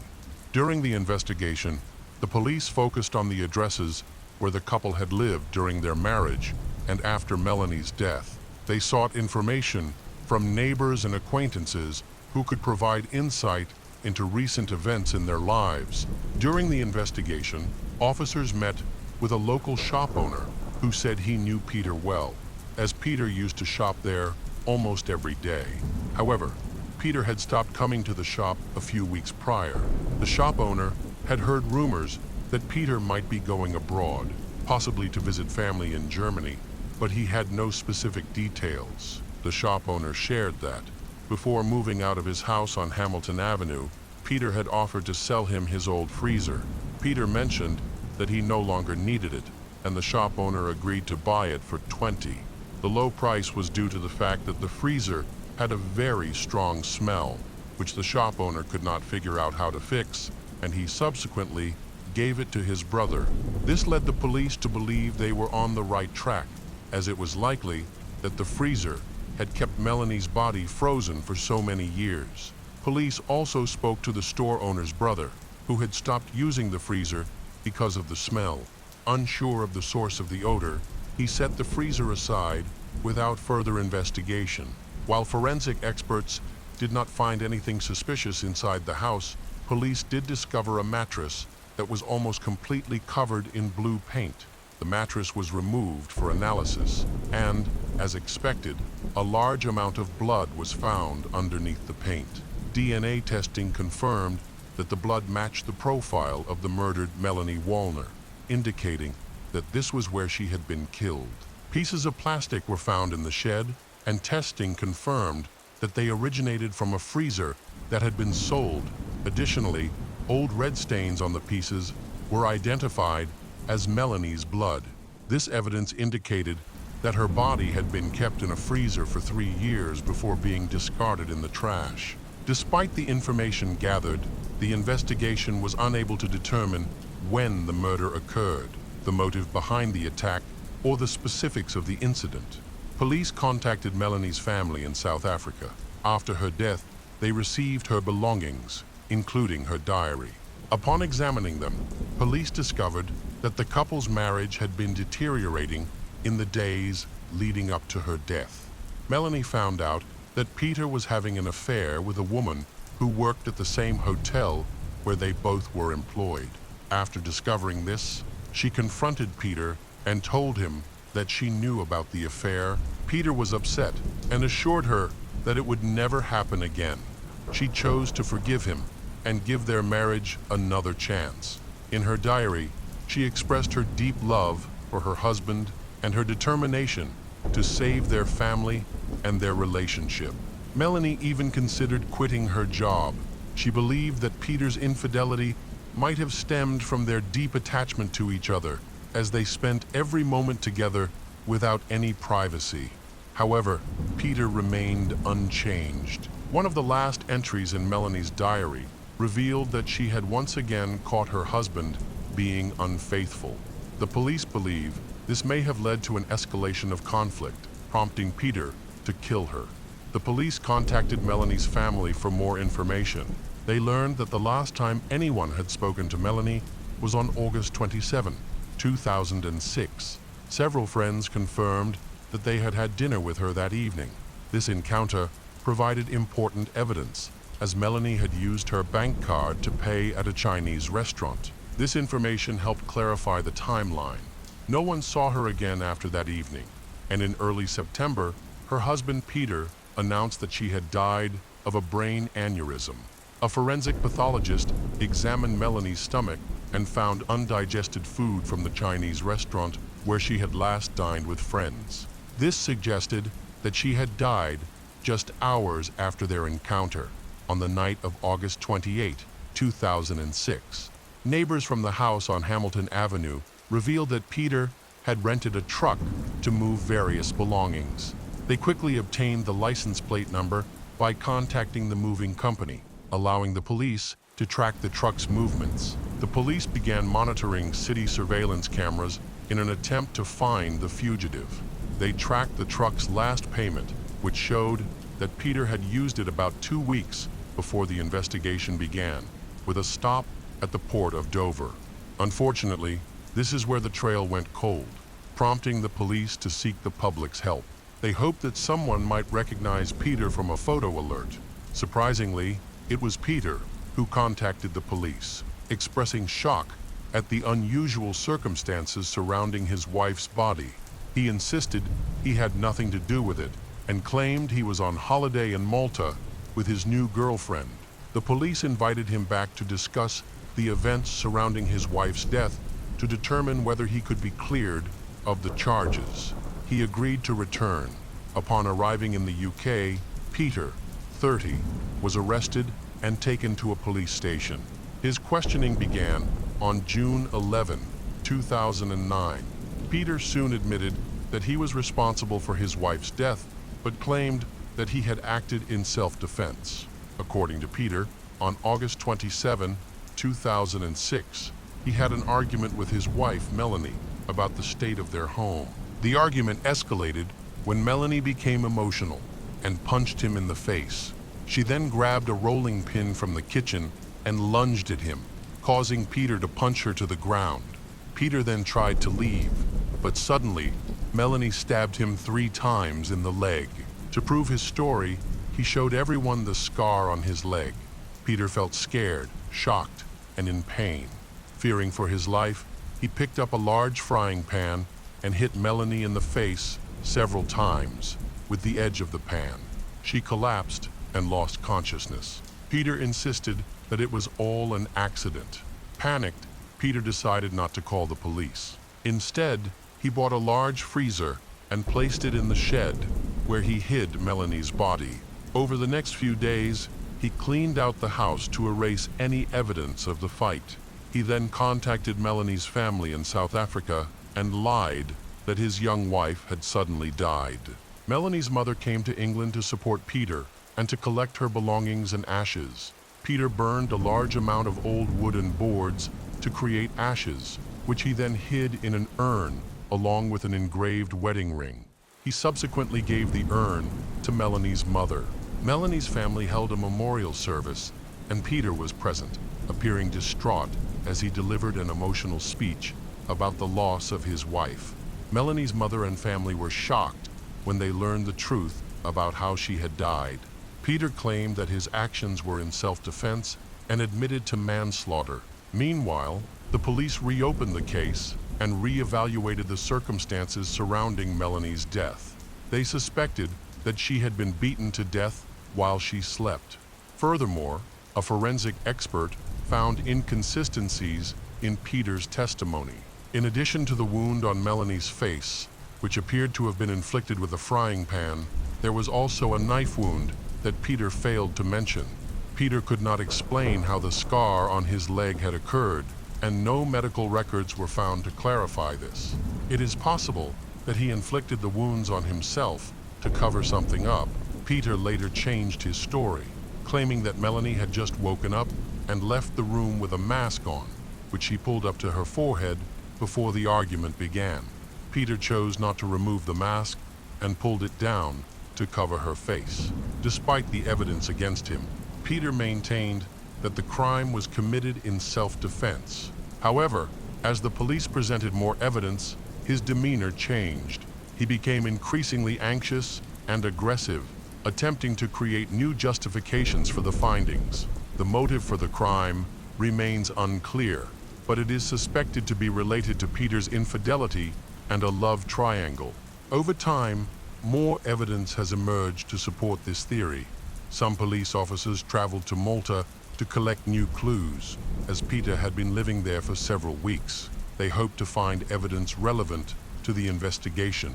In the house where Peter lived with his new girlfriend, they discovered a large box filled with souvenirs and other documents, indicating that Peter was very organized. Among these items was a fake death certificate for Melanie.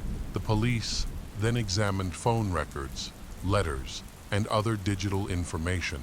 This evidence confirmed that shortly before the tragedy, Melanie had discovered her husband's infidelity, which matched the entries in her diary. Peter's new girlfriend was a colleague at the hotel. The day after the tragedy, August 28, 2006, which was also Peter's birthday, he went on a date with new girlfriend. They returned to Peter's house and spent the night there, in the same bed where Melanie had been murdered just the day before. When confronted about this, Peter denied everything and offered numerous excuses, but it was clear that he was lying. Peter went on trial in May 2010. He pleaded guilty to manslaughter and obstruction of justice. While Peter maintained that he acted in self-defense, the evidence presented by the police and the prosecution was compelling. The prosecution argued that Peter had acted intentionally. They believed that Peter wanted to continue his relationship with his new girlfriend and saw Melanie as an obstacle. The prosecution contended that murder was unnecessary. Peter could have simply ended his marriage since they had no children and no assets to divide. The couple did not have any insurance, which ruled out any financial motive. Peter soon broke up with his co-worker and began dating other women while pretending to be a grieving widower. One of his girlfriends had a daughter with him and later recounted their relationship in court. She explained that when Peter found out she was pregnant, he was initially confused but agreed to support her decision to keep the baby, promising to be there for her. However, he left for Germany shortly afterward, claiming that his father had died and he needed help with the funeral. He stayed to support his grieving mother, later telling his girlfriend that his mother had also died of a stroke and that he needed to arrange another funeral. He frequently disappeared for periods of time. When he reappeared, he said he had been in the hospital with kidney problems, although she had seen him around town. She later gave birth and raised the child alone. She discovered that Peter had been lying to her the entire time. He was a pathological liar. However, she never believed that he was capable of murder and was shocked to learn what he had done to his wife. The prosecution reconstructed the events of that tragic day, August 27, 2006. Melanie returned home from dinner with friends at a Chinese restaurant and went to bed. At that moment, Peter saw an opportunity to get rid of his troublesome wife. He wanted to ensure she was defenseless, so he picked up the heaviest frying pan in the kitchen. He smashed the pan into his sleeping wife's face several times, knocking her unconscious and fatally injuring her. For 3 years, Melanie's body was hidden in a freezer in the shed. When Peter finally decided to leave his Hamilton Avenue home, he planned to go to Malta with a new girlfriend. However, Peter faced a problem. He needed to dispose of Melanie's body to avoid arrest. He decided to put her body in a sleeping bag outside. He wrapped it in cling film and placed it at the bottom of a wheelie bin, covering it with black bin bags. Peter asked his neighbor to move the bin outside before the rubbish collectors arrived. The neighbor agreed and pushed the bin out of the way. Noticing that it was unusually heavy, the cleaners refused to move an overloaded bin. Had everything gone according to plan, Melanie's body would have been dumped in a landfill, allowing him to escape detection.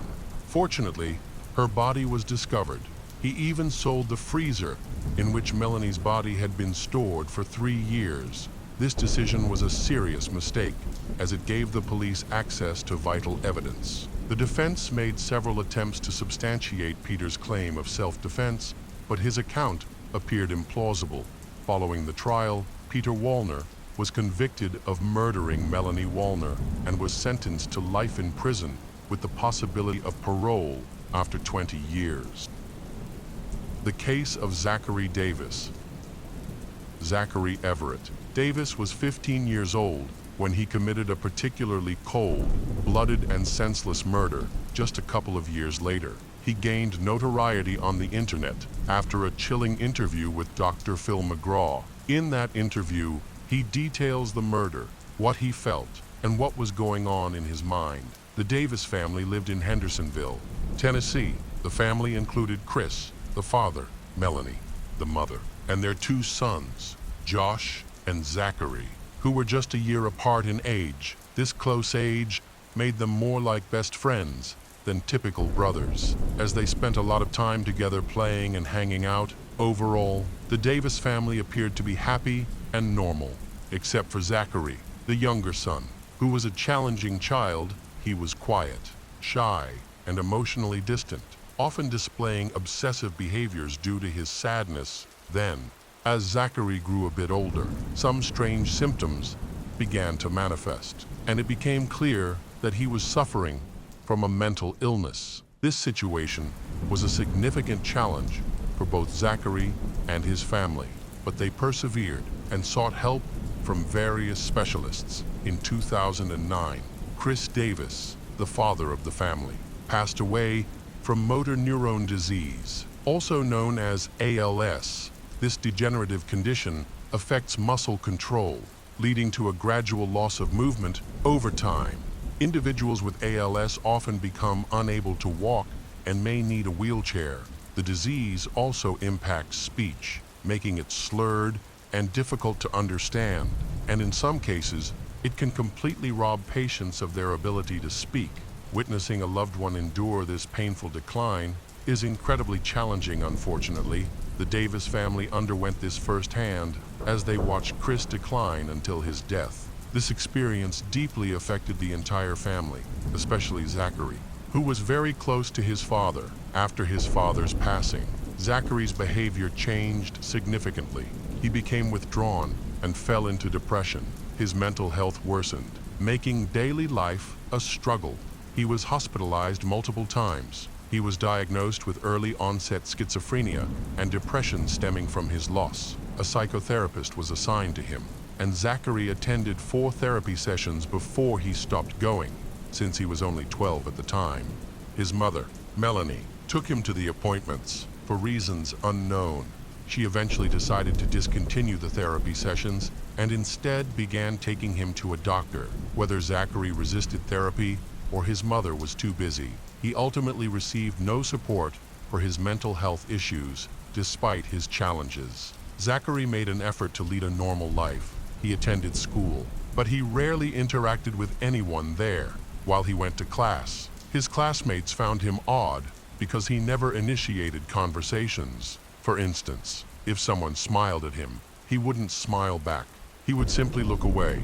He only spoke when absolutely necessary, such as when a teacher addressed him or when an important question was asked. When he did talk, his voice was very soft, almost a whisper. As if he were hesitant to join the conversation, Zachary had no friends. Likely because he did not enjoy socializing or meeting new people, his only close companion was his older brother, Josh. They played and spent a lot of time together before their father's death. After Chris's death, Zachary became withdrawn and seemed to prefer that state. His classmates noticed that he wore the same hoodie every day and often kept the hood up when he was outside, which displayed unusual behavior, unlike his brother. Josh, who was active, participated in sports, had many friends, and frequently attended parties. Zachary chose to isolate himself in his bedroom.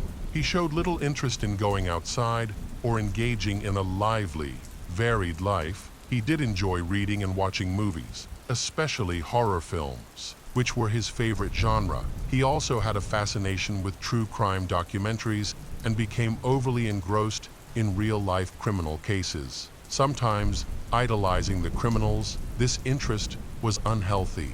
While watching crime films, Zachary exhibited no empathy for the victims and instead became captivated by the killers, viewing them as role models. He kept multiple notebooks because he loved to write and draw.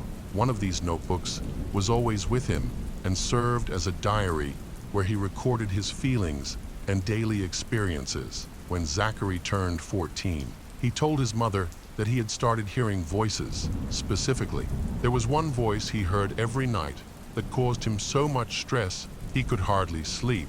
This voice belonged to his deceased father and said many distressing things. Concerned, Melanie took Zachary to a psychiatrist. Unfortunately, his condition only worsened initially. Zachary only heard the voice at night when he was trying to sleep, but eventually it began to occur all the time, and he found himself constantly talking to it over the next few years. Zachary's mental health continued to decline, and he did not receive adequate support, although he had a diagnosis. He did not attend regular therapy sessions and likely wasn't on any medication after the loss of Chris. Melanie tried to balance work and household responsibilities while spending quality time with her sons. She worked hard to create a sense of normalcy in their lives by organizing family activities and planning fun outings. On August 10, 2012, Melanie took her sons to the movies, and they all had a wonderful time. After the movie, they returned home late and went to bed, however. Zachary had different plans for the night. He packed a backpack with notepads, pens, a toothbrush, a change of clothes, a ski mask, gloves, a hammer, and a knife. He then zipped up the backpack and went to the garage to retrieve a heavy sledgehammer that the family kept there. Around 11 p.m., Zachary picked up the sledgehammer and walked to his mother's bedroom. He paused at the door. Looking at his mother was asleep with the lights off. In that moment, he felt completely clear-headed. He approached her, lifted the sledgehammer, and began to strike her repeatedly with all his strength. He did this with such brute force that her blood splashed all over the room. The force of the blows caved in his mother's skull. Zachary recounted that his mother regained consciousness after the first or second blow, but she couldn't speak. Instead, she started to have convulsions during this time. Her eyes were open, and Zachary glanced into her eyes while he struck her with the sledgehammer, even though his mother was looking at him. She was unaware of her surroundings or what was occurring. Zachary admitted that throughout the violent attack on his mother, he was laughing, describing it as joyful laughter. 15-year-old Zachary brutally killed his mother in just a few minutes. However, he had more planned. His older brother, Josh, who was 16 at the time, was asleep in his bedroom after killing their mother. Zachary went downstairs with a bloody sledgehammer, leaving a trail of blood in the hallway before leaving the weapon in the laundry room. There are conflicting reports about what he did next. Some say he took gasoline, while others claim he grabbed whiskey or another flammable liquid. Zachary then returned to his mother's bedroom and began pouring the liquid everywhere. He also soaked the game room upstairs with the flammable liquid. After setting fires in both rooms, he took a pre-packed backpack and left, allowing the house to burn along with his mother's body and his still living brother. Zachary's plan went horribly wrong. He wanted the house fire to destroy any evidence of his crime and to eliminate his brother. However, he made a critical error by setting the fires in 2 rooms and then closing the doors. This restricted the fire's spread, causing the smoke alarms to activate immediately. The noise of the alarms woke Josh. He jumped out of bed and rushed to his mother's bedroom. When he opened the door, he was met with a horrifying sight. His mother lying on the bed, covered in blood. In that moment, Josh realized he couldn't save her. She was already dead. Frantic, he ran out of the house to a neighbor's home and called 911. It's hard to fathom what must have been racing through Josh's mind. Everything unfolded so quickly. He woke to the fire alarm, discovered the blaze, and rushed to help his mother, only to find her lifeless body. The sequence of events unfolded rapidly, demonstrating how effectively the brain processes such situations. Emergency services arrived at the scene and extinguished the fire. Unfortunately, Melanie Davis was declared dead on sight, and the police began questioning Josh about what had happened. He immediately informed them that his younger brother, Zachary, who was gravely ill, was missing. Zachary had not been in the house during the fire, prompting the police to issue a missing persons report for him. This information was dispatched to all local police officers, and search teams quickly began their efforts. Knowing that Zachary could not have wandered far, he was located the following morning. About 10 miles from home, the police concluded that as soon as he left the house, he just kept walking, stopping occasionally to make entries in his notebook. When found, Zachary was covered in blood and was still wearing the same clothes in which he had killed his mother, although he had a change of clothes in his bag. It's unclear why he didn't use them. This aided the search, since the police recognized him immediately. They knew he was the suspect and arrested him, taking him to the police station. There, Zachary Davis confessed to murdering his mother and believed his brother had died in the house fire. He intended to kill both his brother and mother, leaving home under the belief that his plan had completely succeeded.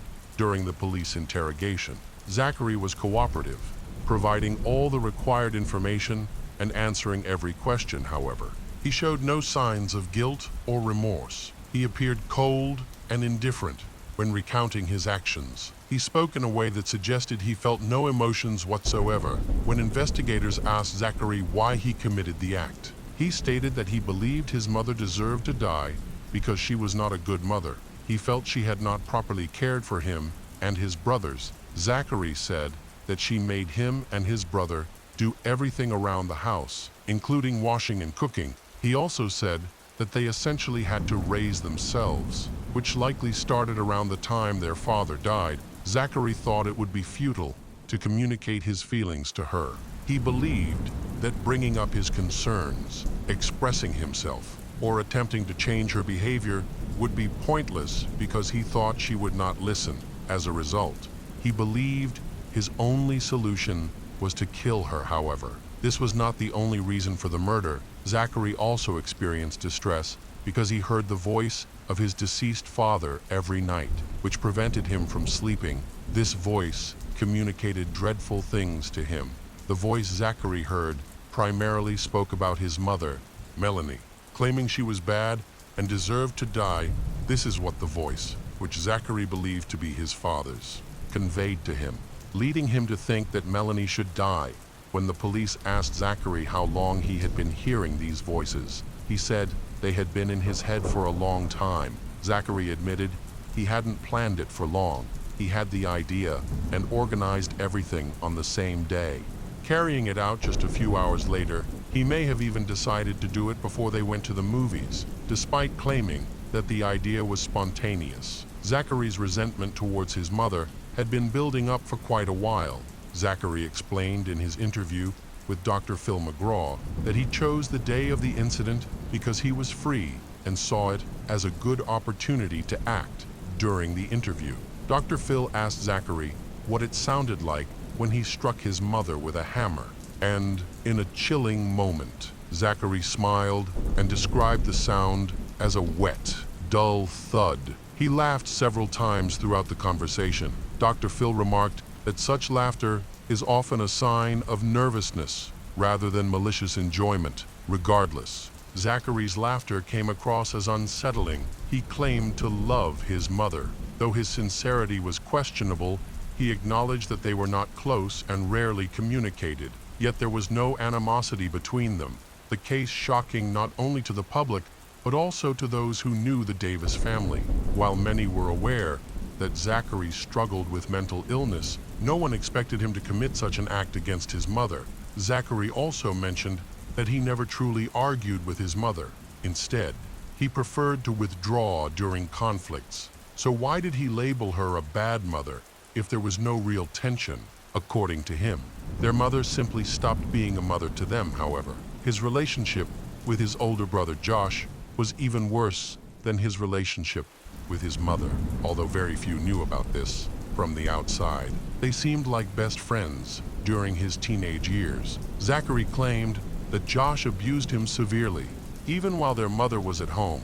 It's important to note that Josh was never charged or convicted of any crime, and Josh firmly denies these allegations. He defended himself during a hearing when Zachary's claims were brought up in court as a reason for Zachary's desire to harm him. In court, Josh reiterated that these incidents never occurred. No evidence supports these claims, but it would be challenging to find proof, even if they were true. Zachary claims that this incident significantly influenced his decision to kill his mother. He felt anger towards Melanie. Believing she should have protected him, he felt let down by her because she was in the house when Josh harmed him, but did nothing to intervene. She didn't even notice. It seemed to Zachary that she didn't care, and he allegedly tried to tell his mother what Josh had done, but she didn't want to hear it. Zachary wrote in his diary that she wouldn't listen to him and that she never believed him. She got angry every time he brought up the subject. She yelled at him, saying he was lying. This was one of the few topics they argued about, as they generally did not have many disagreements or conflicts within the family. Zachary revealed that the violence he experienced deeply affected him. Following the incident, he refrained from bathing for several weeks because the bathroom lacked a lock, and he was afraid his brother might break in while he was vulnerable. This led to him smelling very unpleasantly, which further fueled his anger towards his mother. It is hard to believe that a mother wouldn't notice their child had stopped showering, yet Melanie never mentioned this to Zachary. As a result, Zachary began to harm himself, which was the most severe sign of his illness. He expressed thoughts of wanting to kill his mother with a sledgehammer, wishing for her to die a painful death rather than peacefully in her sleep. He fantasized about starting a fire while Josh was still in the house, so that Josh would wake up in panic as the flames approached him.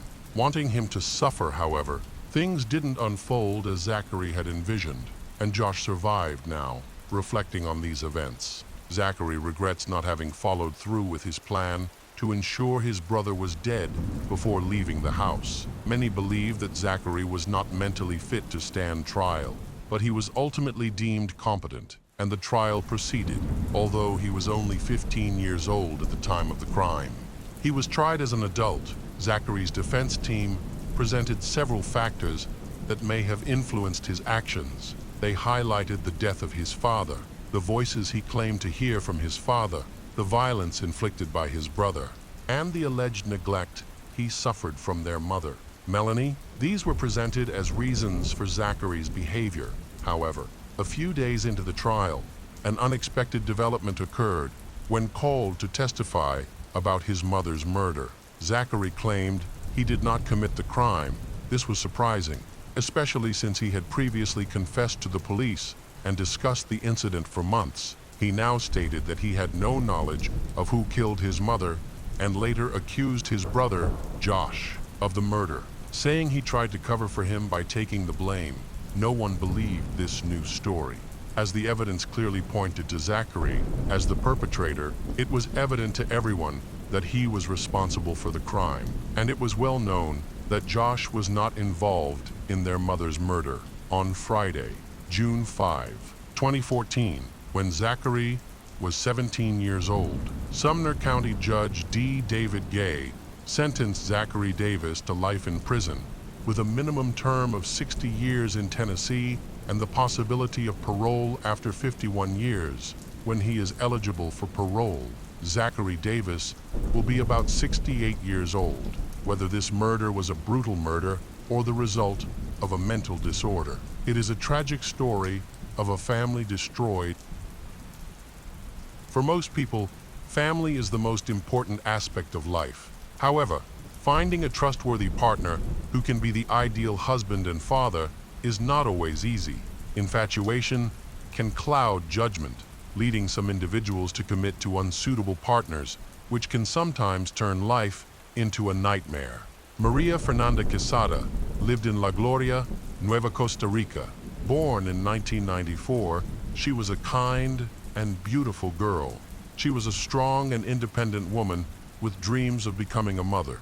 She wasn't overly focused on her career. Instead, she valued the warmth and comfort of a family. She wished for siblings, but was her parents' only child.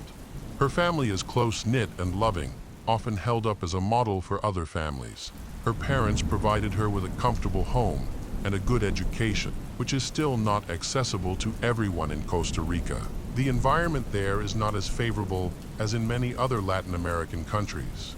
Maria had a great relationship with her family, and she was especially close to her maternal aunt.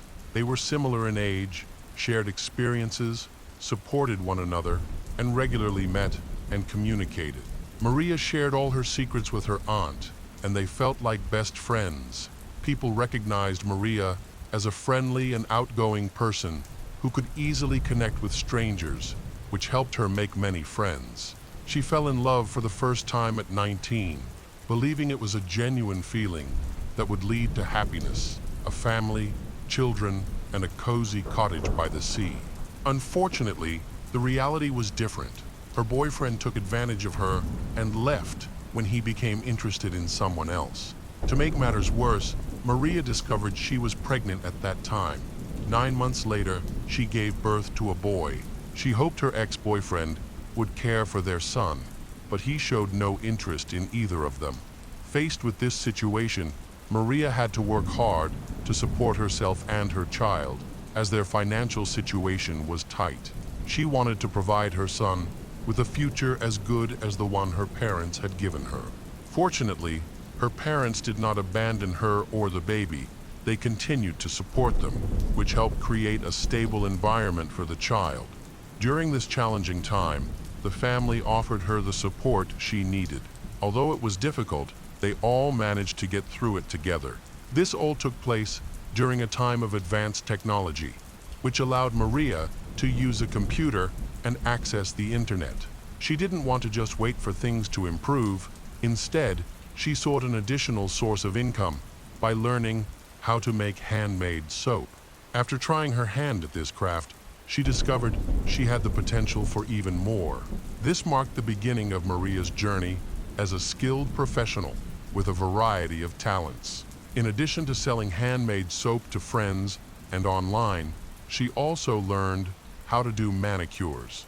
She created several groups on social media to showcase her skills, and her client base quickly began to expand. Maria dreamed of building her own website and eventually opening a salon. From the start, her efforts received positive feedback, and her clients were happy with her services. At this point, her main focus was on the well-being of her child and family, and she dedicated her free time to them. Maria longed for love and a family. She dreamed of finding a man to complete her. One day, while she was out in the city gathering materials, she met Esteban Rovira Vargas. He was 16 years older than she was, and despite their age difference, Maria fell deeply in love with him. It's unclear how he left such a strong impression on her, as he was very different from her. Esteban was hot-tempered and aggressive, with a complicated past linked to crime, although he avoided discussing it. Their romance lasted several months before Maria felt ready to introduce him to her family. The meeting was chaotic. Esteban made such a strong impact that her parents were firmly opposed to him. The primary issue with her parents stemmed from Esteban's rudeness, foul language, and blatant disrespect towards others. He came across as cruel and unpredictable.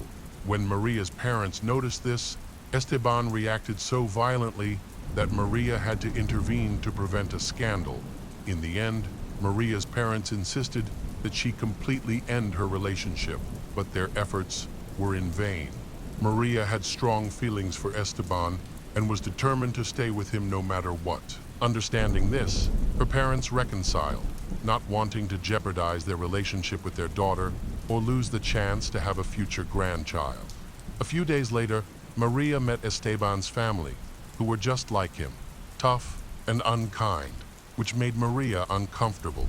She confided in her aunt that Esteban was the most reasonable person in his family. Despite his difficult personality, their relationship continued to grow. Esteban appears surprisingly calm around Maria, seemingly relying on her to help curb his temper.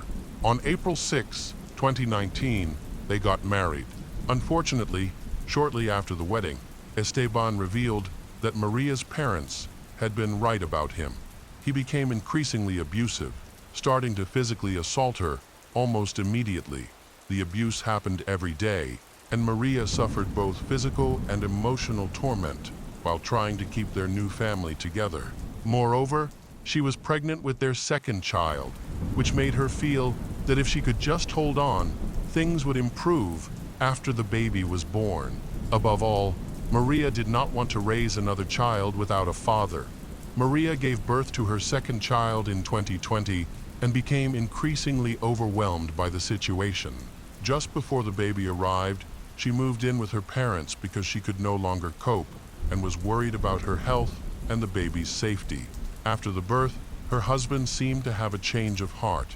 He visited her, sincerely apologized for his past mistakes and the pain he had caused, thanked her for their new son, and promised never to hurt her or argue with her again.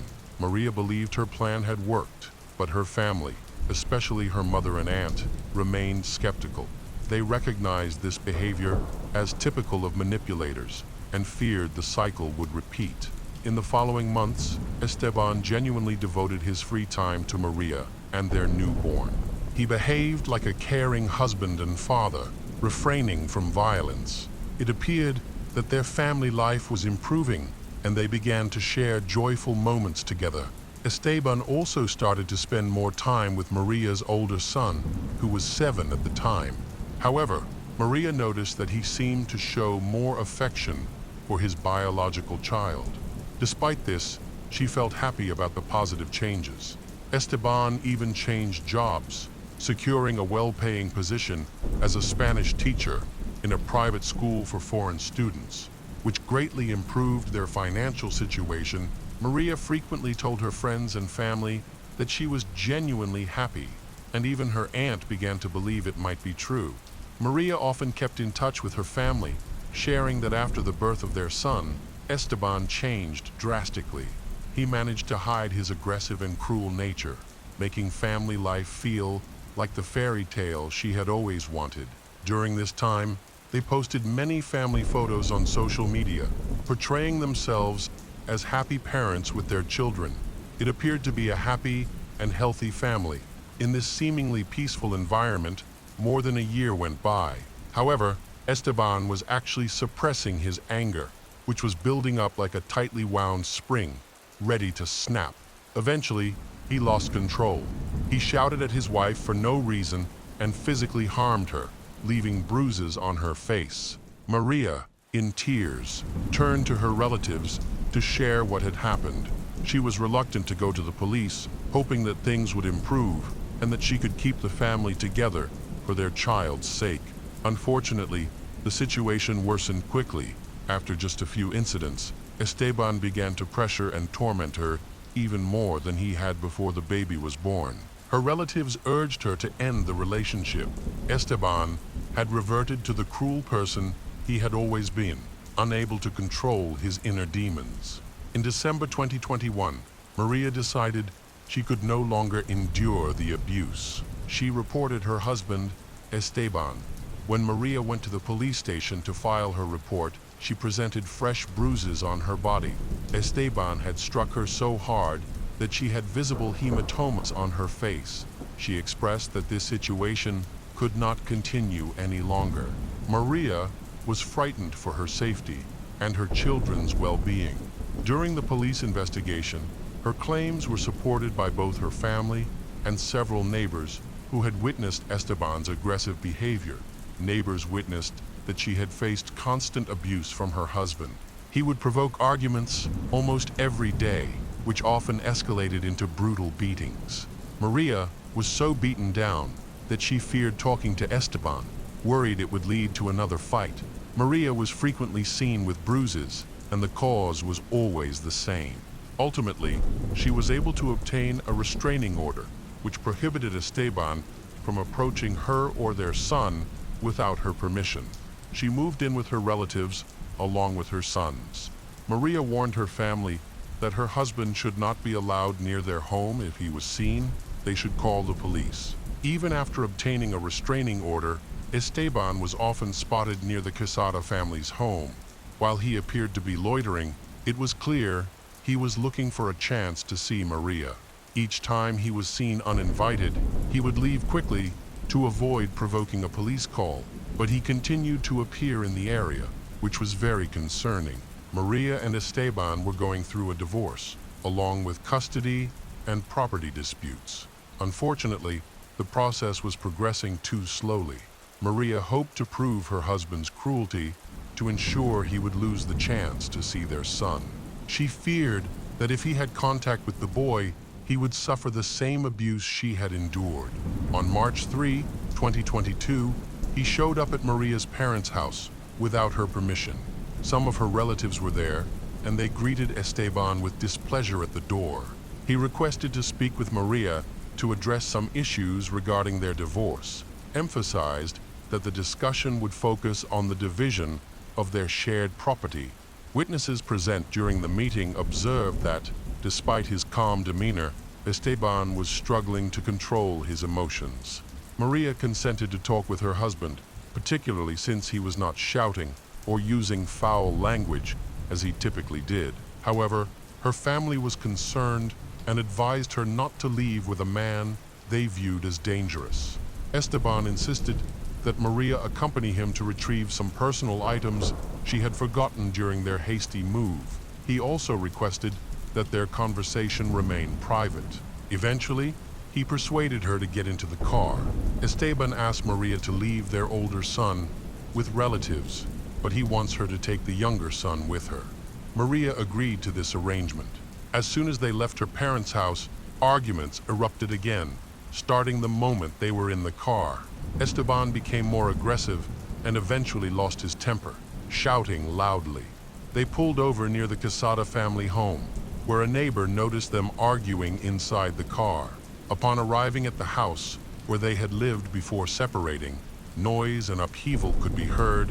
It seemed that Esteban was breaking things or physically harming his wife again. The child was crying from inside the house. Their 2-year-old son could be heard pleading with his father to stop. Outside, a neighbor heard Maria calling for help. The neighbor rushed to the house but realized he had left his phone behind and couldn't call the police. At that moment, Esteban called his sister, revealing that he had just killed his ex-wife in front of their son. claiming she had attacked him first. His sister was horrified and urged him to take the child and go to the police, but he ignored her. Instead, Esteban left the scene of the crime, still wearing the blood-stained shirt from the incident. He placed the child in the front passenger seat of the car and quickly drove away. Several neighbors called the police, and Esteban's sister also reported the incident. When the police arrived, Esteban had already left the scene. They sealed off the area where Maria was lying, where she was attacked by her husband in the kitchen. The police spoke to the neighbors who were gathered outside Esteban's home. The neighbors confirmed that Esteban had a long history of violent behavior. He was generally disliked in the community due to his rude and aggressive demeanor, often shouting at people for no reason, leading people to keep their distance. Although Maria eventually left him and obtained a restraining order, she made the mistake of getting back into his car. Meanwhile, a white car was driving down the road with Esteban and their 2-year-old son inside. The child was the only witness to the horrific murder, watching as his father stabbed his mother 11 times, mainly in her upper body and head. Maria tried to fight back, but she was powerless. Judging by the position of several wounds, Esteban had likely attacked her from behind. It did not seem as though she had provoked him. Her desperate attempts to fend off his assault were doomed to fail. Realizing that Esteban was trying to escape with their child, a large-scale operation was organized to capture him. The criminal's vehicle was put on alert, and several patrol units were dispatched to intercept him. His condition and intentions were unclear, and the child might be in danger. The police were hesitant to use force to stop the suspect because they feared for the boy's safety. Instead, they decided to follow Esteban. However, catching or even locating him proved to be extremely difficult. Shortly after the search began, officers found Esteban's abandoned car just a few kilometers from the scene of the violent incident, suggesting that Esteban had already switched vehicles. The police had no information about the car Esteban was currently using, and it appeared that he and the child had only one escape route, crossing the border. This raised the risk of losing track of them entirely, as Esteban could take a bus, use another car, or get a ride from someone. The authorities set up checkpoints in hopes of catching Esteban when he tried to cross the border. Fortunately, their strategy paid off. Within a few hours, they tracked him down at a checkpoint while he was attempting to pass through in a stolen vehicle. The border officers had been notified, so when he presented his identification, the chase ended. Esteban was arrested without any resistance. His 2-year-old son had been in the passenger seat the whole time, and thankfully had not been harmed. During the search of the vehicle, authorities discovered a firearm and a blood-stained knife, which could have been the murder weapon used against Maria.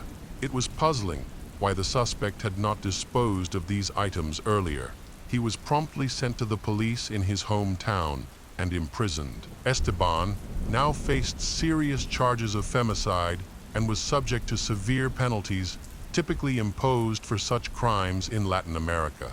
After investigating the knife found in the vehicle, it was confirmed that the blood on it belonged to Maria, and the handle carried Esteban's fingerprints, leaving no doubt about his guilt. The custody of Maria's children was to be transferred to her parents. The older child was quickly placed in the care of Maria's parents. However, there were troubles involving the younger child. Even though Esteban had murdered the child's mother right in front of him and was awaiting trial in prison, Esteban still retained custody rights over the child under Costa Rican law. The boy became embroiled in a custody dispute between the families of his biological parents. The Vargas family aggressively sought custody, employing questionable tactics. They attempted to discredit Maria, suggesting that this could somehow excuse the murder. They claimed that Maria had neglected her sons for a long time and did not care for them properly. Instead, she pressured Esteban, which led him to lash out at her. Ultimately, they suggested that one day, during a heated argument related to their divorce, Maria attacked Esteban, leaving him no choice but to defend himself with a kitchen knife, resulting in wounds inflicted to stop her. They also attempted to portray Maria's parents negatively, arguing that they were unfit guardians. Maria's relatives had long spoken of her suffering from psychological and physical abuse, with accusations of beatings and threats supported by family, friends, and neighbors. Esteban's family depicted him as a victim, which many found hard to believe. Of course, this was a blatant lie. However, statements from Esteban's relatives complicated the prosecution's investigation, forcing them to challenge these claims and gather evidence to support the Quesada family.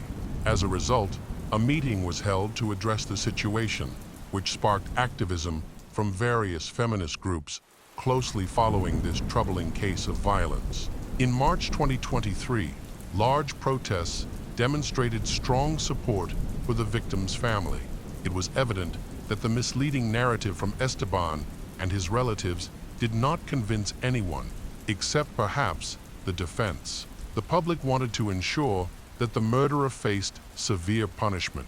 Women across the country asserted that a lack of accountability only led to more violent crimes, and the statistics clearly supported their claims.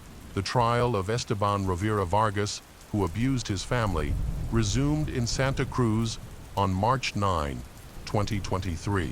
The prosecution argued that he deliberately killed his wife. In contrast, the defense, supported by Esteban and his family, claimed that he was actually the victim. However, their claims were quickly proven false, as the prosecution presented multiple witnesses, including neighbors, who testified to Esteban's violent behavior. Sadly, Maria's youth and innocence led her to make poor decisions, while the Vargas family's lies were exposed through forensic analysis, which conclusively resolved the case. The nature of Maria's injuries ruled out the possibility that she had attacked Esteban. 2 strikes to her back clearly indicated a planned assault. Esteban had intended to harm her from the outset. Maria's younger son could not serve as a witness due to his age. However, recordings of conversations with their 2-year-old child were presented in court. These recordings revealed that Esteban repeatedly acted aggressively and often assaulted Maria. The older son also testified, corroborating his brother's claims about the violence inflicted by Esteban. Both children were afraid of him, especially the older son, who was not Esteban's biological child and held a strong bias against him. As a result of their traumatic experiences and the loss of their mother, both sons were sent for psychological treatment. The prosecution sought a 37-year prison sentence for the defendant, while the defense maintained his innocence throughout the trial, attempting to reduce his sentence and even aiming for an acquittal. Fortunately, these efforts were unsuccessful. In May 2023, the court ruled in favor of Maria.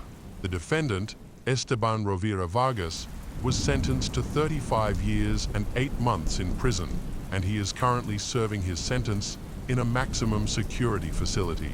Additionally, Esteban was ordered to pay 75 million Costa Rican colones in compensation to Maria's family.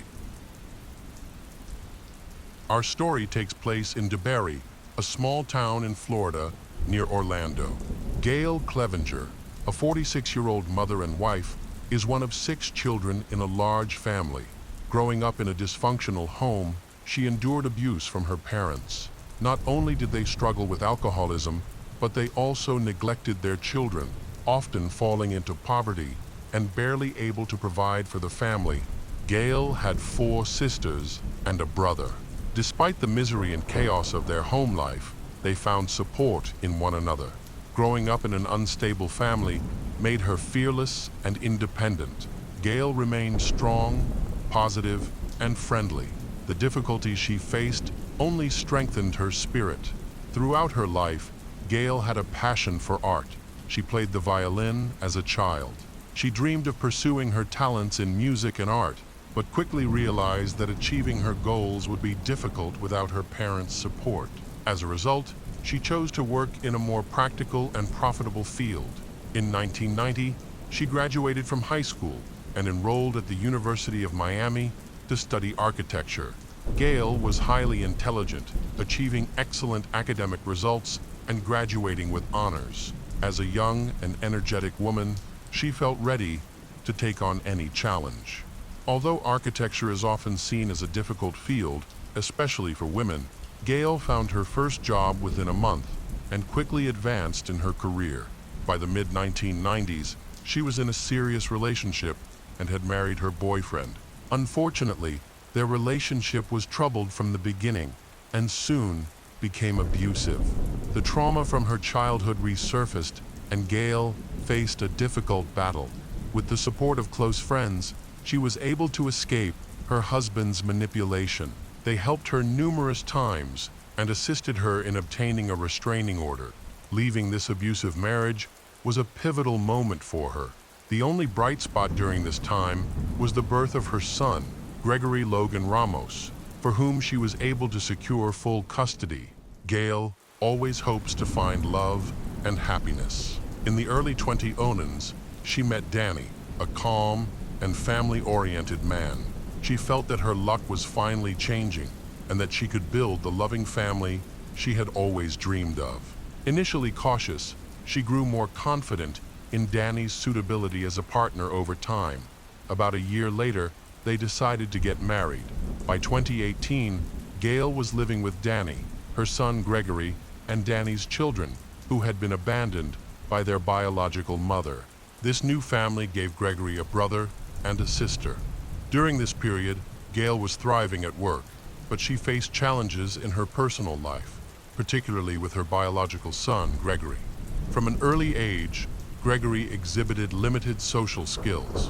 While he had a few friends, he often struggled to fit in, particularly when confronted with new or unfamiliar situations. Worried about your child's condition, Gail wanted to help him develop social confidence. She enrolled him in karate classes, hoping that participating in a sport would boost his self-esteem and help him communicate better with peers. Unfortunately, the relationship between the siblings in the family did not develop as she expected. Gail put in a lot of effort to connect with her son. Many people recognized her as a caring and devoted mother who did everything for him. In her free time from work, she worked hard to create a nurturing environment for his upbringing, one that she had missed out on during her own childhood. She believed it was important for him to focus on his education and career, but her attempts to communicate this seemed to go unheard. At this time, the family lived in a large house where 15-year-old Gregory and his siblings each had their own rooms. Gail felt proud to have achieved her dream of a happy family life. However, not everyone shared her positive outlook. Gregory was in middle school, where he had a small circle of friends, but overall, he struggled to fit into society. His performance in class was average. He didn't stand out in any particular way and lacked enthusiasm for school activities. It seemed that his mother was more invested in his achievements than he was. He rarely met up with friends outside of school and preferred to spend most of his time alone in his room playing video games. His main hobby was gaming, and he also enjoyed listening to loud music late into the night in his room. During this time, he got into many conflicts and fights, attracting the attention of the police. His mother did her best to protect him from trouble and managed to persuade the police to give them a chance to sort things out. A psychologist then worked with Gregory and determined that he had no intelligence or developmental issues. Rather, he was simply too lazy to succeed and achieve his goals. At the age of 15, this situation was further complicated by the difficult transition period Gregory was experiencing. Gail was very concerned about her son's legal issues. She recognized that nothing serious had happened so far, but she feared that if they couldn't get him under control, it could lead to more significant problems.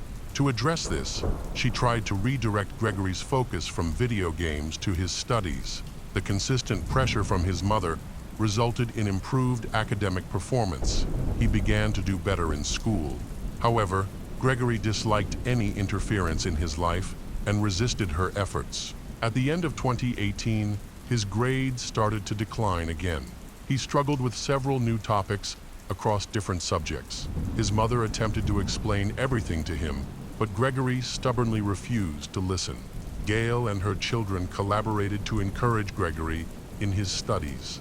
On November 1, 2018, Danny and his children went to visit relatives in another city, leaving Gail alone with Gregory. Despite the lack of support during their discussion about his education, Gail continued to motivate Gregory, hoping to steer him back on track. That evening, she checked his grades and noticed that he was falling below the passing mark. Concerned, she arranged another talk with him, stressing the importance of focusing on his education to earn a good diploma, which would help him get into college and build a future. As usual, the rebellious teenager Gregory listened without displaying much emotion. The next morning, Gregory went to school as usual. He remained quiet and reserved, interacting only with a small group of friends. After school, he returned home around 3 p.m. The emergency services received a worrying call from a boy who identified himself as 15-year-old Gregory Logan Ramos. He reported that upon his return from school, he found the door to his home broken and the interior in disarray. He hesitated to go further inside, worried that an intruder might be hiding there. Gregory had been at school all day and was anxious because his mother's car was in the driveway, yet everything inside was eerily quiet. He feared that his mother might be in trouble. Gregory hadn't seen her and thought she could be at work, possibly borrowing someone else's car or getting a ride from a colleague that morning. However, the broken door and the mess inside raised concerns about his mother's safety. The dispatcher spoke with Gregory to gather more information about the situation, and a patrol car was sent to their home. When the officers arrived, they found Gregory waiting outside, visibly upset. He pointed out the broken door and appeared very distressed. By then, neighbors had noticed the commotion and approached to offer support. Gregory attempted to call his mother several times, but each attempt went unanswered. The police quickly searched the house, but found nothing out of the ordinary. There were no bloodstains or other signs of danger. They assessed the damage inside and concluded that the intruder seemed intent on destruction rather than theft. The officers wondered why the neighbors hadn't heard anything during such a chaotic event, but everyone just shrugged, seemingly indifferent. Gregory believed the robber had entered their home while he was at school. The most concerning issue was the disappearance of Gail. Gregory was extremely anxious, prompting the authorities to take him to a local medical center for evaluation and possible calming medication. The situation was further complicated by the lack of other family members present. Aside from Gail and Gregory, no one else was in the house. Although there were suspicions of revenge from the ex-husband, this theory was quickly ruled out because he had a solid alibi, confirmed by colleagues and surveillance footage showing he was at work. Gregory was deeply affected by the break-in and his mother's disappearance. He was later taken to the police station for a more in-depth discussion where they hoped he would cooperate. However, Gregory was reluctant to assist. He took considerable time to think through his answers. His initial shock and confusion shifted to focus and anxiety. The officers noticed fresh scratches and bruises on Gregory's body, indicating he had been in some sort of struggle. He also had bruises under his eyes, and his face and hands were badly scraped. When asked about the incident, Gregory mentioned that he had been involved in a fight at school. However, when pressed for details and the names of the boys involved, he struggled to express himself clearly. He failed to mention the names of those who had instigated the conflict, and his responses seemed vague, as if he were making up a story on the spot. Sensing that the police were skeptical of his account, Gregory began to shy away from the topic during the questioning. One detective noticed the inconsistencies in his statements and started to focus on Gregory's body language. As the interrogation continued, Gregory grew increasingly anxious. The officers began to doubt his credibility. Gregory frequently played with his hair, rubbed his leg and arm, covered his eyes with his hand while responding, and crossed his limbs, all of which indicated his discomfort and desire to withdraw from the conversation. The detectives were piecing together the timeline of events from the past 2 days, focusing on the time he had spent alone with his mother at home to determine their next steps. One officer observed that Gregory could recount his morning routine and his return home from school with precise timing, as if he had rehearsed it. Gregory struggled to remember when he had last had dinner or the last time he saw his mother.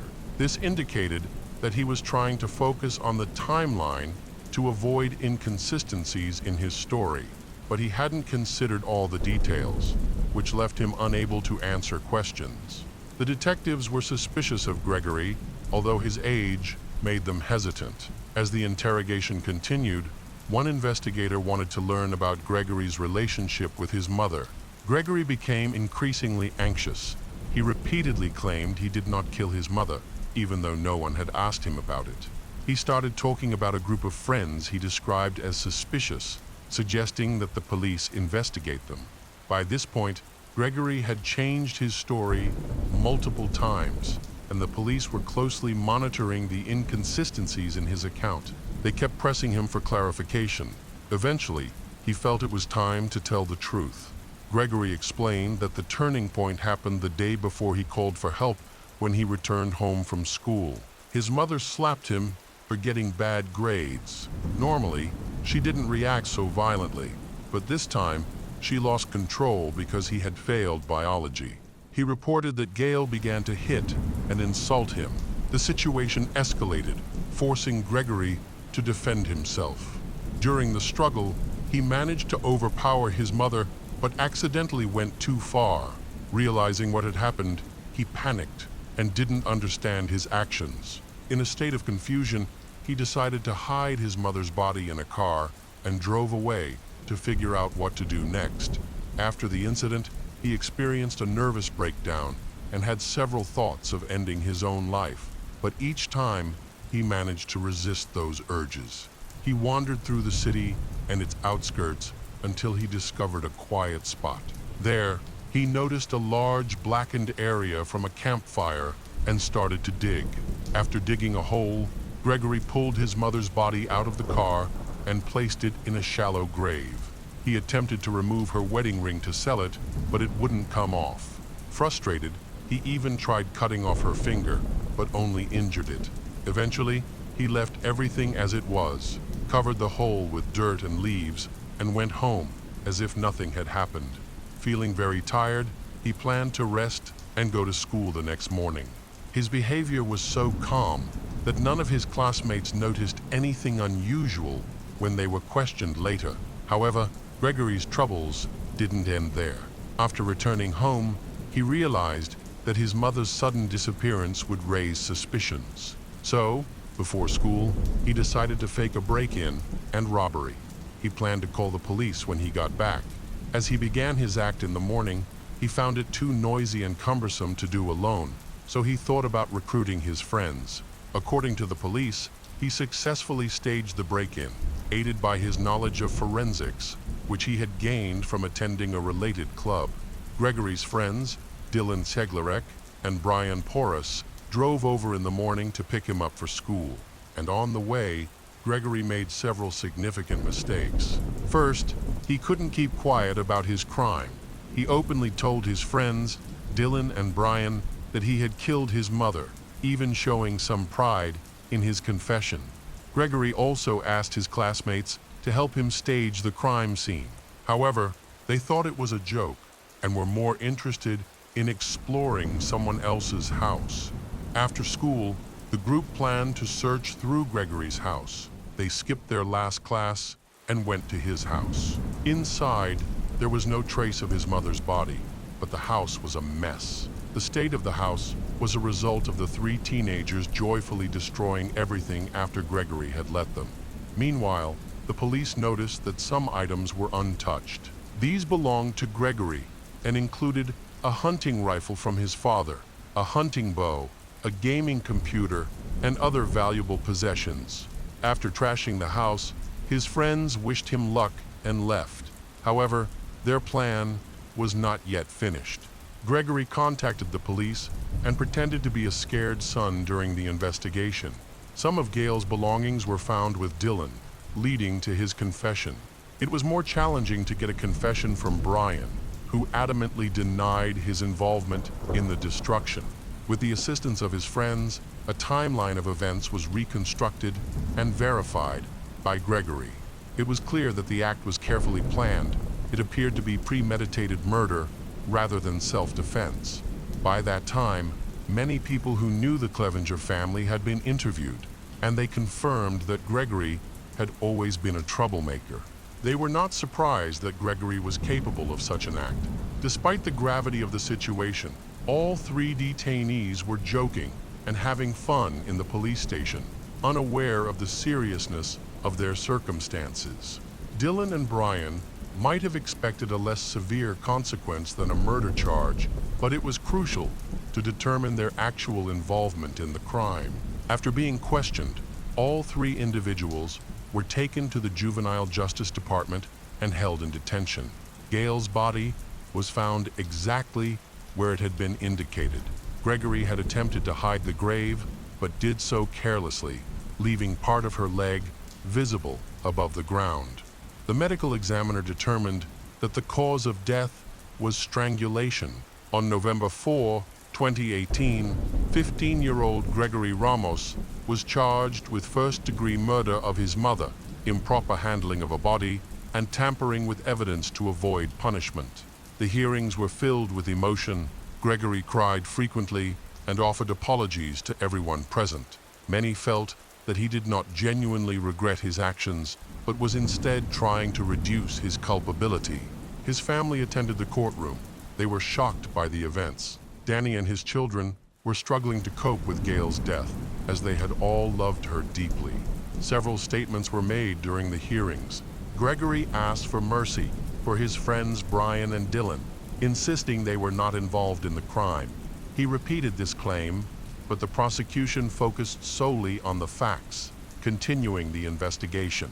According to Gregory, he and his friends were unaware of the full extent of the crime, and his friends did not believe that his mother had been murdered. When he realized the severity of the situation, he tried to make light of it, fabricating a story to explain why chaos ensued at home. Considering Gregory's age, he had a good chance of being acquitted or receiving a very light sentence. To reach a compromise, the prosecution proposed a plea deal. Because he was a minor, Gregory was not facing the death penalty, but if he confessed, he could avoid life imprisonment. Gregory accepted the deal and explained that he had an argument with his mother over a bad grade that evening. He did not argue back. Instead, he went to his room, slammed the door, and tried to sleep, but he couldn't. While Gregory was trying to sleep in his room, Gail called her husband, who was out of town, visiting relatives with their children. She told him about the argument with Gregory, and he reassured her, promising to come back in a couple of days to address the situation. The hurtful words his mother had said during the argument kept playing in Gregory's mind. Eventually, he left his room and confronted his mother again, and the argument escalated. In a moment of rage, Gregory attacked her, strangling her with his bare hands for about half an hour until she stopped breathing. It's important to note that during that time, he could have chosen to calm down and stop, making it difficult to classify his actions as unintentional. The court sentenced Gregory to 45 years in prison, allowing for parole after 25 years. He would also be on probation for the rest of his life. Although Gregory sought a lighter sentence, his friends faced difficulties. They were threatened with up to 30 years in prison following preliminary hearings. Their bail was denied. Gregory's history of mental illness, which raised concerns about the risk of self-harm or flight. Dylan was held without bail for 309 days, with bail set at $200,000, a sum beyond his family's financial means. By February 8, 2021, he had spent 828 days in the county jail and had not yet pleaded guilty to aiding and abetting the murder, leaving a jury trial pending. During the hearings, The prosecution lacked sufficient evidence to prove Dylan's involvement, leading the judge to propose a compromise. Ultimately, Dylan was sentenced to 10 years of probation. Brian experienced the least hardship. After preliminary hearings, he was allowed to post bail of $100,000. He faced standard restrictions during the investigation, but was able to complete his schooling and enroll in college without violating any conditions. On July 8, 2021, Brian appeared in court. His lawyers argued that over the 3 years he spent free, he had demonstrated that he was a responsible member of society and posed no threat to anyone. On the other side, Gail's family, including Danny and his children, believed that Brian, as a co-conspirator in the violent act, should serve at least 828 days in prison, just like his friend Dylan. They argued that he should receive the same punishment, followed by 10 years of probation. Brian's lawyer attempted to persuade the jurors that Brian had become a victim of his friend's poor choices and lack of judgment. Although Brian was involved in the incident, his age limited his understanding of the situation. Meanwhile, the prosecution maintained that he deserved punishment. They pointed out that Brian failed to report the incident to the police, despite being aware of his friend's confession about the murder of his mother. The defense countered by stating that neither Dylan nor Brian truly believed Gregory's claims. Ultimately, Brian was given a conditional sentence. Danny believes that Gregory's accomplices should have faced harsher penalties. He and others think they assisted Gregory in digging a grave and hiding his mother's body. This suggests that Gregory recruited his friends not just for the attack, but also for the burial. However, eventually, Danny stated that he had forgiven the teenagers, as he realized that no amount of anger or desire for revenge would bring his wife back. He chose to move on from the situation.